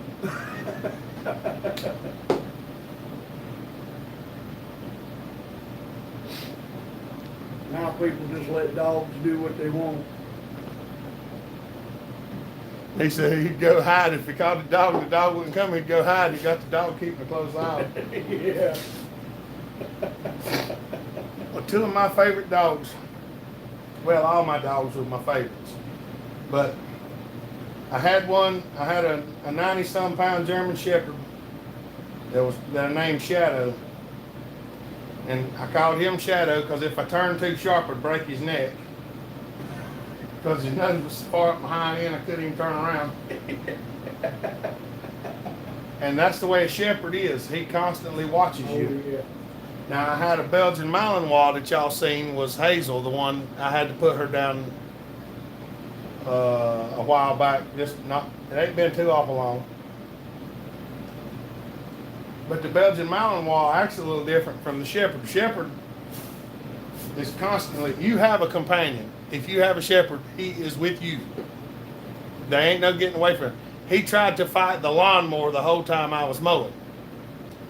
So I actually had to carry a stick on the lawnmower and hit him to keep him from sticking his head under the deck. Because he was dumb. At least I say he was dumb. He was smart, but he was dumb. Now the Belgian Malinois, she will sit at a distance and watch you. And as long as she deems you're safe, she won't bother you. She'll sit on the porch and watch you. She'll sit on the floor and watch you. She'll sit over here and watch you. And as long as she felt like you were safe, she didn't bother you. But the shepherd was not like that. He was up between your legs and laying on top. If you was on the ground, he was on top of you. I guess I had one favorite dog. It was my pappy's Walker. His name was Buddy, and he never unsnapped him from the leash. He always kept him by his side. He never would let him go run coon. I had a Walker. But I said, Pop, won't you let that dog run? He said, oh, he's too old to run. His days of running is over. And this dog's ears was shredded. You could tell where the coons was bit on him. He healed up, you know. He was just roughest looking dog you ever seen. But he always kept him on a leash, tight to his legs. And the younger dogs, they'd have the coon bait up, and they'd have trouble with it. He'd just reach down there and unsnap that collar on that old dog. 15 seconds later, it was over. The dog would walk over and kneel down beside him, he'd snap him back. That's all he used that dog for, was fighting them coons, and that was it. He'd take him back and put him up. Good dogs. But that dog wouldn't harm, a kid could lay down on that dog and go to sleep for days on that dog. He'd lay there and they could play with him, wrestle with him. We loved that dog. He was just easy going, you know, but he didn't like coons. Not one bit. But he couldn't run no more, so they didn't run him. Take that. I'm supposed to. Oh, that sounds good, Brandon. much easier. Now, how far away does Brendan live? How far do you live, Brendan? Brennan's where we had hopper stop. Oh, okay. Hope you still got my waiver, buddy. I hope that thing's still good for this fall. I had to fill out a paper before he let me run a saw down there. What's up, Fred? Look, Tim said, that's funny, Chairman. My German Shepherd's laying right beside of me. That's the way it was. Now, what's funny is like right here on the concrete, well, right down there. What's funny is I'm pointing at John's legs, but it shows the concrete over here. Yeah. It looks funny. Right over there, I used to come in the evening. Yeah, right back there. I used to come in the evening and I parked my service van out there, and this building wasn't here. This shop was here, but this outside building wasn't. And I would come in and I parked right down here, and this is how I come in the house. And when Shadow was out here, I used to come in and I'd just lay down there on the concrete in the evening time when I come in, and he would come over and lay down on the concrete with me, and I'd pet him when I come home from work. And then I'd usually come in and I'd mix up his food, because I used to feed my dogs like they were hunting dogs. I come in and I got their bowl of food, and I put a certain amount of dry food, a certain amount of wet food, and I had a mineral called Dinovites, and I put that in his food, and I put a raw egg in his food, and I put hot water in his food, and a little bit of fish oil. So I mean, he ate, you know. Sounds like he ate real good. He ate real good, and I'd mix that up every day. I mixed him a bowl in the morning and a bowl in the evening. Oh, he loved you. And something happened to him about 2 years old. He started getting sick. And I didn't have the money to take him to the vet. Was he like paralyzed? No, he just was... so it wasn't a tick or something? No. He got to where he didn't want to eat. Mm. And it was during the winter time, and I was... Cancer maybe or something. It could have been cancer, and I was wanting to get him to the vet, but I was just broke. I mean, Did you lose a lot of weight? Yeah, he probably lost 20 or 30 pounds because he wasn't eating. It could have been cancer. So what I started doing, I was going to the IGA, and I was buying steak. Wow. I was buying pan steaks and bringing them back to the house and frying them in the frying pan, just getting them warm and cutting them up and feeding him steak. And I kept him healthy like that, but he was going downhill fast, and I mean, it was fast. And I finally got paid, and I was like, well, I'm gonna try to get him to the vet tomorrow. And I got it the next morning, and it snowed like 18 inches. And I was like, I walked out here, and I actually had him out here in the shop, because he wasn't a house dog anymore. He was in the house, but then he just couldn't get along with using the bathroom outside, so I put him out. Well, during the winter, I had him in here, and I had him a bed dog, and I come out here that morning, he laid over on the floor and passed away. So I had to take him down there into the woods. But he was a good one. I had him for 2.5 years. He was a big old dog. I mean, his head stood that high. Big dog. He was about 98 pounds at his heaviest. He's almost a 100-pound dog. He was a big old rascal. Big old dog.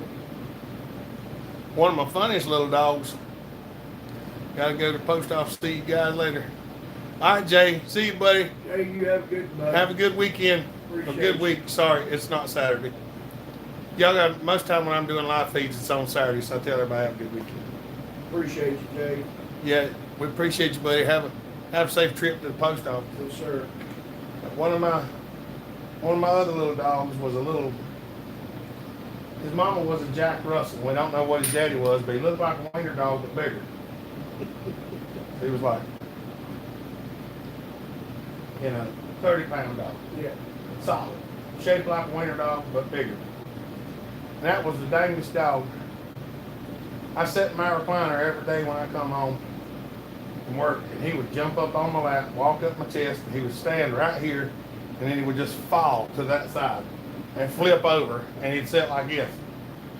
And he'd tuck in my arm, and I'd sit there and we'd watch TV together. And every once in a while he'd look up at me and give me a kiss. And he was an arrogant rascal.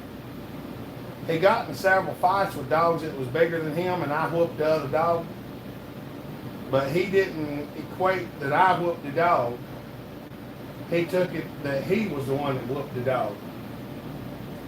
So he had some gumption about him. I mean, I've seen him take on a 100-pound pit bull. They're vicious like that. He took on a 100-pound American pit bull, and he won that fight too. Well, him and me and the ball bat.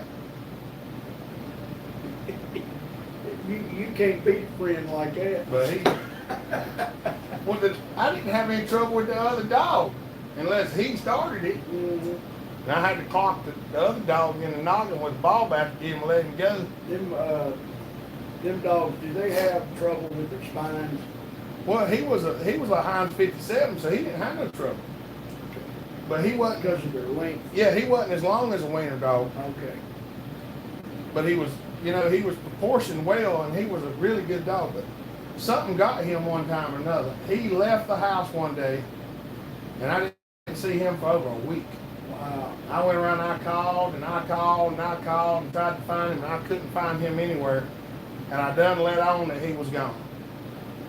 And I missed him more than about any of them because I had him for a long time. I got him when he was this long. And I actually had to shoot him up there side of the road because he got hit by a car and he tore up so bad that I couldn't fix him. And he was suffering, so I had to do what people do. Yep. But he was gone for a week and a half. And I called him every evening. I'd go out there and still call for him. He wouldn't come. But I was sitting there in my chair one day. All of a sudden I heard bam into the screen door. So I was like, what in the world? I jumped up and opened the screen door, and there he was. He was trying to dig a hole in that door. The coyote may have got him? I don't know what got him. He wasn't tore up or nothing, but I opened the door and he run in the house. He didn't say hey or nothing. He went right around the door, right around me, back, and took a right into his room, and bam, up under his pillow, and that's where he stayed for a week. I bet somebody got him. Somebody He done got away something. from him. Somebody done something to him because Somebody took him or something. he was not happy. Mm-hmm. Well, see, we live 3/4 of a mile off the road, Ah. so somebody had to got him somewhere else. But I had to lure him out of his room with food. That son of a gun didn't want nothing to do with going back outside for well over a week, but he wasn't tore up or nothing. I don't know what somebody done to him, but I had him for a long time after that. Harness Master 2000. Hello, buddy. Find my master. How are you? What's up, buddy? Now, Katie's the longest dog I think I've ever had. She was 21. I think she was 21. I had to put her down. I lost Hazel and Katie right close to the same time. Hazel had to be put down because she was just, her memory sacs, she had gotten cancer or something, and her memory, I mean, it was like there was a mass hanging off of her like this big, and there wasn't, she had heartworms and stuff, and I was like, Boy, them things are dead. she was 14 years old, and I was like, we're gonna have to put her down, so we did. We as and then- kids, we had a pet cemetery, I guess that's what you call it, where we lost dogs, Mine's down there. cars and whatnot, or cancer, something. Yep. It seemed like every year we'd lose a hound or a dog or something. Had one get steak one day, and he laid there on the porch for days. Well, he couldn't eat because his jaw swelled up, and he got weak, and he just never could recover. And we've had some that were snake bit 2 or 3 days, and they were fine. That, my brother had a dog named Reese, and she was a little full-blood winter dog. Yeah. And she moved on her own. She lived out there with him, and she just, one day she decided she was moving, so she left and come out here and live with Dad. She literally walked her butt from out there to out here and stayed. And she got bit by a copperhead one day, and her nose was the same size as the top of her head. Oh, they'll swell up. And it was just terrible looking, and Dad's like, I think she's gonna die. I said, no, I don't believe she will. And he called up there at Hickory and they said, well, you bring her up here and we'll check her out. And they took her up there and they gave her a shot. And they said, she'll probably be all right in a couple days. And the swelling started going down. The biggest problem we had, she was a flea magnet. She got to feeling bad one day and I told Dad, I said, we need to check her out. She just don't look that good. And I walked over and picked her up and I was like, it looked like her fur was moving. And I was like, have you looked at her lately? He was like, no, why? She looks fine. I was like, look close. She was eat up with fleas. I said, you got Dawn? He said, no, but I got Ajax. I was like, well. So we took her over to the water hose, wet her down the water hose, and he had that Ajax dishwashing soap killed. That sun gun, it was waves of brown coming off of it. Yeah. And he said, well, what we going to do? I said, you can take her bed out there and clean her bed out. We done that and sprayed some tea and flea and tick stuff on her and put a flea collar on her. A couple of days, she started getting better, started feeling better, livening up. Yep. But she was, Quick use motor oil on them hounds. we've done that too for mange. Yes, sir. It fixes like them that. right up. They don't care about it too much, but it's for their benefit, you know. You know, the cows down there at the farm, we used to have one big ribbons tied up, and we soaked that thing down with kerosene and turpentine. Yes, sir. And everybody said, well, you can't put that on a cow. I'm like, we don't put it on the cow. We put it on that thing, and cows go over and rub on it. Yeah, or we'll hang it low where they'll walk into the stall and it'll run down their back, you know. Well, this one, we had it hung in one part of the barn where it was low enough that they could walk into it. Scratch on it. But they could come in, you know, the front of the barn was 60 or 70 feet. Yeah. So they could go in the barn anywhere they wanted to. And a lot of them would go in and, especially when you put fresh stuff on that thing, they'd be over there. That's It got the flies. The flies wasn't so bad on it. Well, we kept fly jars up. If you've Oh, never yeah. worked on a dairy farm, All the flies. They're everywhere. we bought these jars that were fly trap jars. You know, you could clean them out and reuse them, but we never did. We just put them up there and they'd fill up and we'd throw them away and put new ones up. Yeah. We never cleaned them Put out. every fly in the country in there. They were gallon jars, and I mean, we would literally throw away gallon jars of dead flies every month. There was just so many flies. Yeah. And we scraped twice a day. We scraped a lot twice a day. Jim said we use diesel fuel on our cows. Yep, diesel fuel works. Yeah, diesel works. Kerosene, diesel, turpentine. turpentine, yep. Yes, sir. But, I mean, they got them special brushes now. If you watch the Iowa dairy farmer, he's one of my favorites to watch.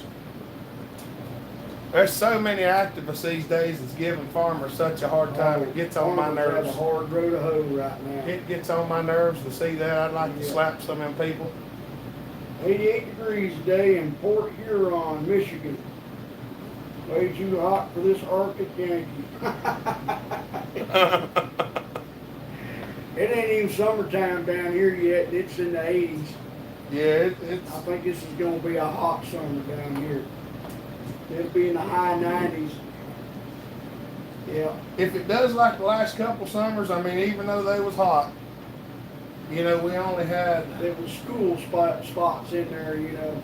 last year I think we only had 35 days Got hot. that was over 90 degrees. Yeah. Yeah, I think it's just about a month. You remember 2015 or 16? I remember that one summer we had was real nice. Then there was one summer, I think it was 2016 or 17. It was just stupid hot. We never got a day under 90 for, I know, at least a month and a half. It was crazy. It was just, Yes, because I seemed like that was, and get up in the morning, it's already 90 degrees when you Yes, walk sir. outside. I'd go in that plant with them furnaces in there, and it'd already be 113, 114 degrees, and it was 6 o'clock in the morning. What kind of plant? Glass was it? factory. I was gonna say, was Yeah. it glass? Yep. Used to be BGW, now it's Beach Road. I spent a week in Lancaster, South Carolina. Yep. You know the name of that place down there, I'm sure, because there's not many glass factories. No, I never. So you know who it talking is. about, Yep. I spent a week down there working. Hot. It's 130 degrees in that stupid building with the doors open and all the vents running. Yes, sir. And I used to carry my dip can in this pocket right here. And I got something was bothering me one day after I went down there. I was like, what in the world? You raw, didn't it? No, it was like this. Yeah, We went to the furnace. it burned, it melted. The fellow that I went to see took me over to the furnace, and it's double walled. So you got the inside of the furnace with a door and a window, and you've got the insulation, and then the other door with the window, and you can open it and look through the insulation through the other. Yep. We opened the first door, and didn't open the second one into the glass foundry or whatever you call it, the bowl, the mixing bowl. And that was enough heat to swell the bottom of my dip can out to where it bumped out and was a hump. And you couldn't push it back in. It was there. It was there. Yeah. And I was like, the heck? I've had my shoe bottoms melt standing on top of the furnace trying to get we got cameras with heavy duty glass lenses on them. And we got to change them lenses out so that camera can get an accurate reading. Yep. We'd have to stand on top of that furnace at the end where the glass come out, and we would melt the bottoms of our shoes. Be a $200 pair of work boots would be done. If you've never spent any time in a glass factory, I'm telling you what. It's hot. It's nice during the wintertime Oh yeah, it's perfect. because you can walk around in there with a t-shirt and all the doors open and it never gets cold. But that, 92 in Claremont right now. did y'all run 24/7? We run 24/7. We 20 were off yesterday. For the first time in 7 years, we shut the plant down. They probably changing the insulation in the furnace, aren't they? They done a lot of PM, yep. Those crews come in and started working on a lot of stuff. Because they have to, what do they call that stuff in the doors? I can't remember. Something plast. Thermoplast or something. That It's almost like a refractory mortar. refractory, that's what it is. Yeah. Refractory mortar, and The kale wool, yep. they use the wool with the refractory mortar, Yep, don't they they? use refractory mortar with kale wool. The cool thing is I've actually seen it done. Yeah, it's something. Well, see, I worked on forklifts. So I didn't just get to see the forklifts. I got to see all the stuff everywhere. Like I went to a place that builds catalytic converters. And I don't mean for cars. I'm talking about catalytic converters that are 4 foot tall, 8 foot wide. Tractor, on the road tractors. 4 foot tall, 8 foot wide. Oh, 8 foot wide. Yeah, like in Forced furnaces and stuff. like big furnaces and stuff Yeah. that fit in the smokestack. I see. You know, the holes in, Boundaries. yeah, the hole in that catalytic converter is big enough you could put fingers in it. That's big. That sucker was huge, and I was like, I had a guard with me when I was down there. I'm like, why are you following me around? He was like, I gotta keep an eye on you. I was like, for what? He said, Black. we gotta make sure you don't steal any product. I'm like, what in the world? I want one of these boxes. He said, you know how much one of them boxes is worth? I was like, no. He said, $750,000. Yeah. I was like, I just thought it was a metal box. He's like, no, it's a catalytic converter. I'm like, why are you telling me? It's full of platinum. Yeah. I told him, I said, heck, let them on the van. I'll sell one for $500,000. What company, forklift company did you maintenance for? Southeast Industrial in Western Carolina. Did you deal with a lot of Heister stuff? No, thankfully. Yeah, that's not good stuff. That's one of my unfavoritest. I worked on Toyotas and Nissans. That's what we're running in our plant. Y'all run Toyotas? Yep. Y'all They're probably most run 8 dependable. Series. Yeah, they're the most dependable. Yep. We get a skid of glass in, raw glass. Right. Each skid weighs over 6,000 pounds. So y'all running probably We run raw 8F, flat drive. y'all running 8F GCU 40s and 45s, aren't Yep. you? Boxcar specials Yep. with the squared off counterweight. Well, they got them rigged now. Yeah, they got the squared off counterweight, but they've got computers on now. Yeah. You know, safety stuff. You know, with card readers, you got a card in before you go crank. Yeah, the place that I went to, you had to present the forklift a card, Yep, and then you had to put in a code. yep, it's got a code And pad if on you it. bump into something, It'll it shut shuts down. down. Yep. And the guy there, he said, whatever you do, don't never get off this forklift and leave the key switch on. Nope. I said, why? He said, if you leave that sun gun fired up and somebody sees it, they will get on it and destroy everything in the plant until that sun gun shuts down. And I was like, that's sad that you have to actually put something like that on it. I said, it wouldn't work for me because I'd done fired them off. We've had people bend for building columns. Yeah. Oh, there's a place we used to go to, a place called McGran Paper. There was a fork hole that big around and a 12 by 12 stud. A 12 by 12 square stud, 1/4 inch wall stud. We've had them knock ballards out of the concrete floor, just run over a ballard. Now, one of the coolest things that I ever didn't watch, but I seen the aftermath, which some people say cool, some people say not cool. McGran Paper rolled 6,000 pound rolls of paper. That's heavy. They put them on a spindle and they spun horizontally. And I went in there one day and there was like pieces of plywood on the wall, and I asked Mike, I was like, what's up with the plywood? He said, we had to fix the wall. I was like, what's wrong with the wall? He said, it had holes in it. I said, do what? He said, look at the floor. Look at the ceiling. There was chunks out of the concrete floor. There was bent rafters in the ceiling.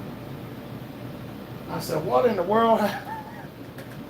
These things run a brake disc that is literally about 40 inches in diameter and about that thick. Looks like a car rotor, but it's huge. And they had four set of 8 piston calipers. 1, 2, 3, 4. Yeah. So there's 4 calipers with 8 pistons. So there's 4 pistons on this side, 4 on that side. So it's like a race car rotor, but huge. And the brakes failed. They were winding a spool of paper, and the brakes failed. And there was no emergency brake on the spool. And he said it went to almost 30,000 RPMs before the rotor exploded.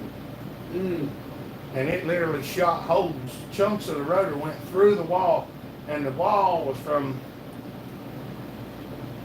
well, it's farther from here, about halfway to my aunt's house out through there, is how far away it was. And a 40-inch, 30-something to 40-inch rotor that's at least 3 inches wide, it exploded. And there was chunks, that son gun went flying everywhere. He said, when the alarm went off, everybody just goes away. Just go away. What did it do, run away? It run away, the brakes failed. So right as they started winding, the brakes failed. Well, I guess it was getting close to the middle or something, because it rolls fast. I mean, it rolls really fast. You can see it building up quick. Yeah. Several thousand feet. And I don't know if whoever was running the machine just took off running it, hit the E-stop or whatever. But he said that about 30,000 RPMs is when the rotor come apart. Can't take so much. With a 6,000 pound spool of paper on it, at 30,000 RPM, that's just, it's lots of force. I mean, unless you're in any of these industrial places and you get to actually see some of this stuff happen. Oh yeah. You don't understand the force. I went in an electrical place one day where they rebuilt electrical panels, and there was 1.25 bronze or copper bars, 1.25. I've installed it before. And they were burnt in two. I've seen them melt and run out on the floor. That's what they did. Well, they didn't melt and run out. They come out as a plasma jet. Yep. You remember them guys in Gastonia getting killed? Yep. Down there at that one Parkdale plant? Yes, sir. I used to work at that plant. It vaporized one of them. Oh yeah. I mean, almost instantly, because it's 6,000 to 12,000 degrees. When Arc flash is the most hottest thing other than the sun that a man could experience. I swear, I think some of them's hotter. Arc flashes. I've seen big switch gears blow, and the arc flash would melt the doors. Yeah, just blow the door Just plumb blow off. the doors off of them. But them two guys, one of them died instantly, and the other one lived for a while. I don't know if he recovered or not, but they actually had the door open and was working. And shorted. and something shorter than it. It goes to boom.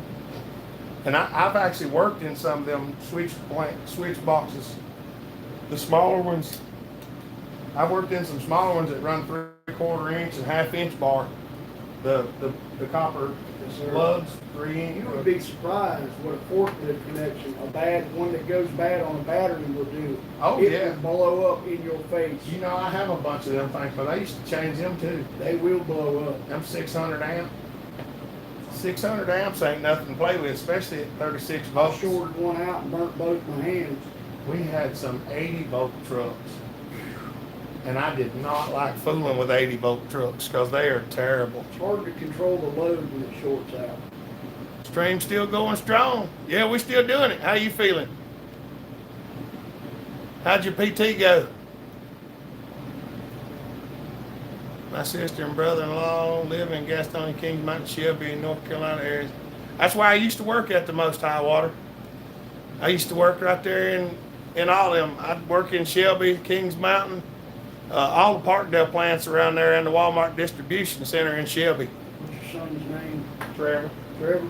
Is that him right On there, it's Lord Chasma. Trevor, I hope you're having a good day, buddy.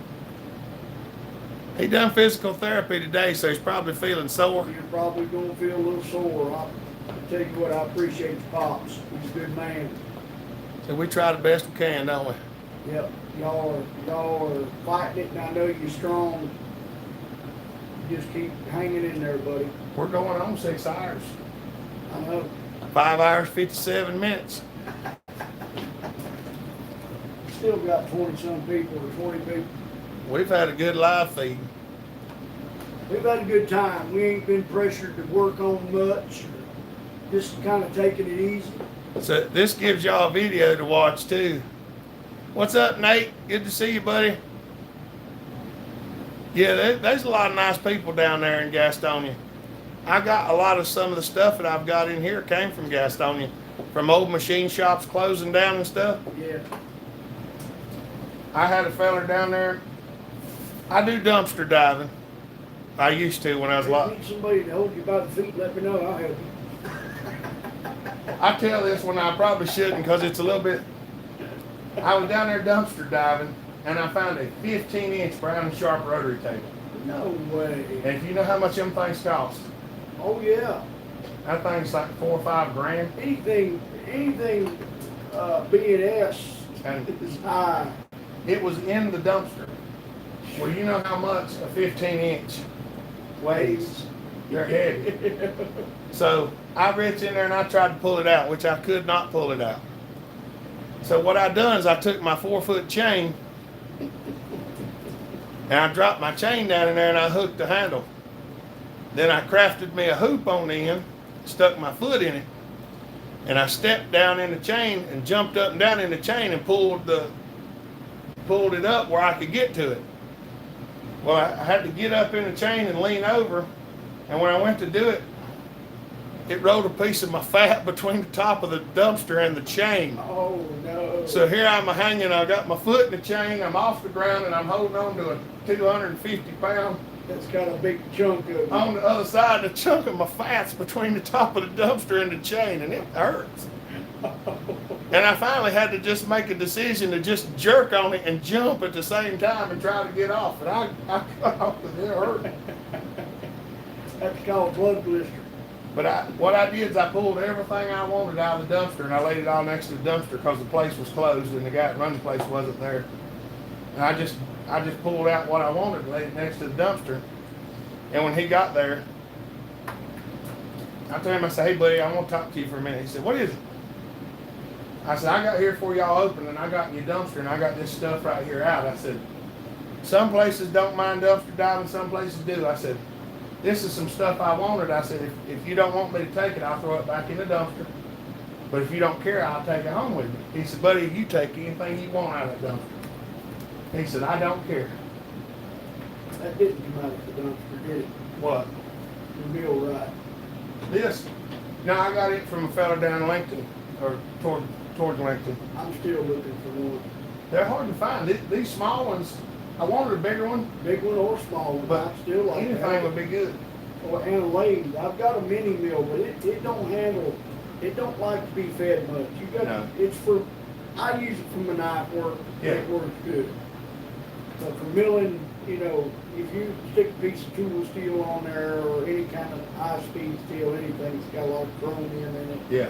it just don't like it. This It's one a ain't, lot of vibration. this one don't like a lot of stuff, but it will take a fair load.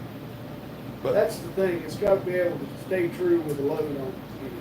But that feller down there at that machine shop, I was out there working on his forklift, and he come out there and he said, "Hey, do you want an apron off of the south bend?" And I said, "Do what?" Well, not the apron, the The bed, the saddle. oh. You know, this up here in the front is the apron, the top is the saddle with the compound and the cross slide. I said, "What's wrong with it?" He said, we're just gonna throw it away." He said, I said, "But I don't know if I can pick it up." He said, "If you want it, I'll have my guys put it in your van." I was like, "The heck?" He said, "Yeah, they'll wheel it out here and throw it in your van for you." I was like, "Heck yeah." So they brought it out there. I got home, I slid it in the back of my pickup truck, where it rode for 3.5, 4 years, just under my mattress. I just left it under there because I used to have a mattress in the back of my truck because that's where I stayed when I went riding. Well, the compound slide on my closet got broke. Somebody was cutting with it and it got a little heavy load on it and it broke the end off of it. And I couldn't afford to buy another one. And I was like, what am I gonna do? Well, I got to thinking, I remembered that one out there in the truck, so I went out there and got it. And I actually took the compound off of that one and had to tear it apart and fix it because it was bent up and messed up, and cut it and do some machining. And it's actually still on the lathe now. A buddy of mine's got the lathe and it's still on there. Really? It's off of a bigger south bend. Mikey Yo-Yo. That's called gold fever. I've carried the whole dumpster away. That's right. Yeah, Mikey. Yeah. Heck yeah.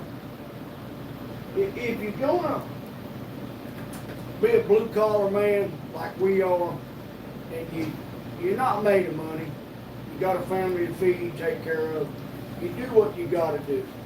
How bad do you want it? That'll tell you whether you're gonna be successful or not.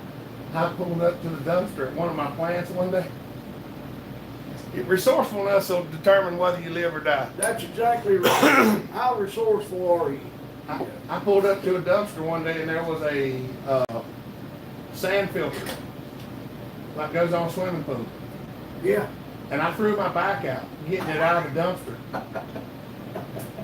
But I got that thing out and got it home. And my brother had his pool out yonder.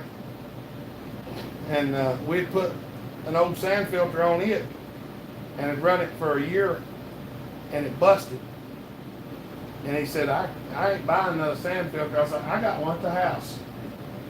He was like, what? And I said, yeah, I got one at the house. And we come there and got that thing and cleaned it out. I put fresh sand in it, hooked that son up to his pool and run it for another 3 or 4 years.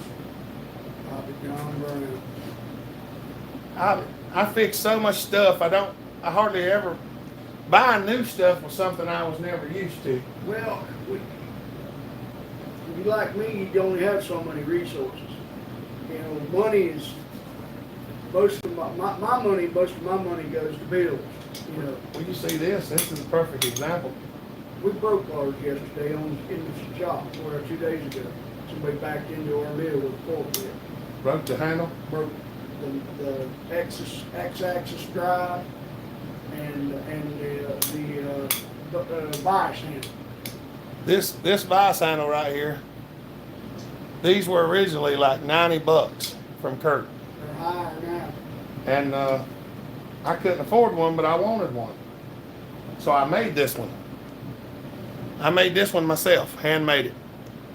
On the lathe. On the lathe.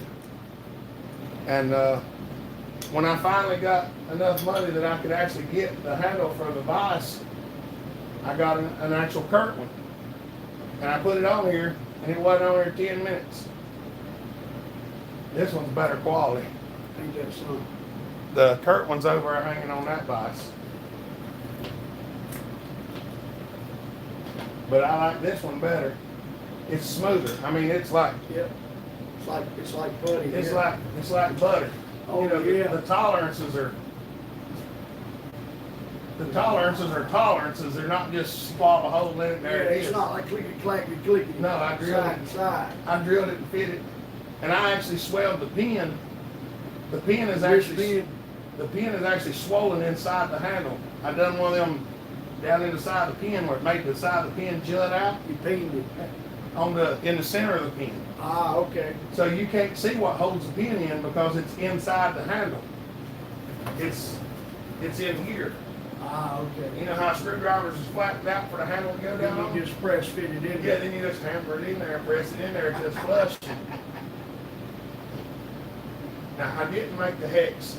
I ordered a piece of, I made this, but we ordered this piece of hex, and then I just bored it, heated it, pressed it in there. Press fit's the best way. And I bought this knob, but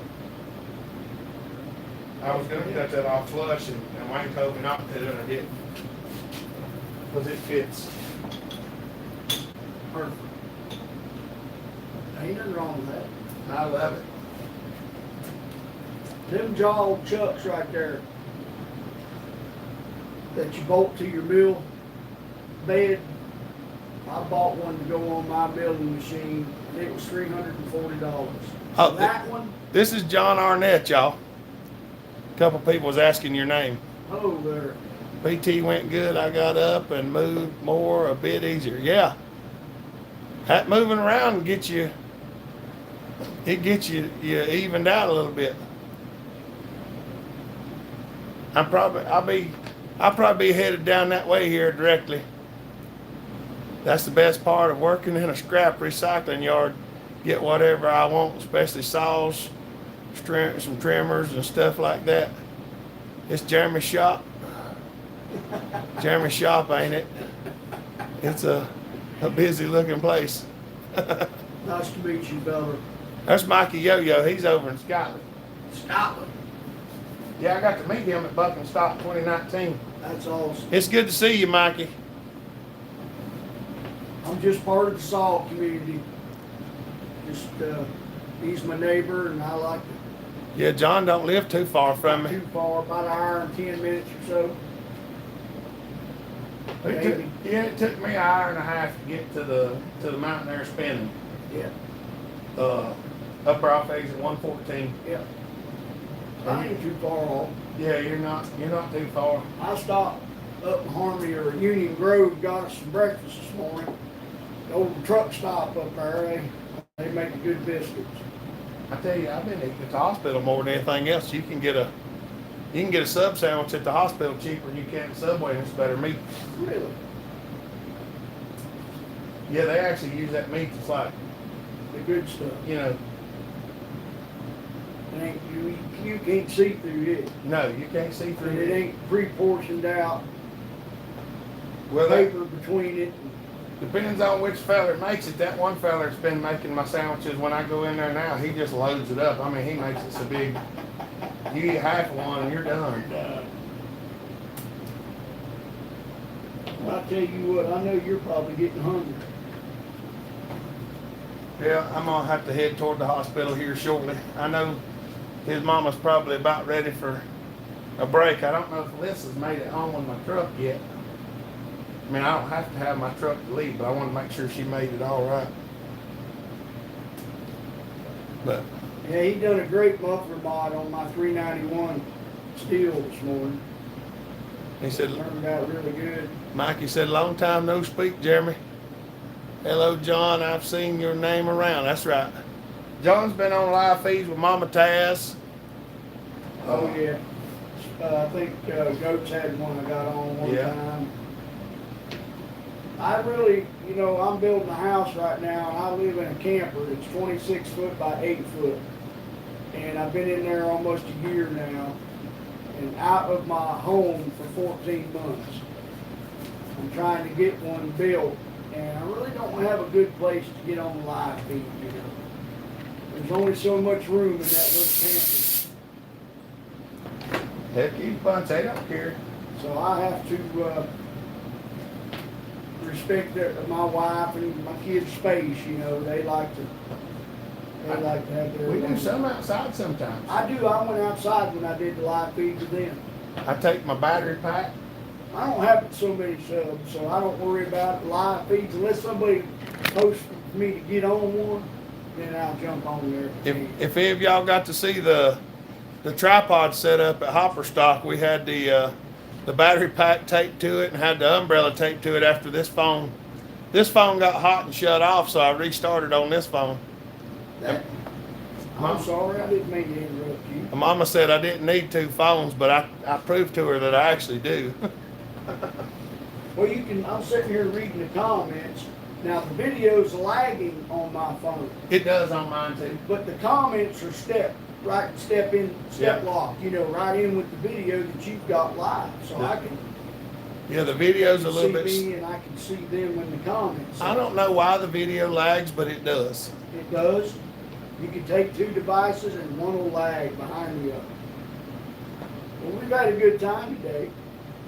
Yeah, buddy. I picked up a cover for my PM605, which I think there's a little rattling going on inside. I don't know what that is. It might be carbon buildup in. Like I said, there's some saws out there. We'll go out there and pick you one out. You can throw one of them in the truck and take it with you. I may have to, when I get a chance to tear it down, figure out what's wrong with it. It could be a bad wristband. It could be, like you say, is there anything I need to worry about as far as difficulty tearing it down? The oil pumps. The oil pumps for them things, you can almost get no parts for that oil pump. Okay. And if it stops, Now you're talking about the bar oil? Okay. Now, was it a strong saw? the 650 is the strongest one. That one, like that one back yonder. Yeah. But from what I've understood, I've not been in enough of them to know, but the 650, the 605, 610, and the 650 are all basically the same saw. But the 605 had less compression, the 610 had more compression, and the 650 has a dome top piston and a decom. I see. But So I'd be better off just using it for just a part saw for somebody or, well, the cool thing is the coil and the clutch will fit on an old model. I see. The electronic ignition coil will fit on a 700 or a 1010 with electronic ignition. If you've got this cylinder, the coil for that saw will fit on this cylinder. It doesn't fit this one, but it fits the two that are side by side. I see. So I will rob the coils off of them. See, the coil wire is like this long. So I'll just slide the boot down the coil wire, take the little metal piece off, cut the coil wire off, put it back on there, slip it back up, and it'll fit on a 710. Well, he is working on a 1010 for me here later on when he gets caught up. I could leave that 605 here, The one you've got runs that coil. so it won't work. Well, I still could leave it here and let you use it for parts on a 650 or a 700. Well, what am I going to do with it? Fix it. Trying to get collection. You don't have any.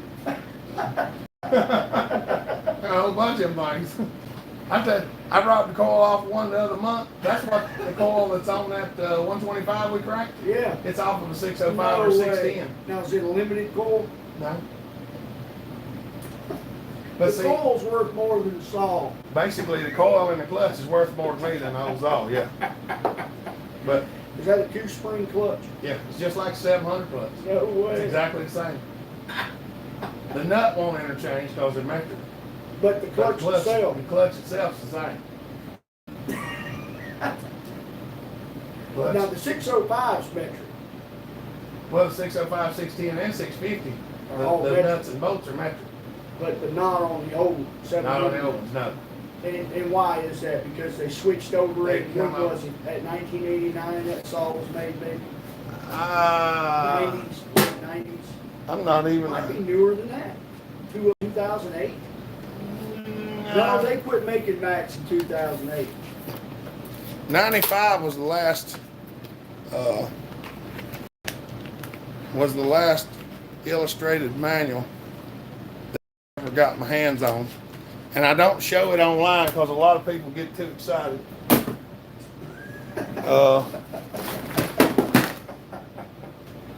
Where in the world is that thing at? Now, why would they get excited? Well, I've been watching a lot of Mac channels for a long time, and the newest manual that most of them have is early 90s or late 80s. Well, I've got a 95 manual, and I didn't want everybody razzing me about trying to get it. Mike says he got quite a few saws. But right now, I don't know where my 95 manual's at. Oh, there it is.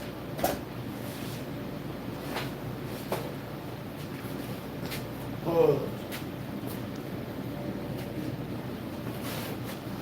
1995. This is the newest one I've ever seen. Pub's Guide 95. And this has all the Mac information in it. Power Mac 605 was produced from 94 to whenever they stopped.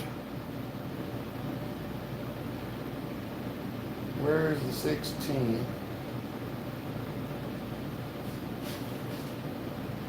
Power Mac 605 610 and the Super Pro 610 was made till 10 of 94.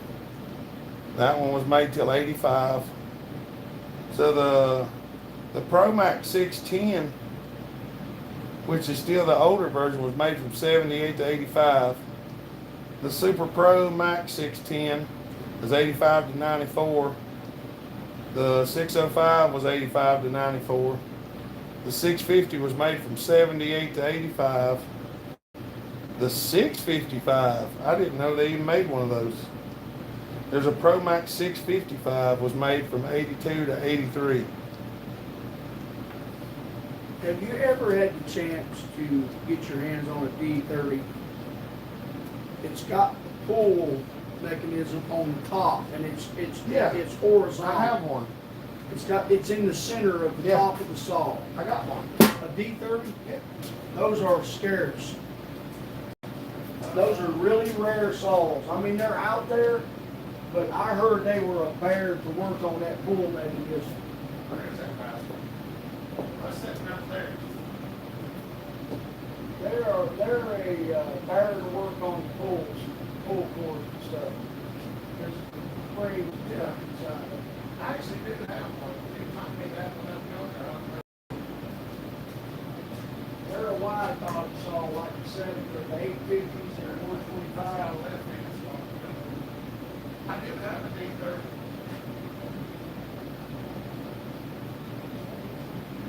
No, that's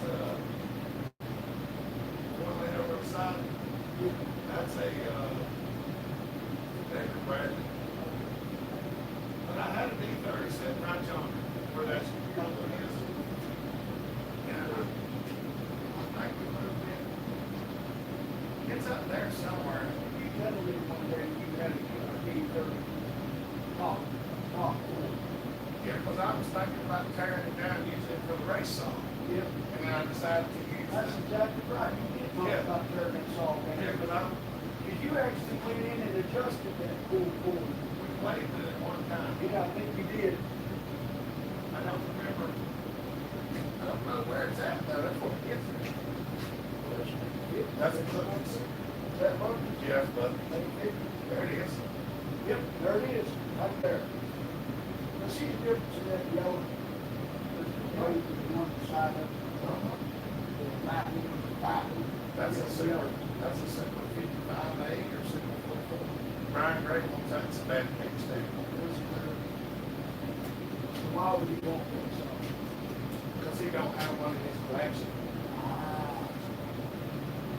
And I got a mechanic that says I get something done. Like a video of it. I'm ready to put this whole super saw up.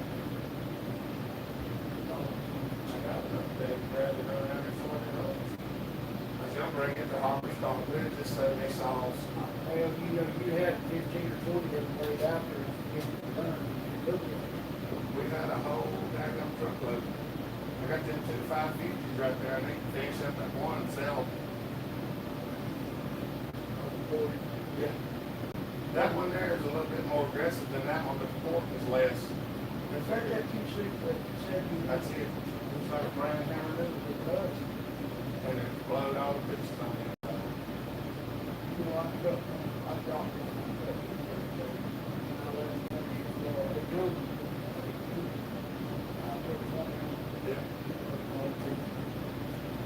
Oklahoma had to have new crank, piston rings, everything, bearing. But it is what it is. And you said something about them running lean. Not enough oil. Trevor said, all right, sounds good. Yeah, I'll be there directly. Oh. How many people you got on there? There's 23 on there now. See, this is the book you want. See, there's the 550 stuff. It tells the serial numbers, model number, prefixes, illustrated parts manuals, the years it was produced, the IPF for the microfiche cards. There's the BP1. See, it was only made from 62 to 63. And there ain't another copy of that in existence. There's the D44. Yeah, buddy might copy this for me. He's got the original. There's the D30 and the D36. Turn that camera off and I'll take a screenshot of it. This was the cool part about what I really did like. The M101Bs and all that. From the M1 all the way to the 101 MC.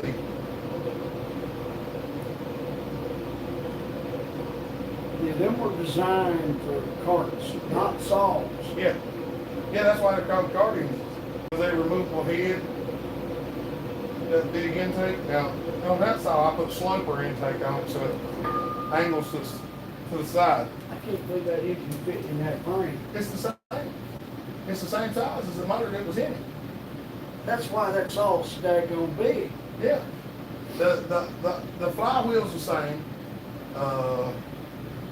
The crank and the rod are different, but they're the same basic size.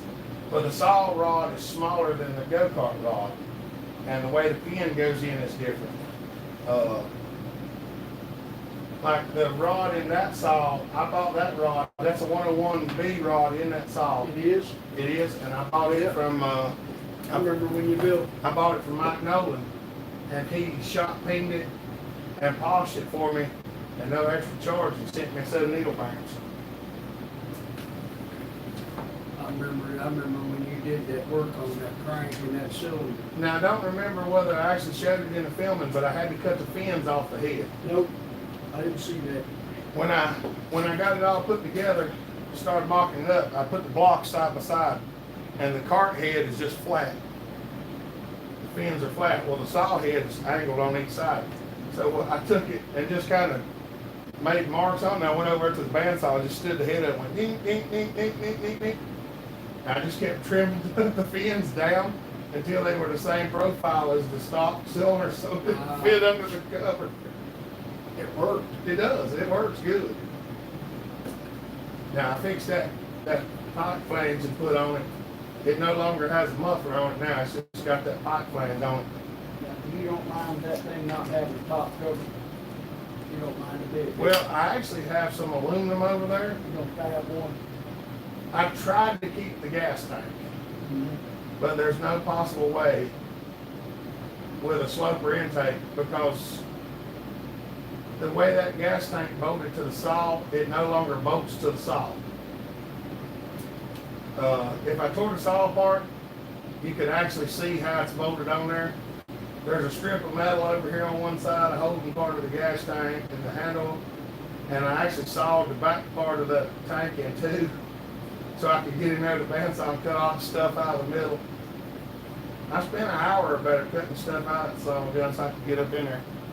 The throttle linkage is a bicycle spoke. If you ever need throttle linkage, the best thing you could use, this makes good throttle linkages. Raisin rod. That bicycle spoke. It's stouter. When you bend it, it stays bent. And it'll bend cold.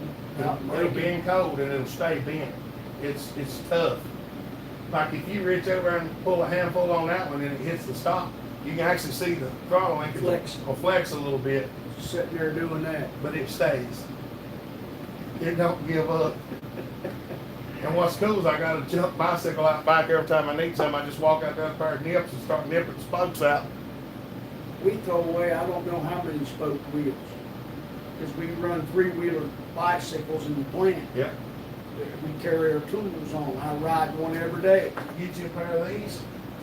Dikes or nips. And whenever you go to throw them away, you Cut the spokes out of it. cut the spokes out, throw them in your drawer. I believe I'll start doing that. Now one thing that I do here is I'll cut this nub off right there Yeah.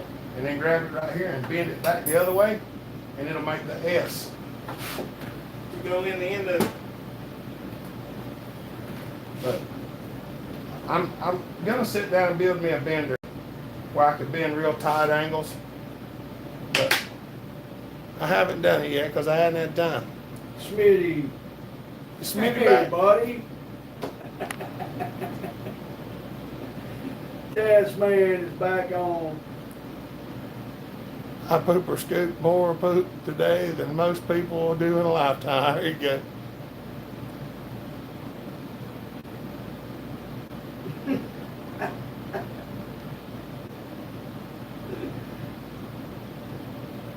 Boolin said, I'd like to see the wild thing.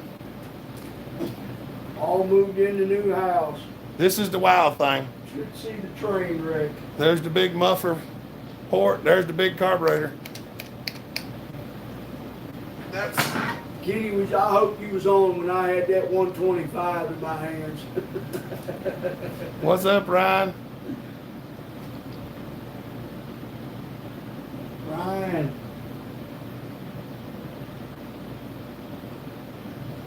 Oh, mercy. Brendan says he has a bender.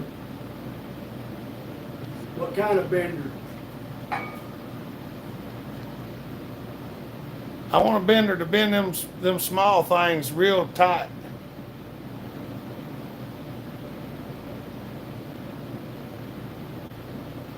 Look, that autofocus is going crazy on the phone. It is, ain't it?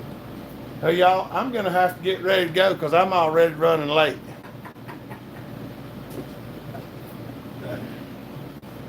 I've kept the man too long. Hey, Boolin, we'll put the wild thing on a video. I need to make another video of it. Yeah, that's a 372 carburetor for a 372 XP. I need this in my life. They're a lot of fun. Hey, if you scroll back in this video, you can see it with the hood off. That's something I've never run in my whole life. What? These are Husqvarna chainsaws. Yeah? I've never owned one. That might, they always say, "Oh, buy a steel." Okay, buy a steel. Okay. Then I ran that 375 or that 395. Oh man! They're a lot of fun. I think. Power to weight ratio, hard to beat. I said I got some 394s in there, and I think that might be one of our next race saws, Brendan. That anything 372 and up. That 350, is that a Husqvarna? Tell John to find us a dividing head. We need a dividing head, John. A what? Dividing head. Find a dividing head. You know, like a rotary table. It's a dividing head instead. Got the plates on the side with all the holes in it. Yeah. We need one of them. Let me do some looking around. We'll put John on it. He'll find something. I know where there's a swedge block at, but that's different. That thing weighs 400 pounds. I'd have to put it on my trailer and bring it up here. Yeah, we're still live, Mom Taz. I'm going to have to cut it off, though. I'm going to have to go get ready. Hello, Mama Taz. There's Matt. What did Alyssa say? Hope you're doing good today. Hope y'all are having a great day, all of you. Hey dear, no, I ain't left yet. I was kind of waiting on you to get back. I think we're going to end the live feed here in a few minutes, though. So I'll be waiting on you. I love all y'all. What a day. We've had a good time. It's been an awesome day. There's about 30 people on there now. Got to run some saws, spend time with this genius right here. Man knows more about saws than I'll ever know. I've been practicing. He's practiced a little bit. I've practiced just a little bit. He's had a few hours on one. Oh, mercy. All right, y'all. Don't forget to give him thumbs up. I know he can pull a cord on that 125 with that 101B in it right there. Anybody can. That's a beast. I wish I'd have put the decomp in the head. I was kind of wishing, I thought, well, why did he put a decomp? Well, it takes away from the power. I didn't want to drill a hole in the head. That's the main thing. If I get it back off there, though, there's going to be one in it. I can promise you Stick an that. airplane engine in a saw if we could get it to run. I probably would. I've been looking at some of them small V8s, but they're just so daggum high. I'm still trying to find a 250, 250 what? two-stroke, Oh yeah, yeah. a bar or anything. 390, yeah. Or a 500. You didn't see what Brendan got set down there. Huh. YZ490. No way. Cases are bad on, Or they are. so we don't feel guilty about selling them. Bless him. Bless his heart. Highwater said, "Nice to meet you, John." Nice to meet you too, Say bud. hi to Boo Boo and the missus. All right, Mikey, we'll do it. All right, y'all. We're at 6 hours and a half, so we probably ought to cut this one off and let y'all go. We gonna get us a little something to eat, go kiss the babies, and help the son. Get Johnny to start my saw. You want to start Mama Taz's saw? Is Mama Taz got a saw here? You know which one she likes. I have no idea. The hockey saw. That one? No, the blue one. You want me to start that saw before we go? She always likes to see it. Does she? We're going to take it outside. Yeah. Because there already been enough smoke in here. Come on, we'll take it out there. John can get it down off the wall.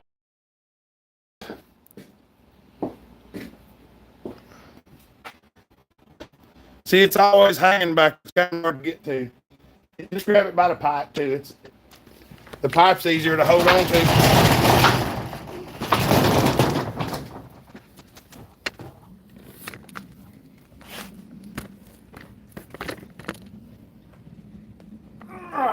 Good luck getting that cap off there. It's got fuel in it. I cranked it the Okay. other day. Can pull this door back down.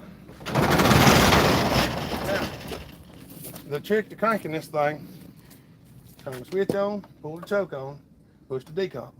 Now, when you pull it, you're gonna have to pull it about 6 or 8 times before it fires up. And I usually let it sit there and run for a minute. And whenever it starts to sound like it's gonna clear out, I'll go like this and pull the trigger and do that.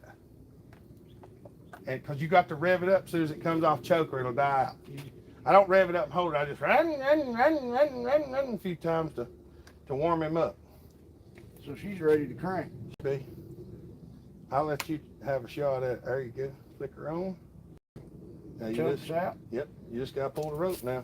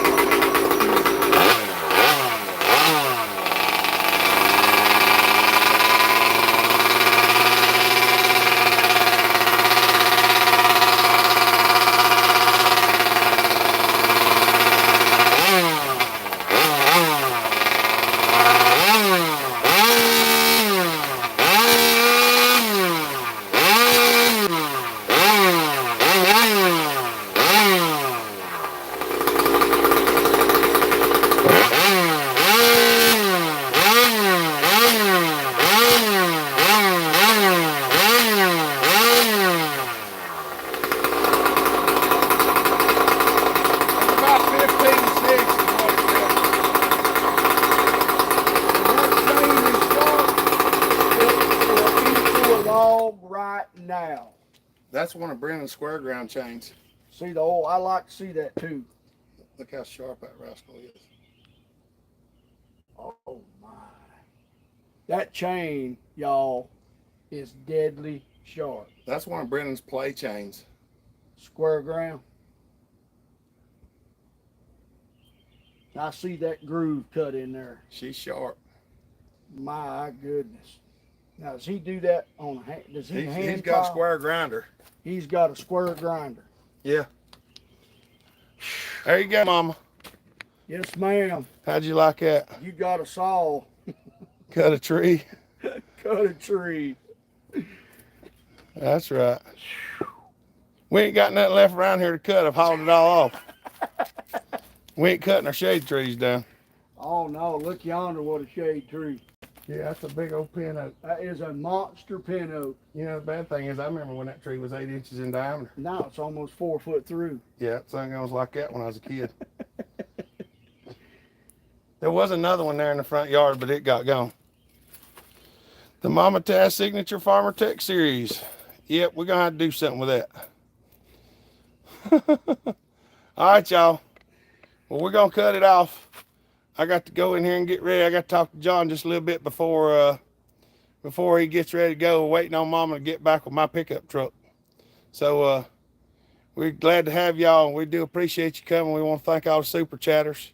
We got 127 thumbs up. That's good. That lets people know that, lets the YouTube algorithm know that we're talking. Mama Taz said, take care of y'all. We appreciate you. See you, Mikey. Love all y'all. We love y'all. We appreciate y'all. Had a great time with this man. This man is kind. He's just a big, gentle bear. And now that he knows where I'm at, we probably have more. Yeah. Oh, mercy. All right, y'all. We appreciate y'all. Y'all have a good day. Stay safe. Be kind. Treat each other the way you want to be treated. God bless. Be safe. Be kind, just like the man said. That's right. All right, y'all. We love y'all. Bellhopper out.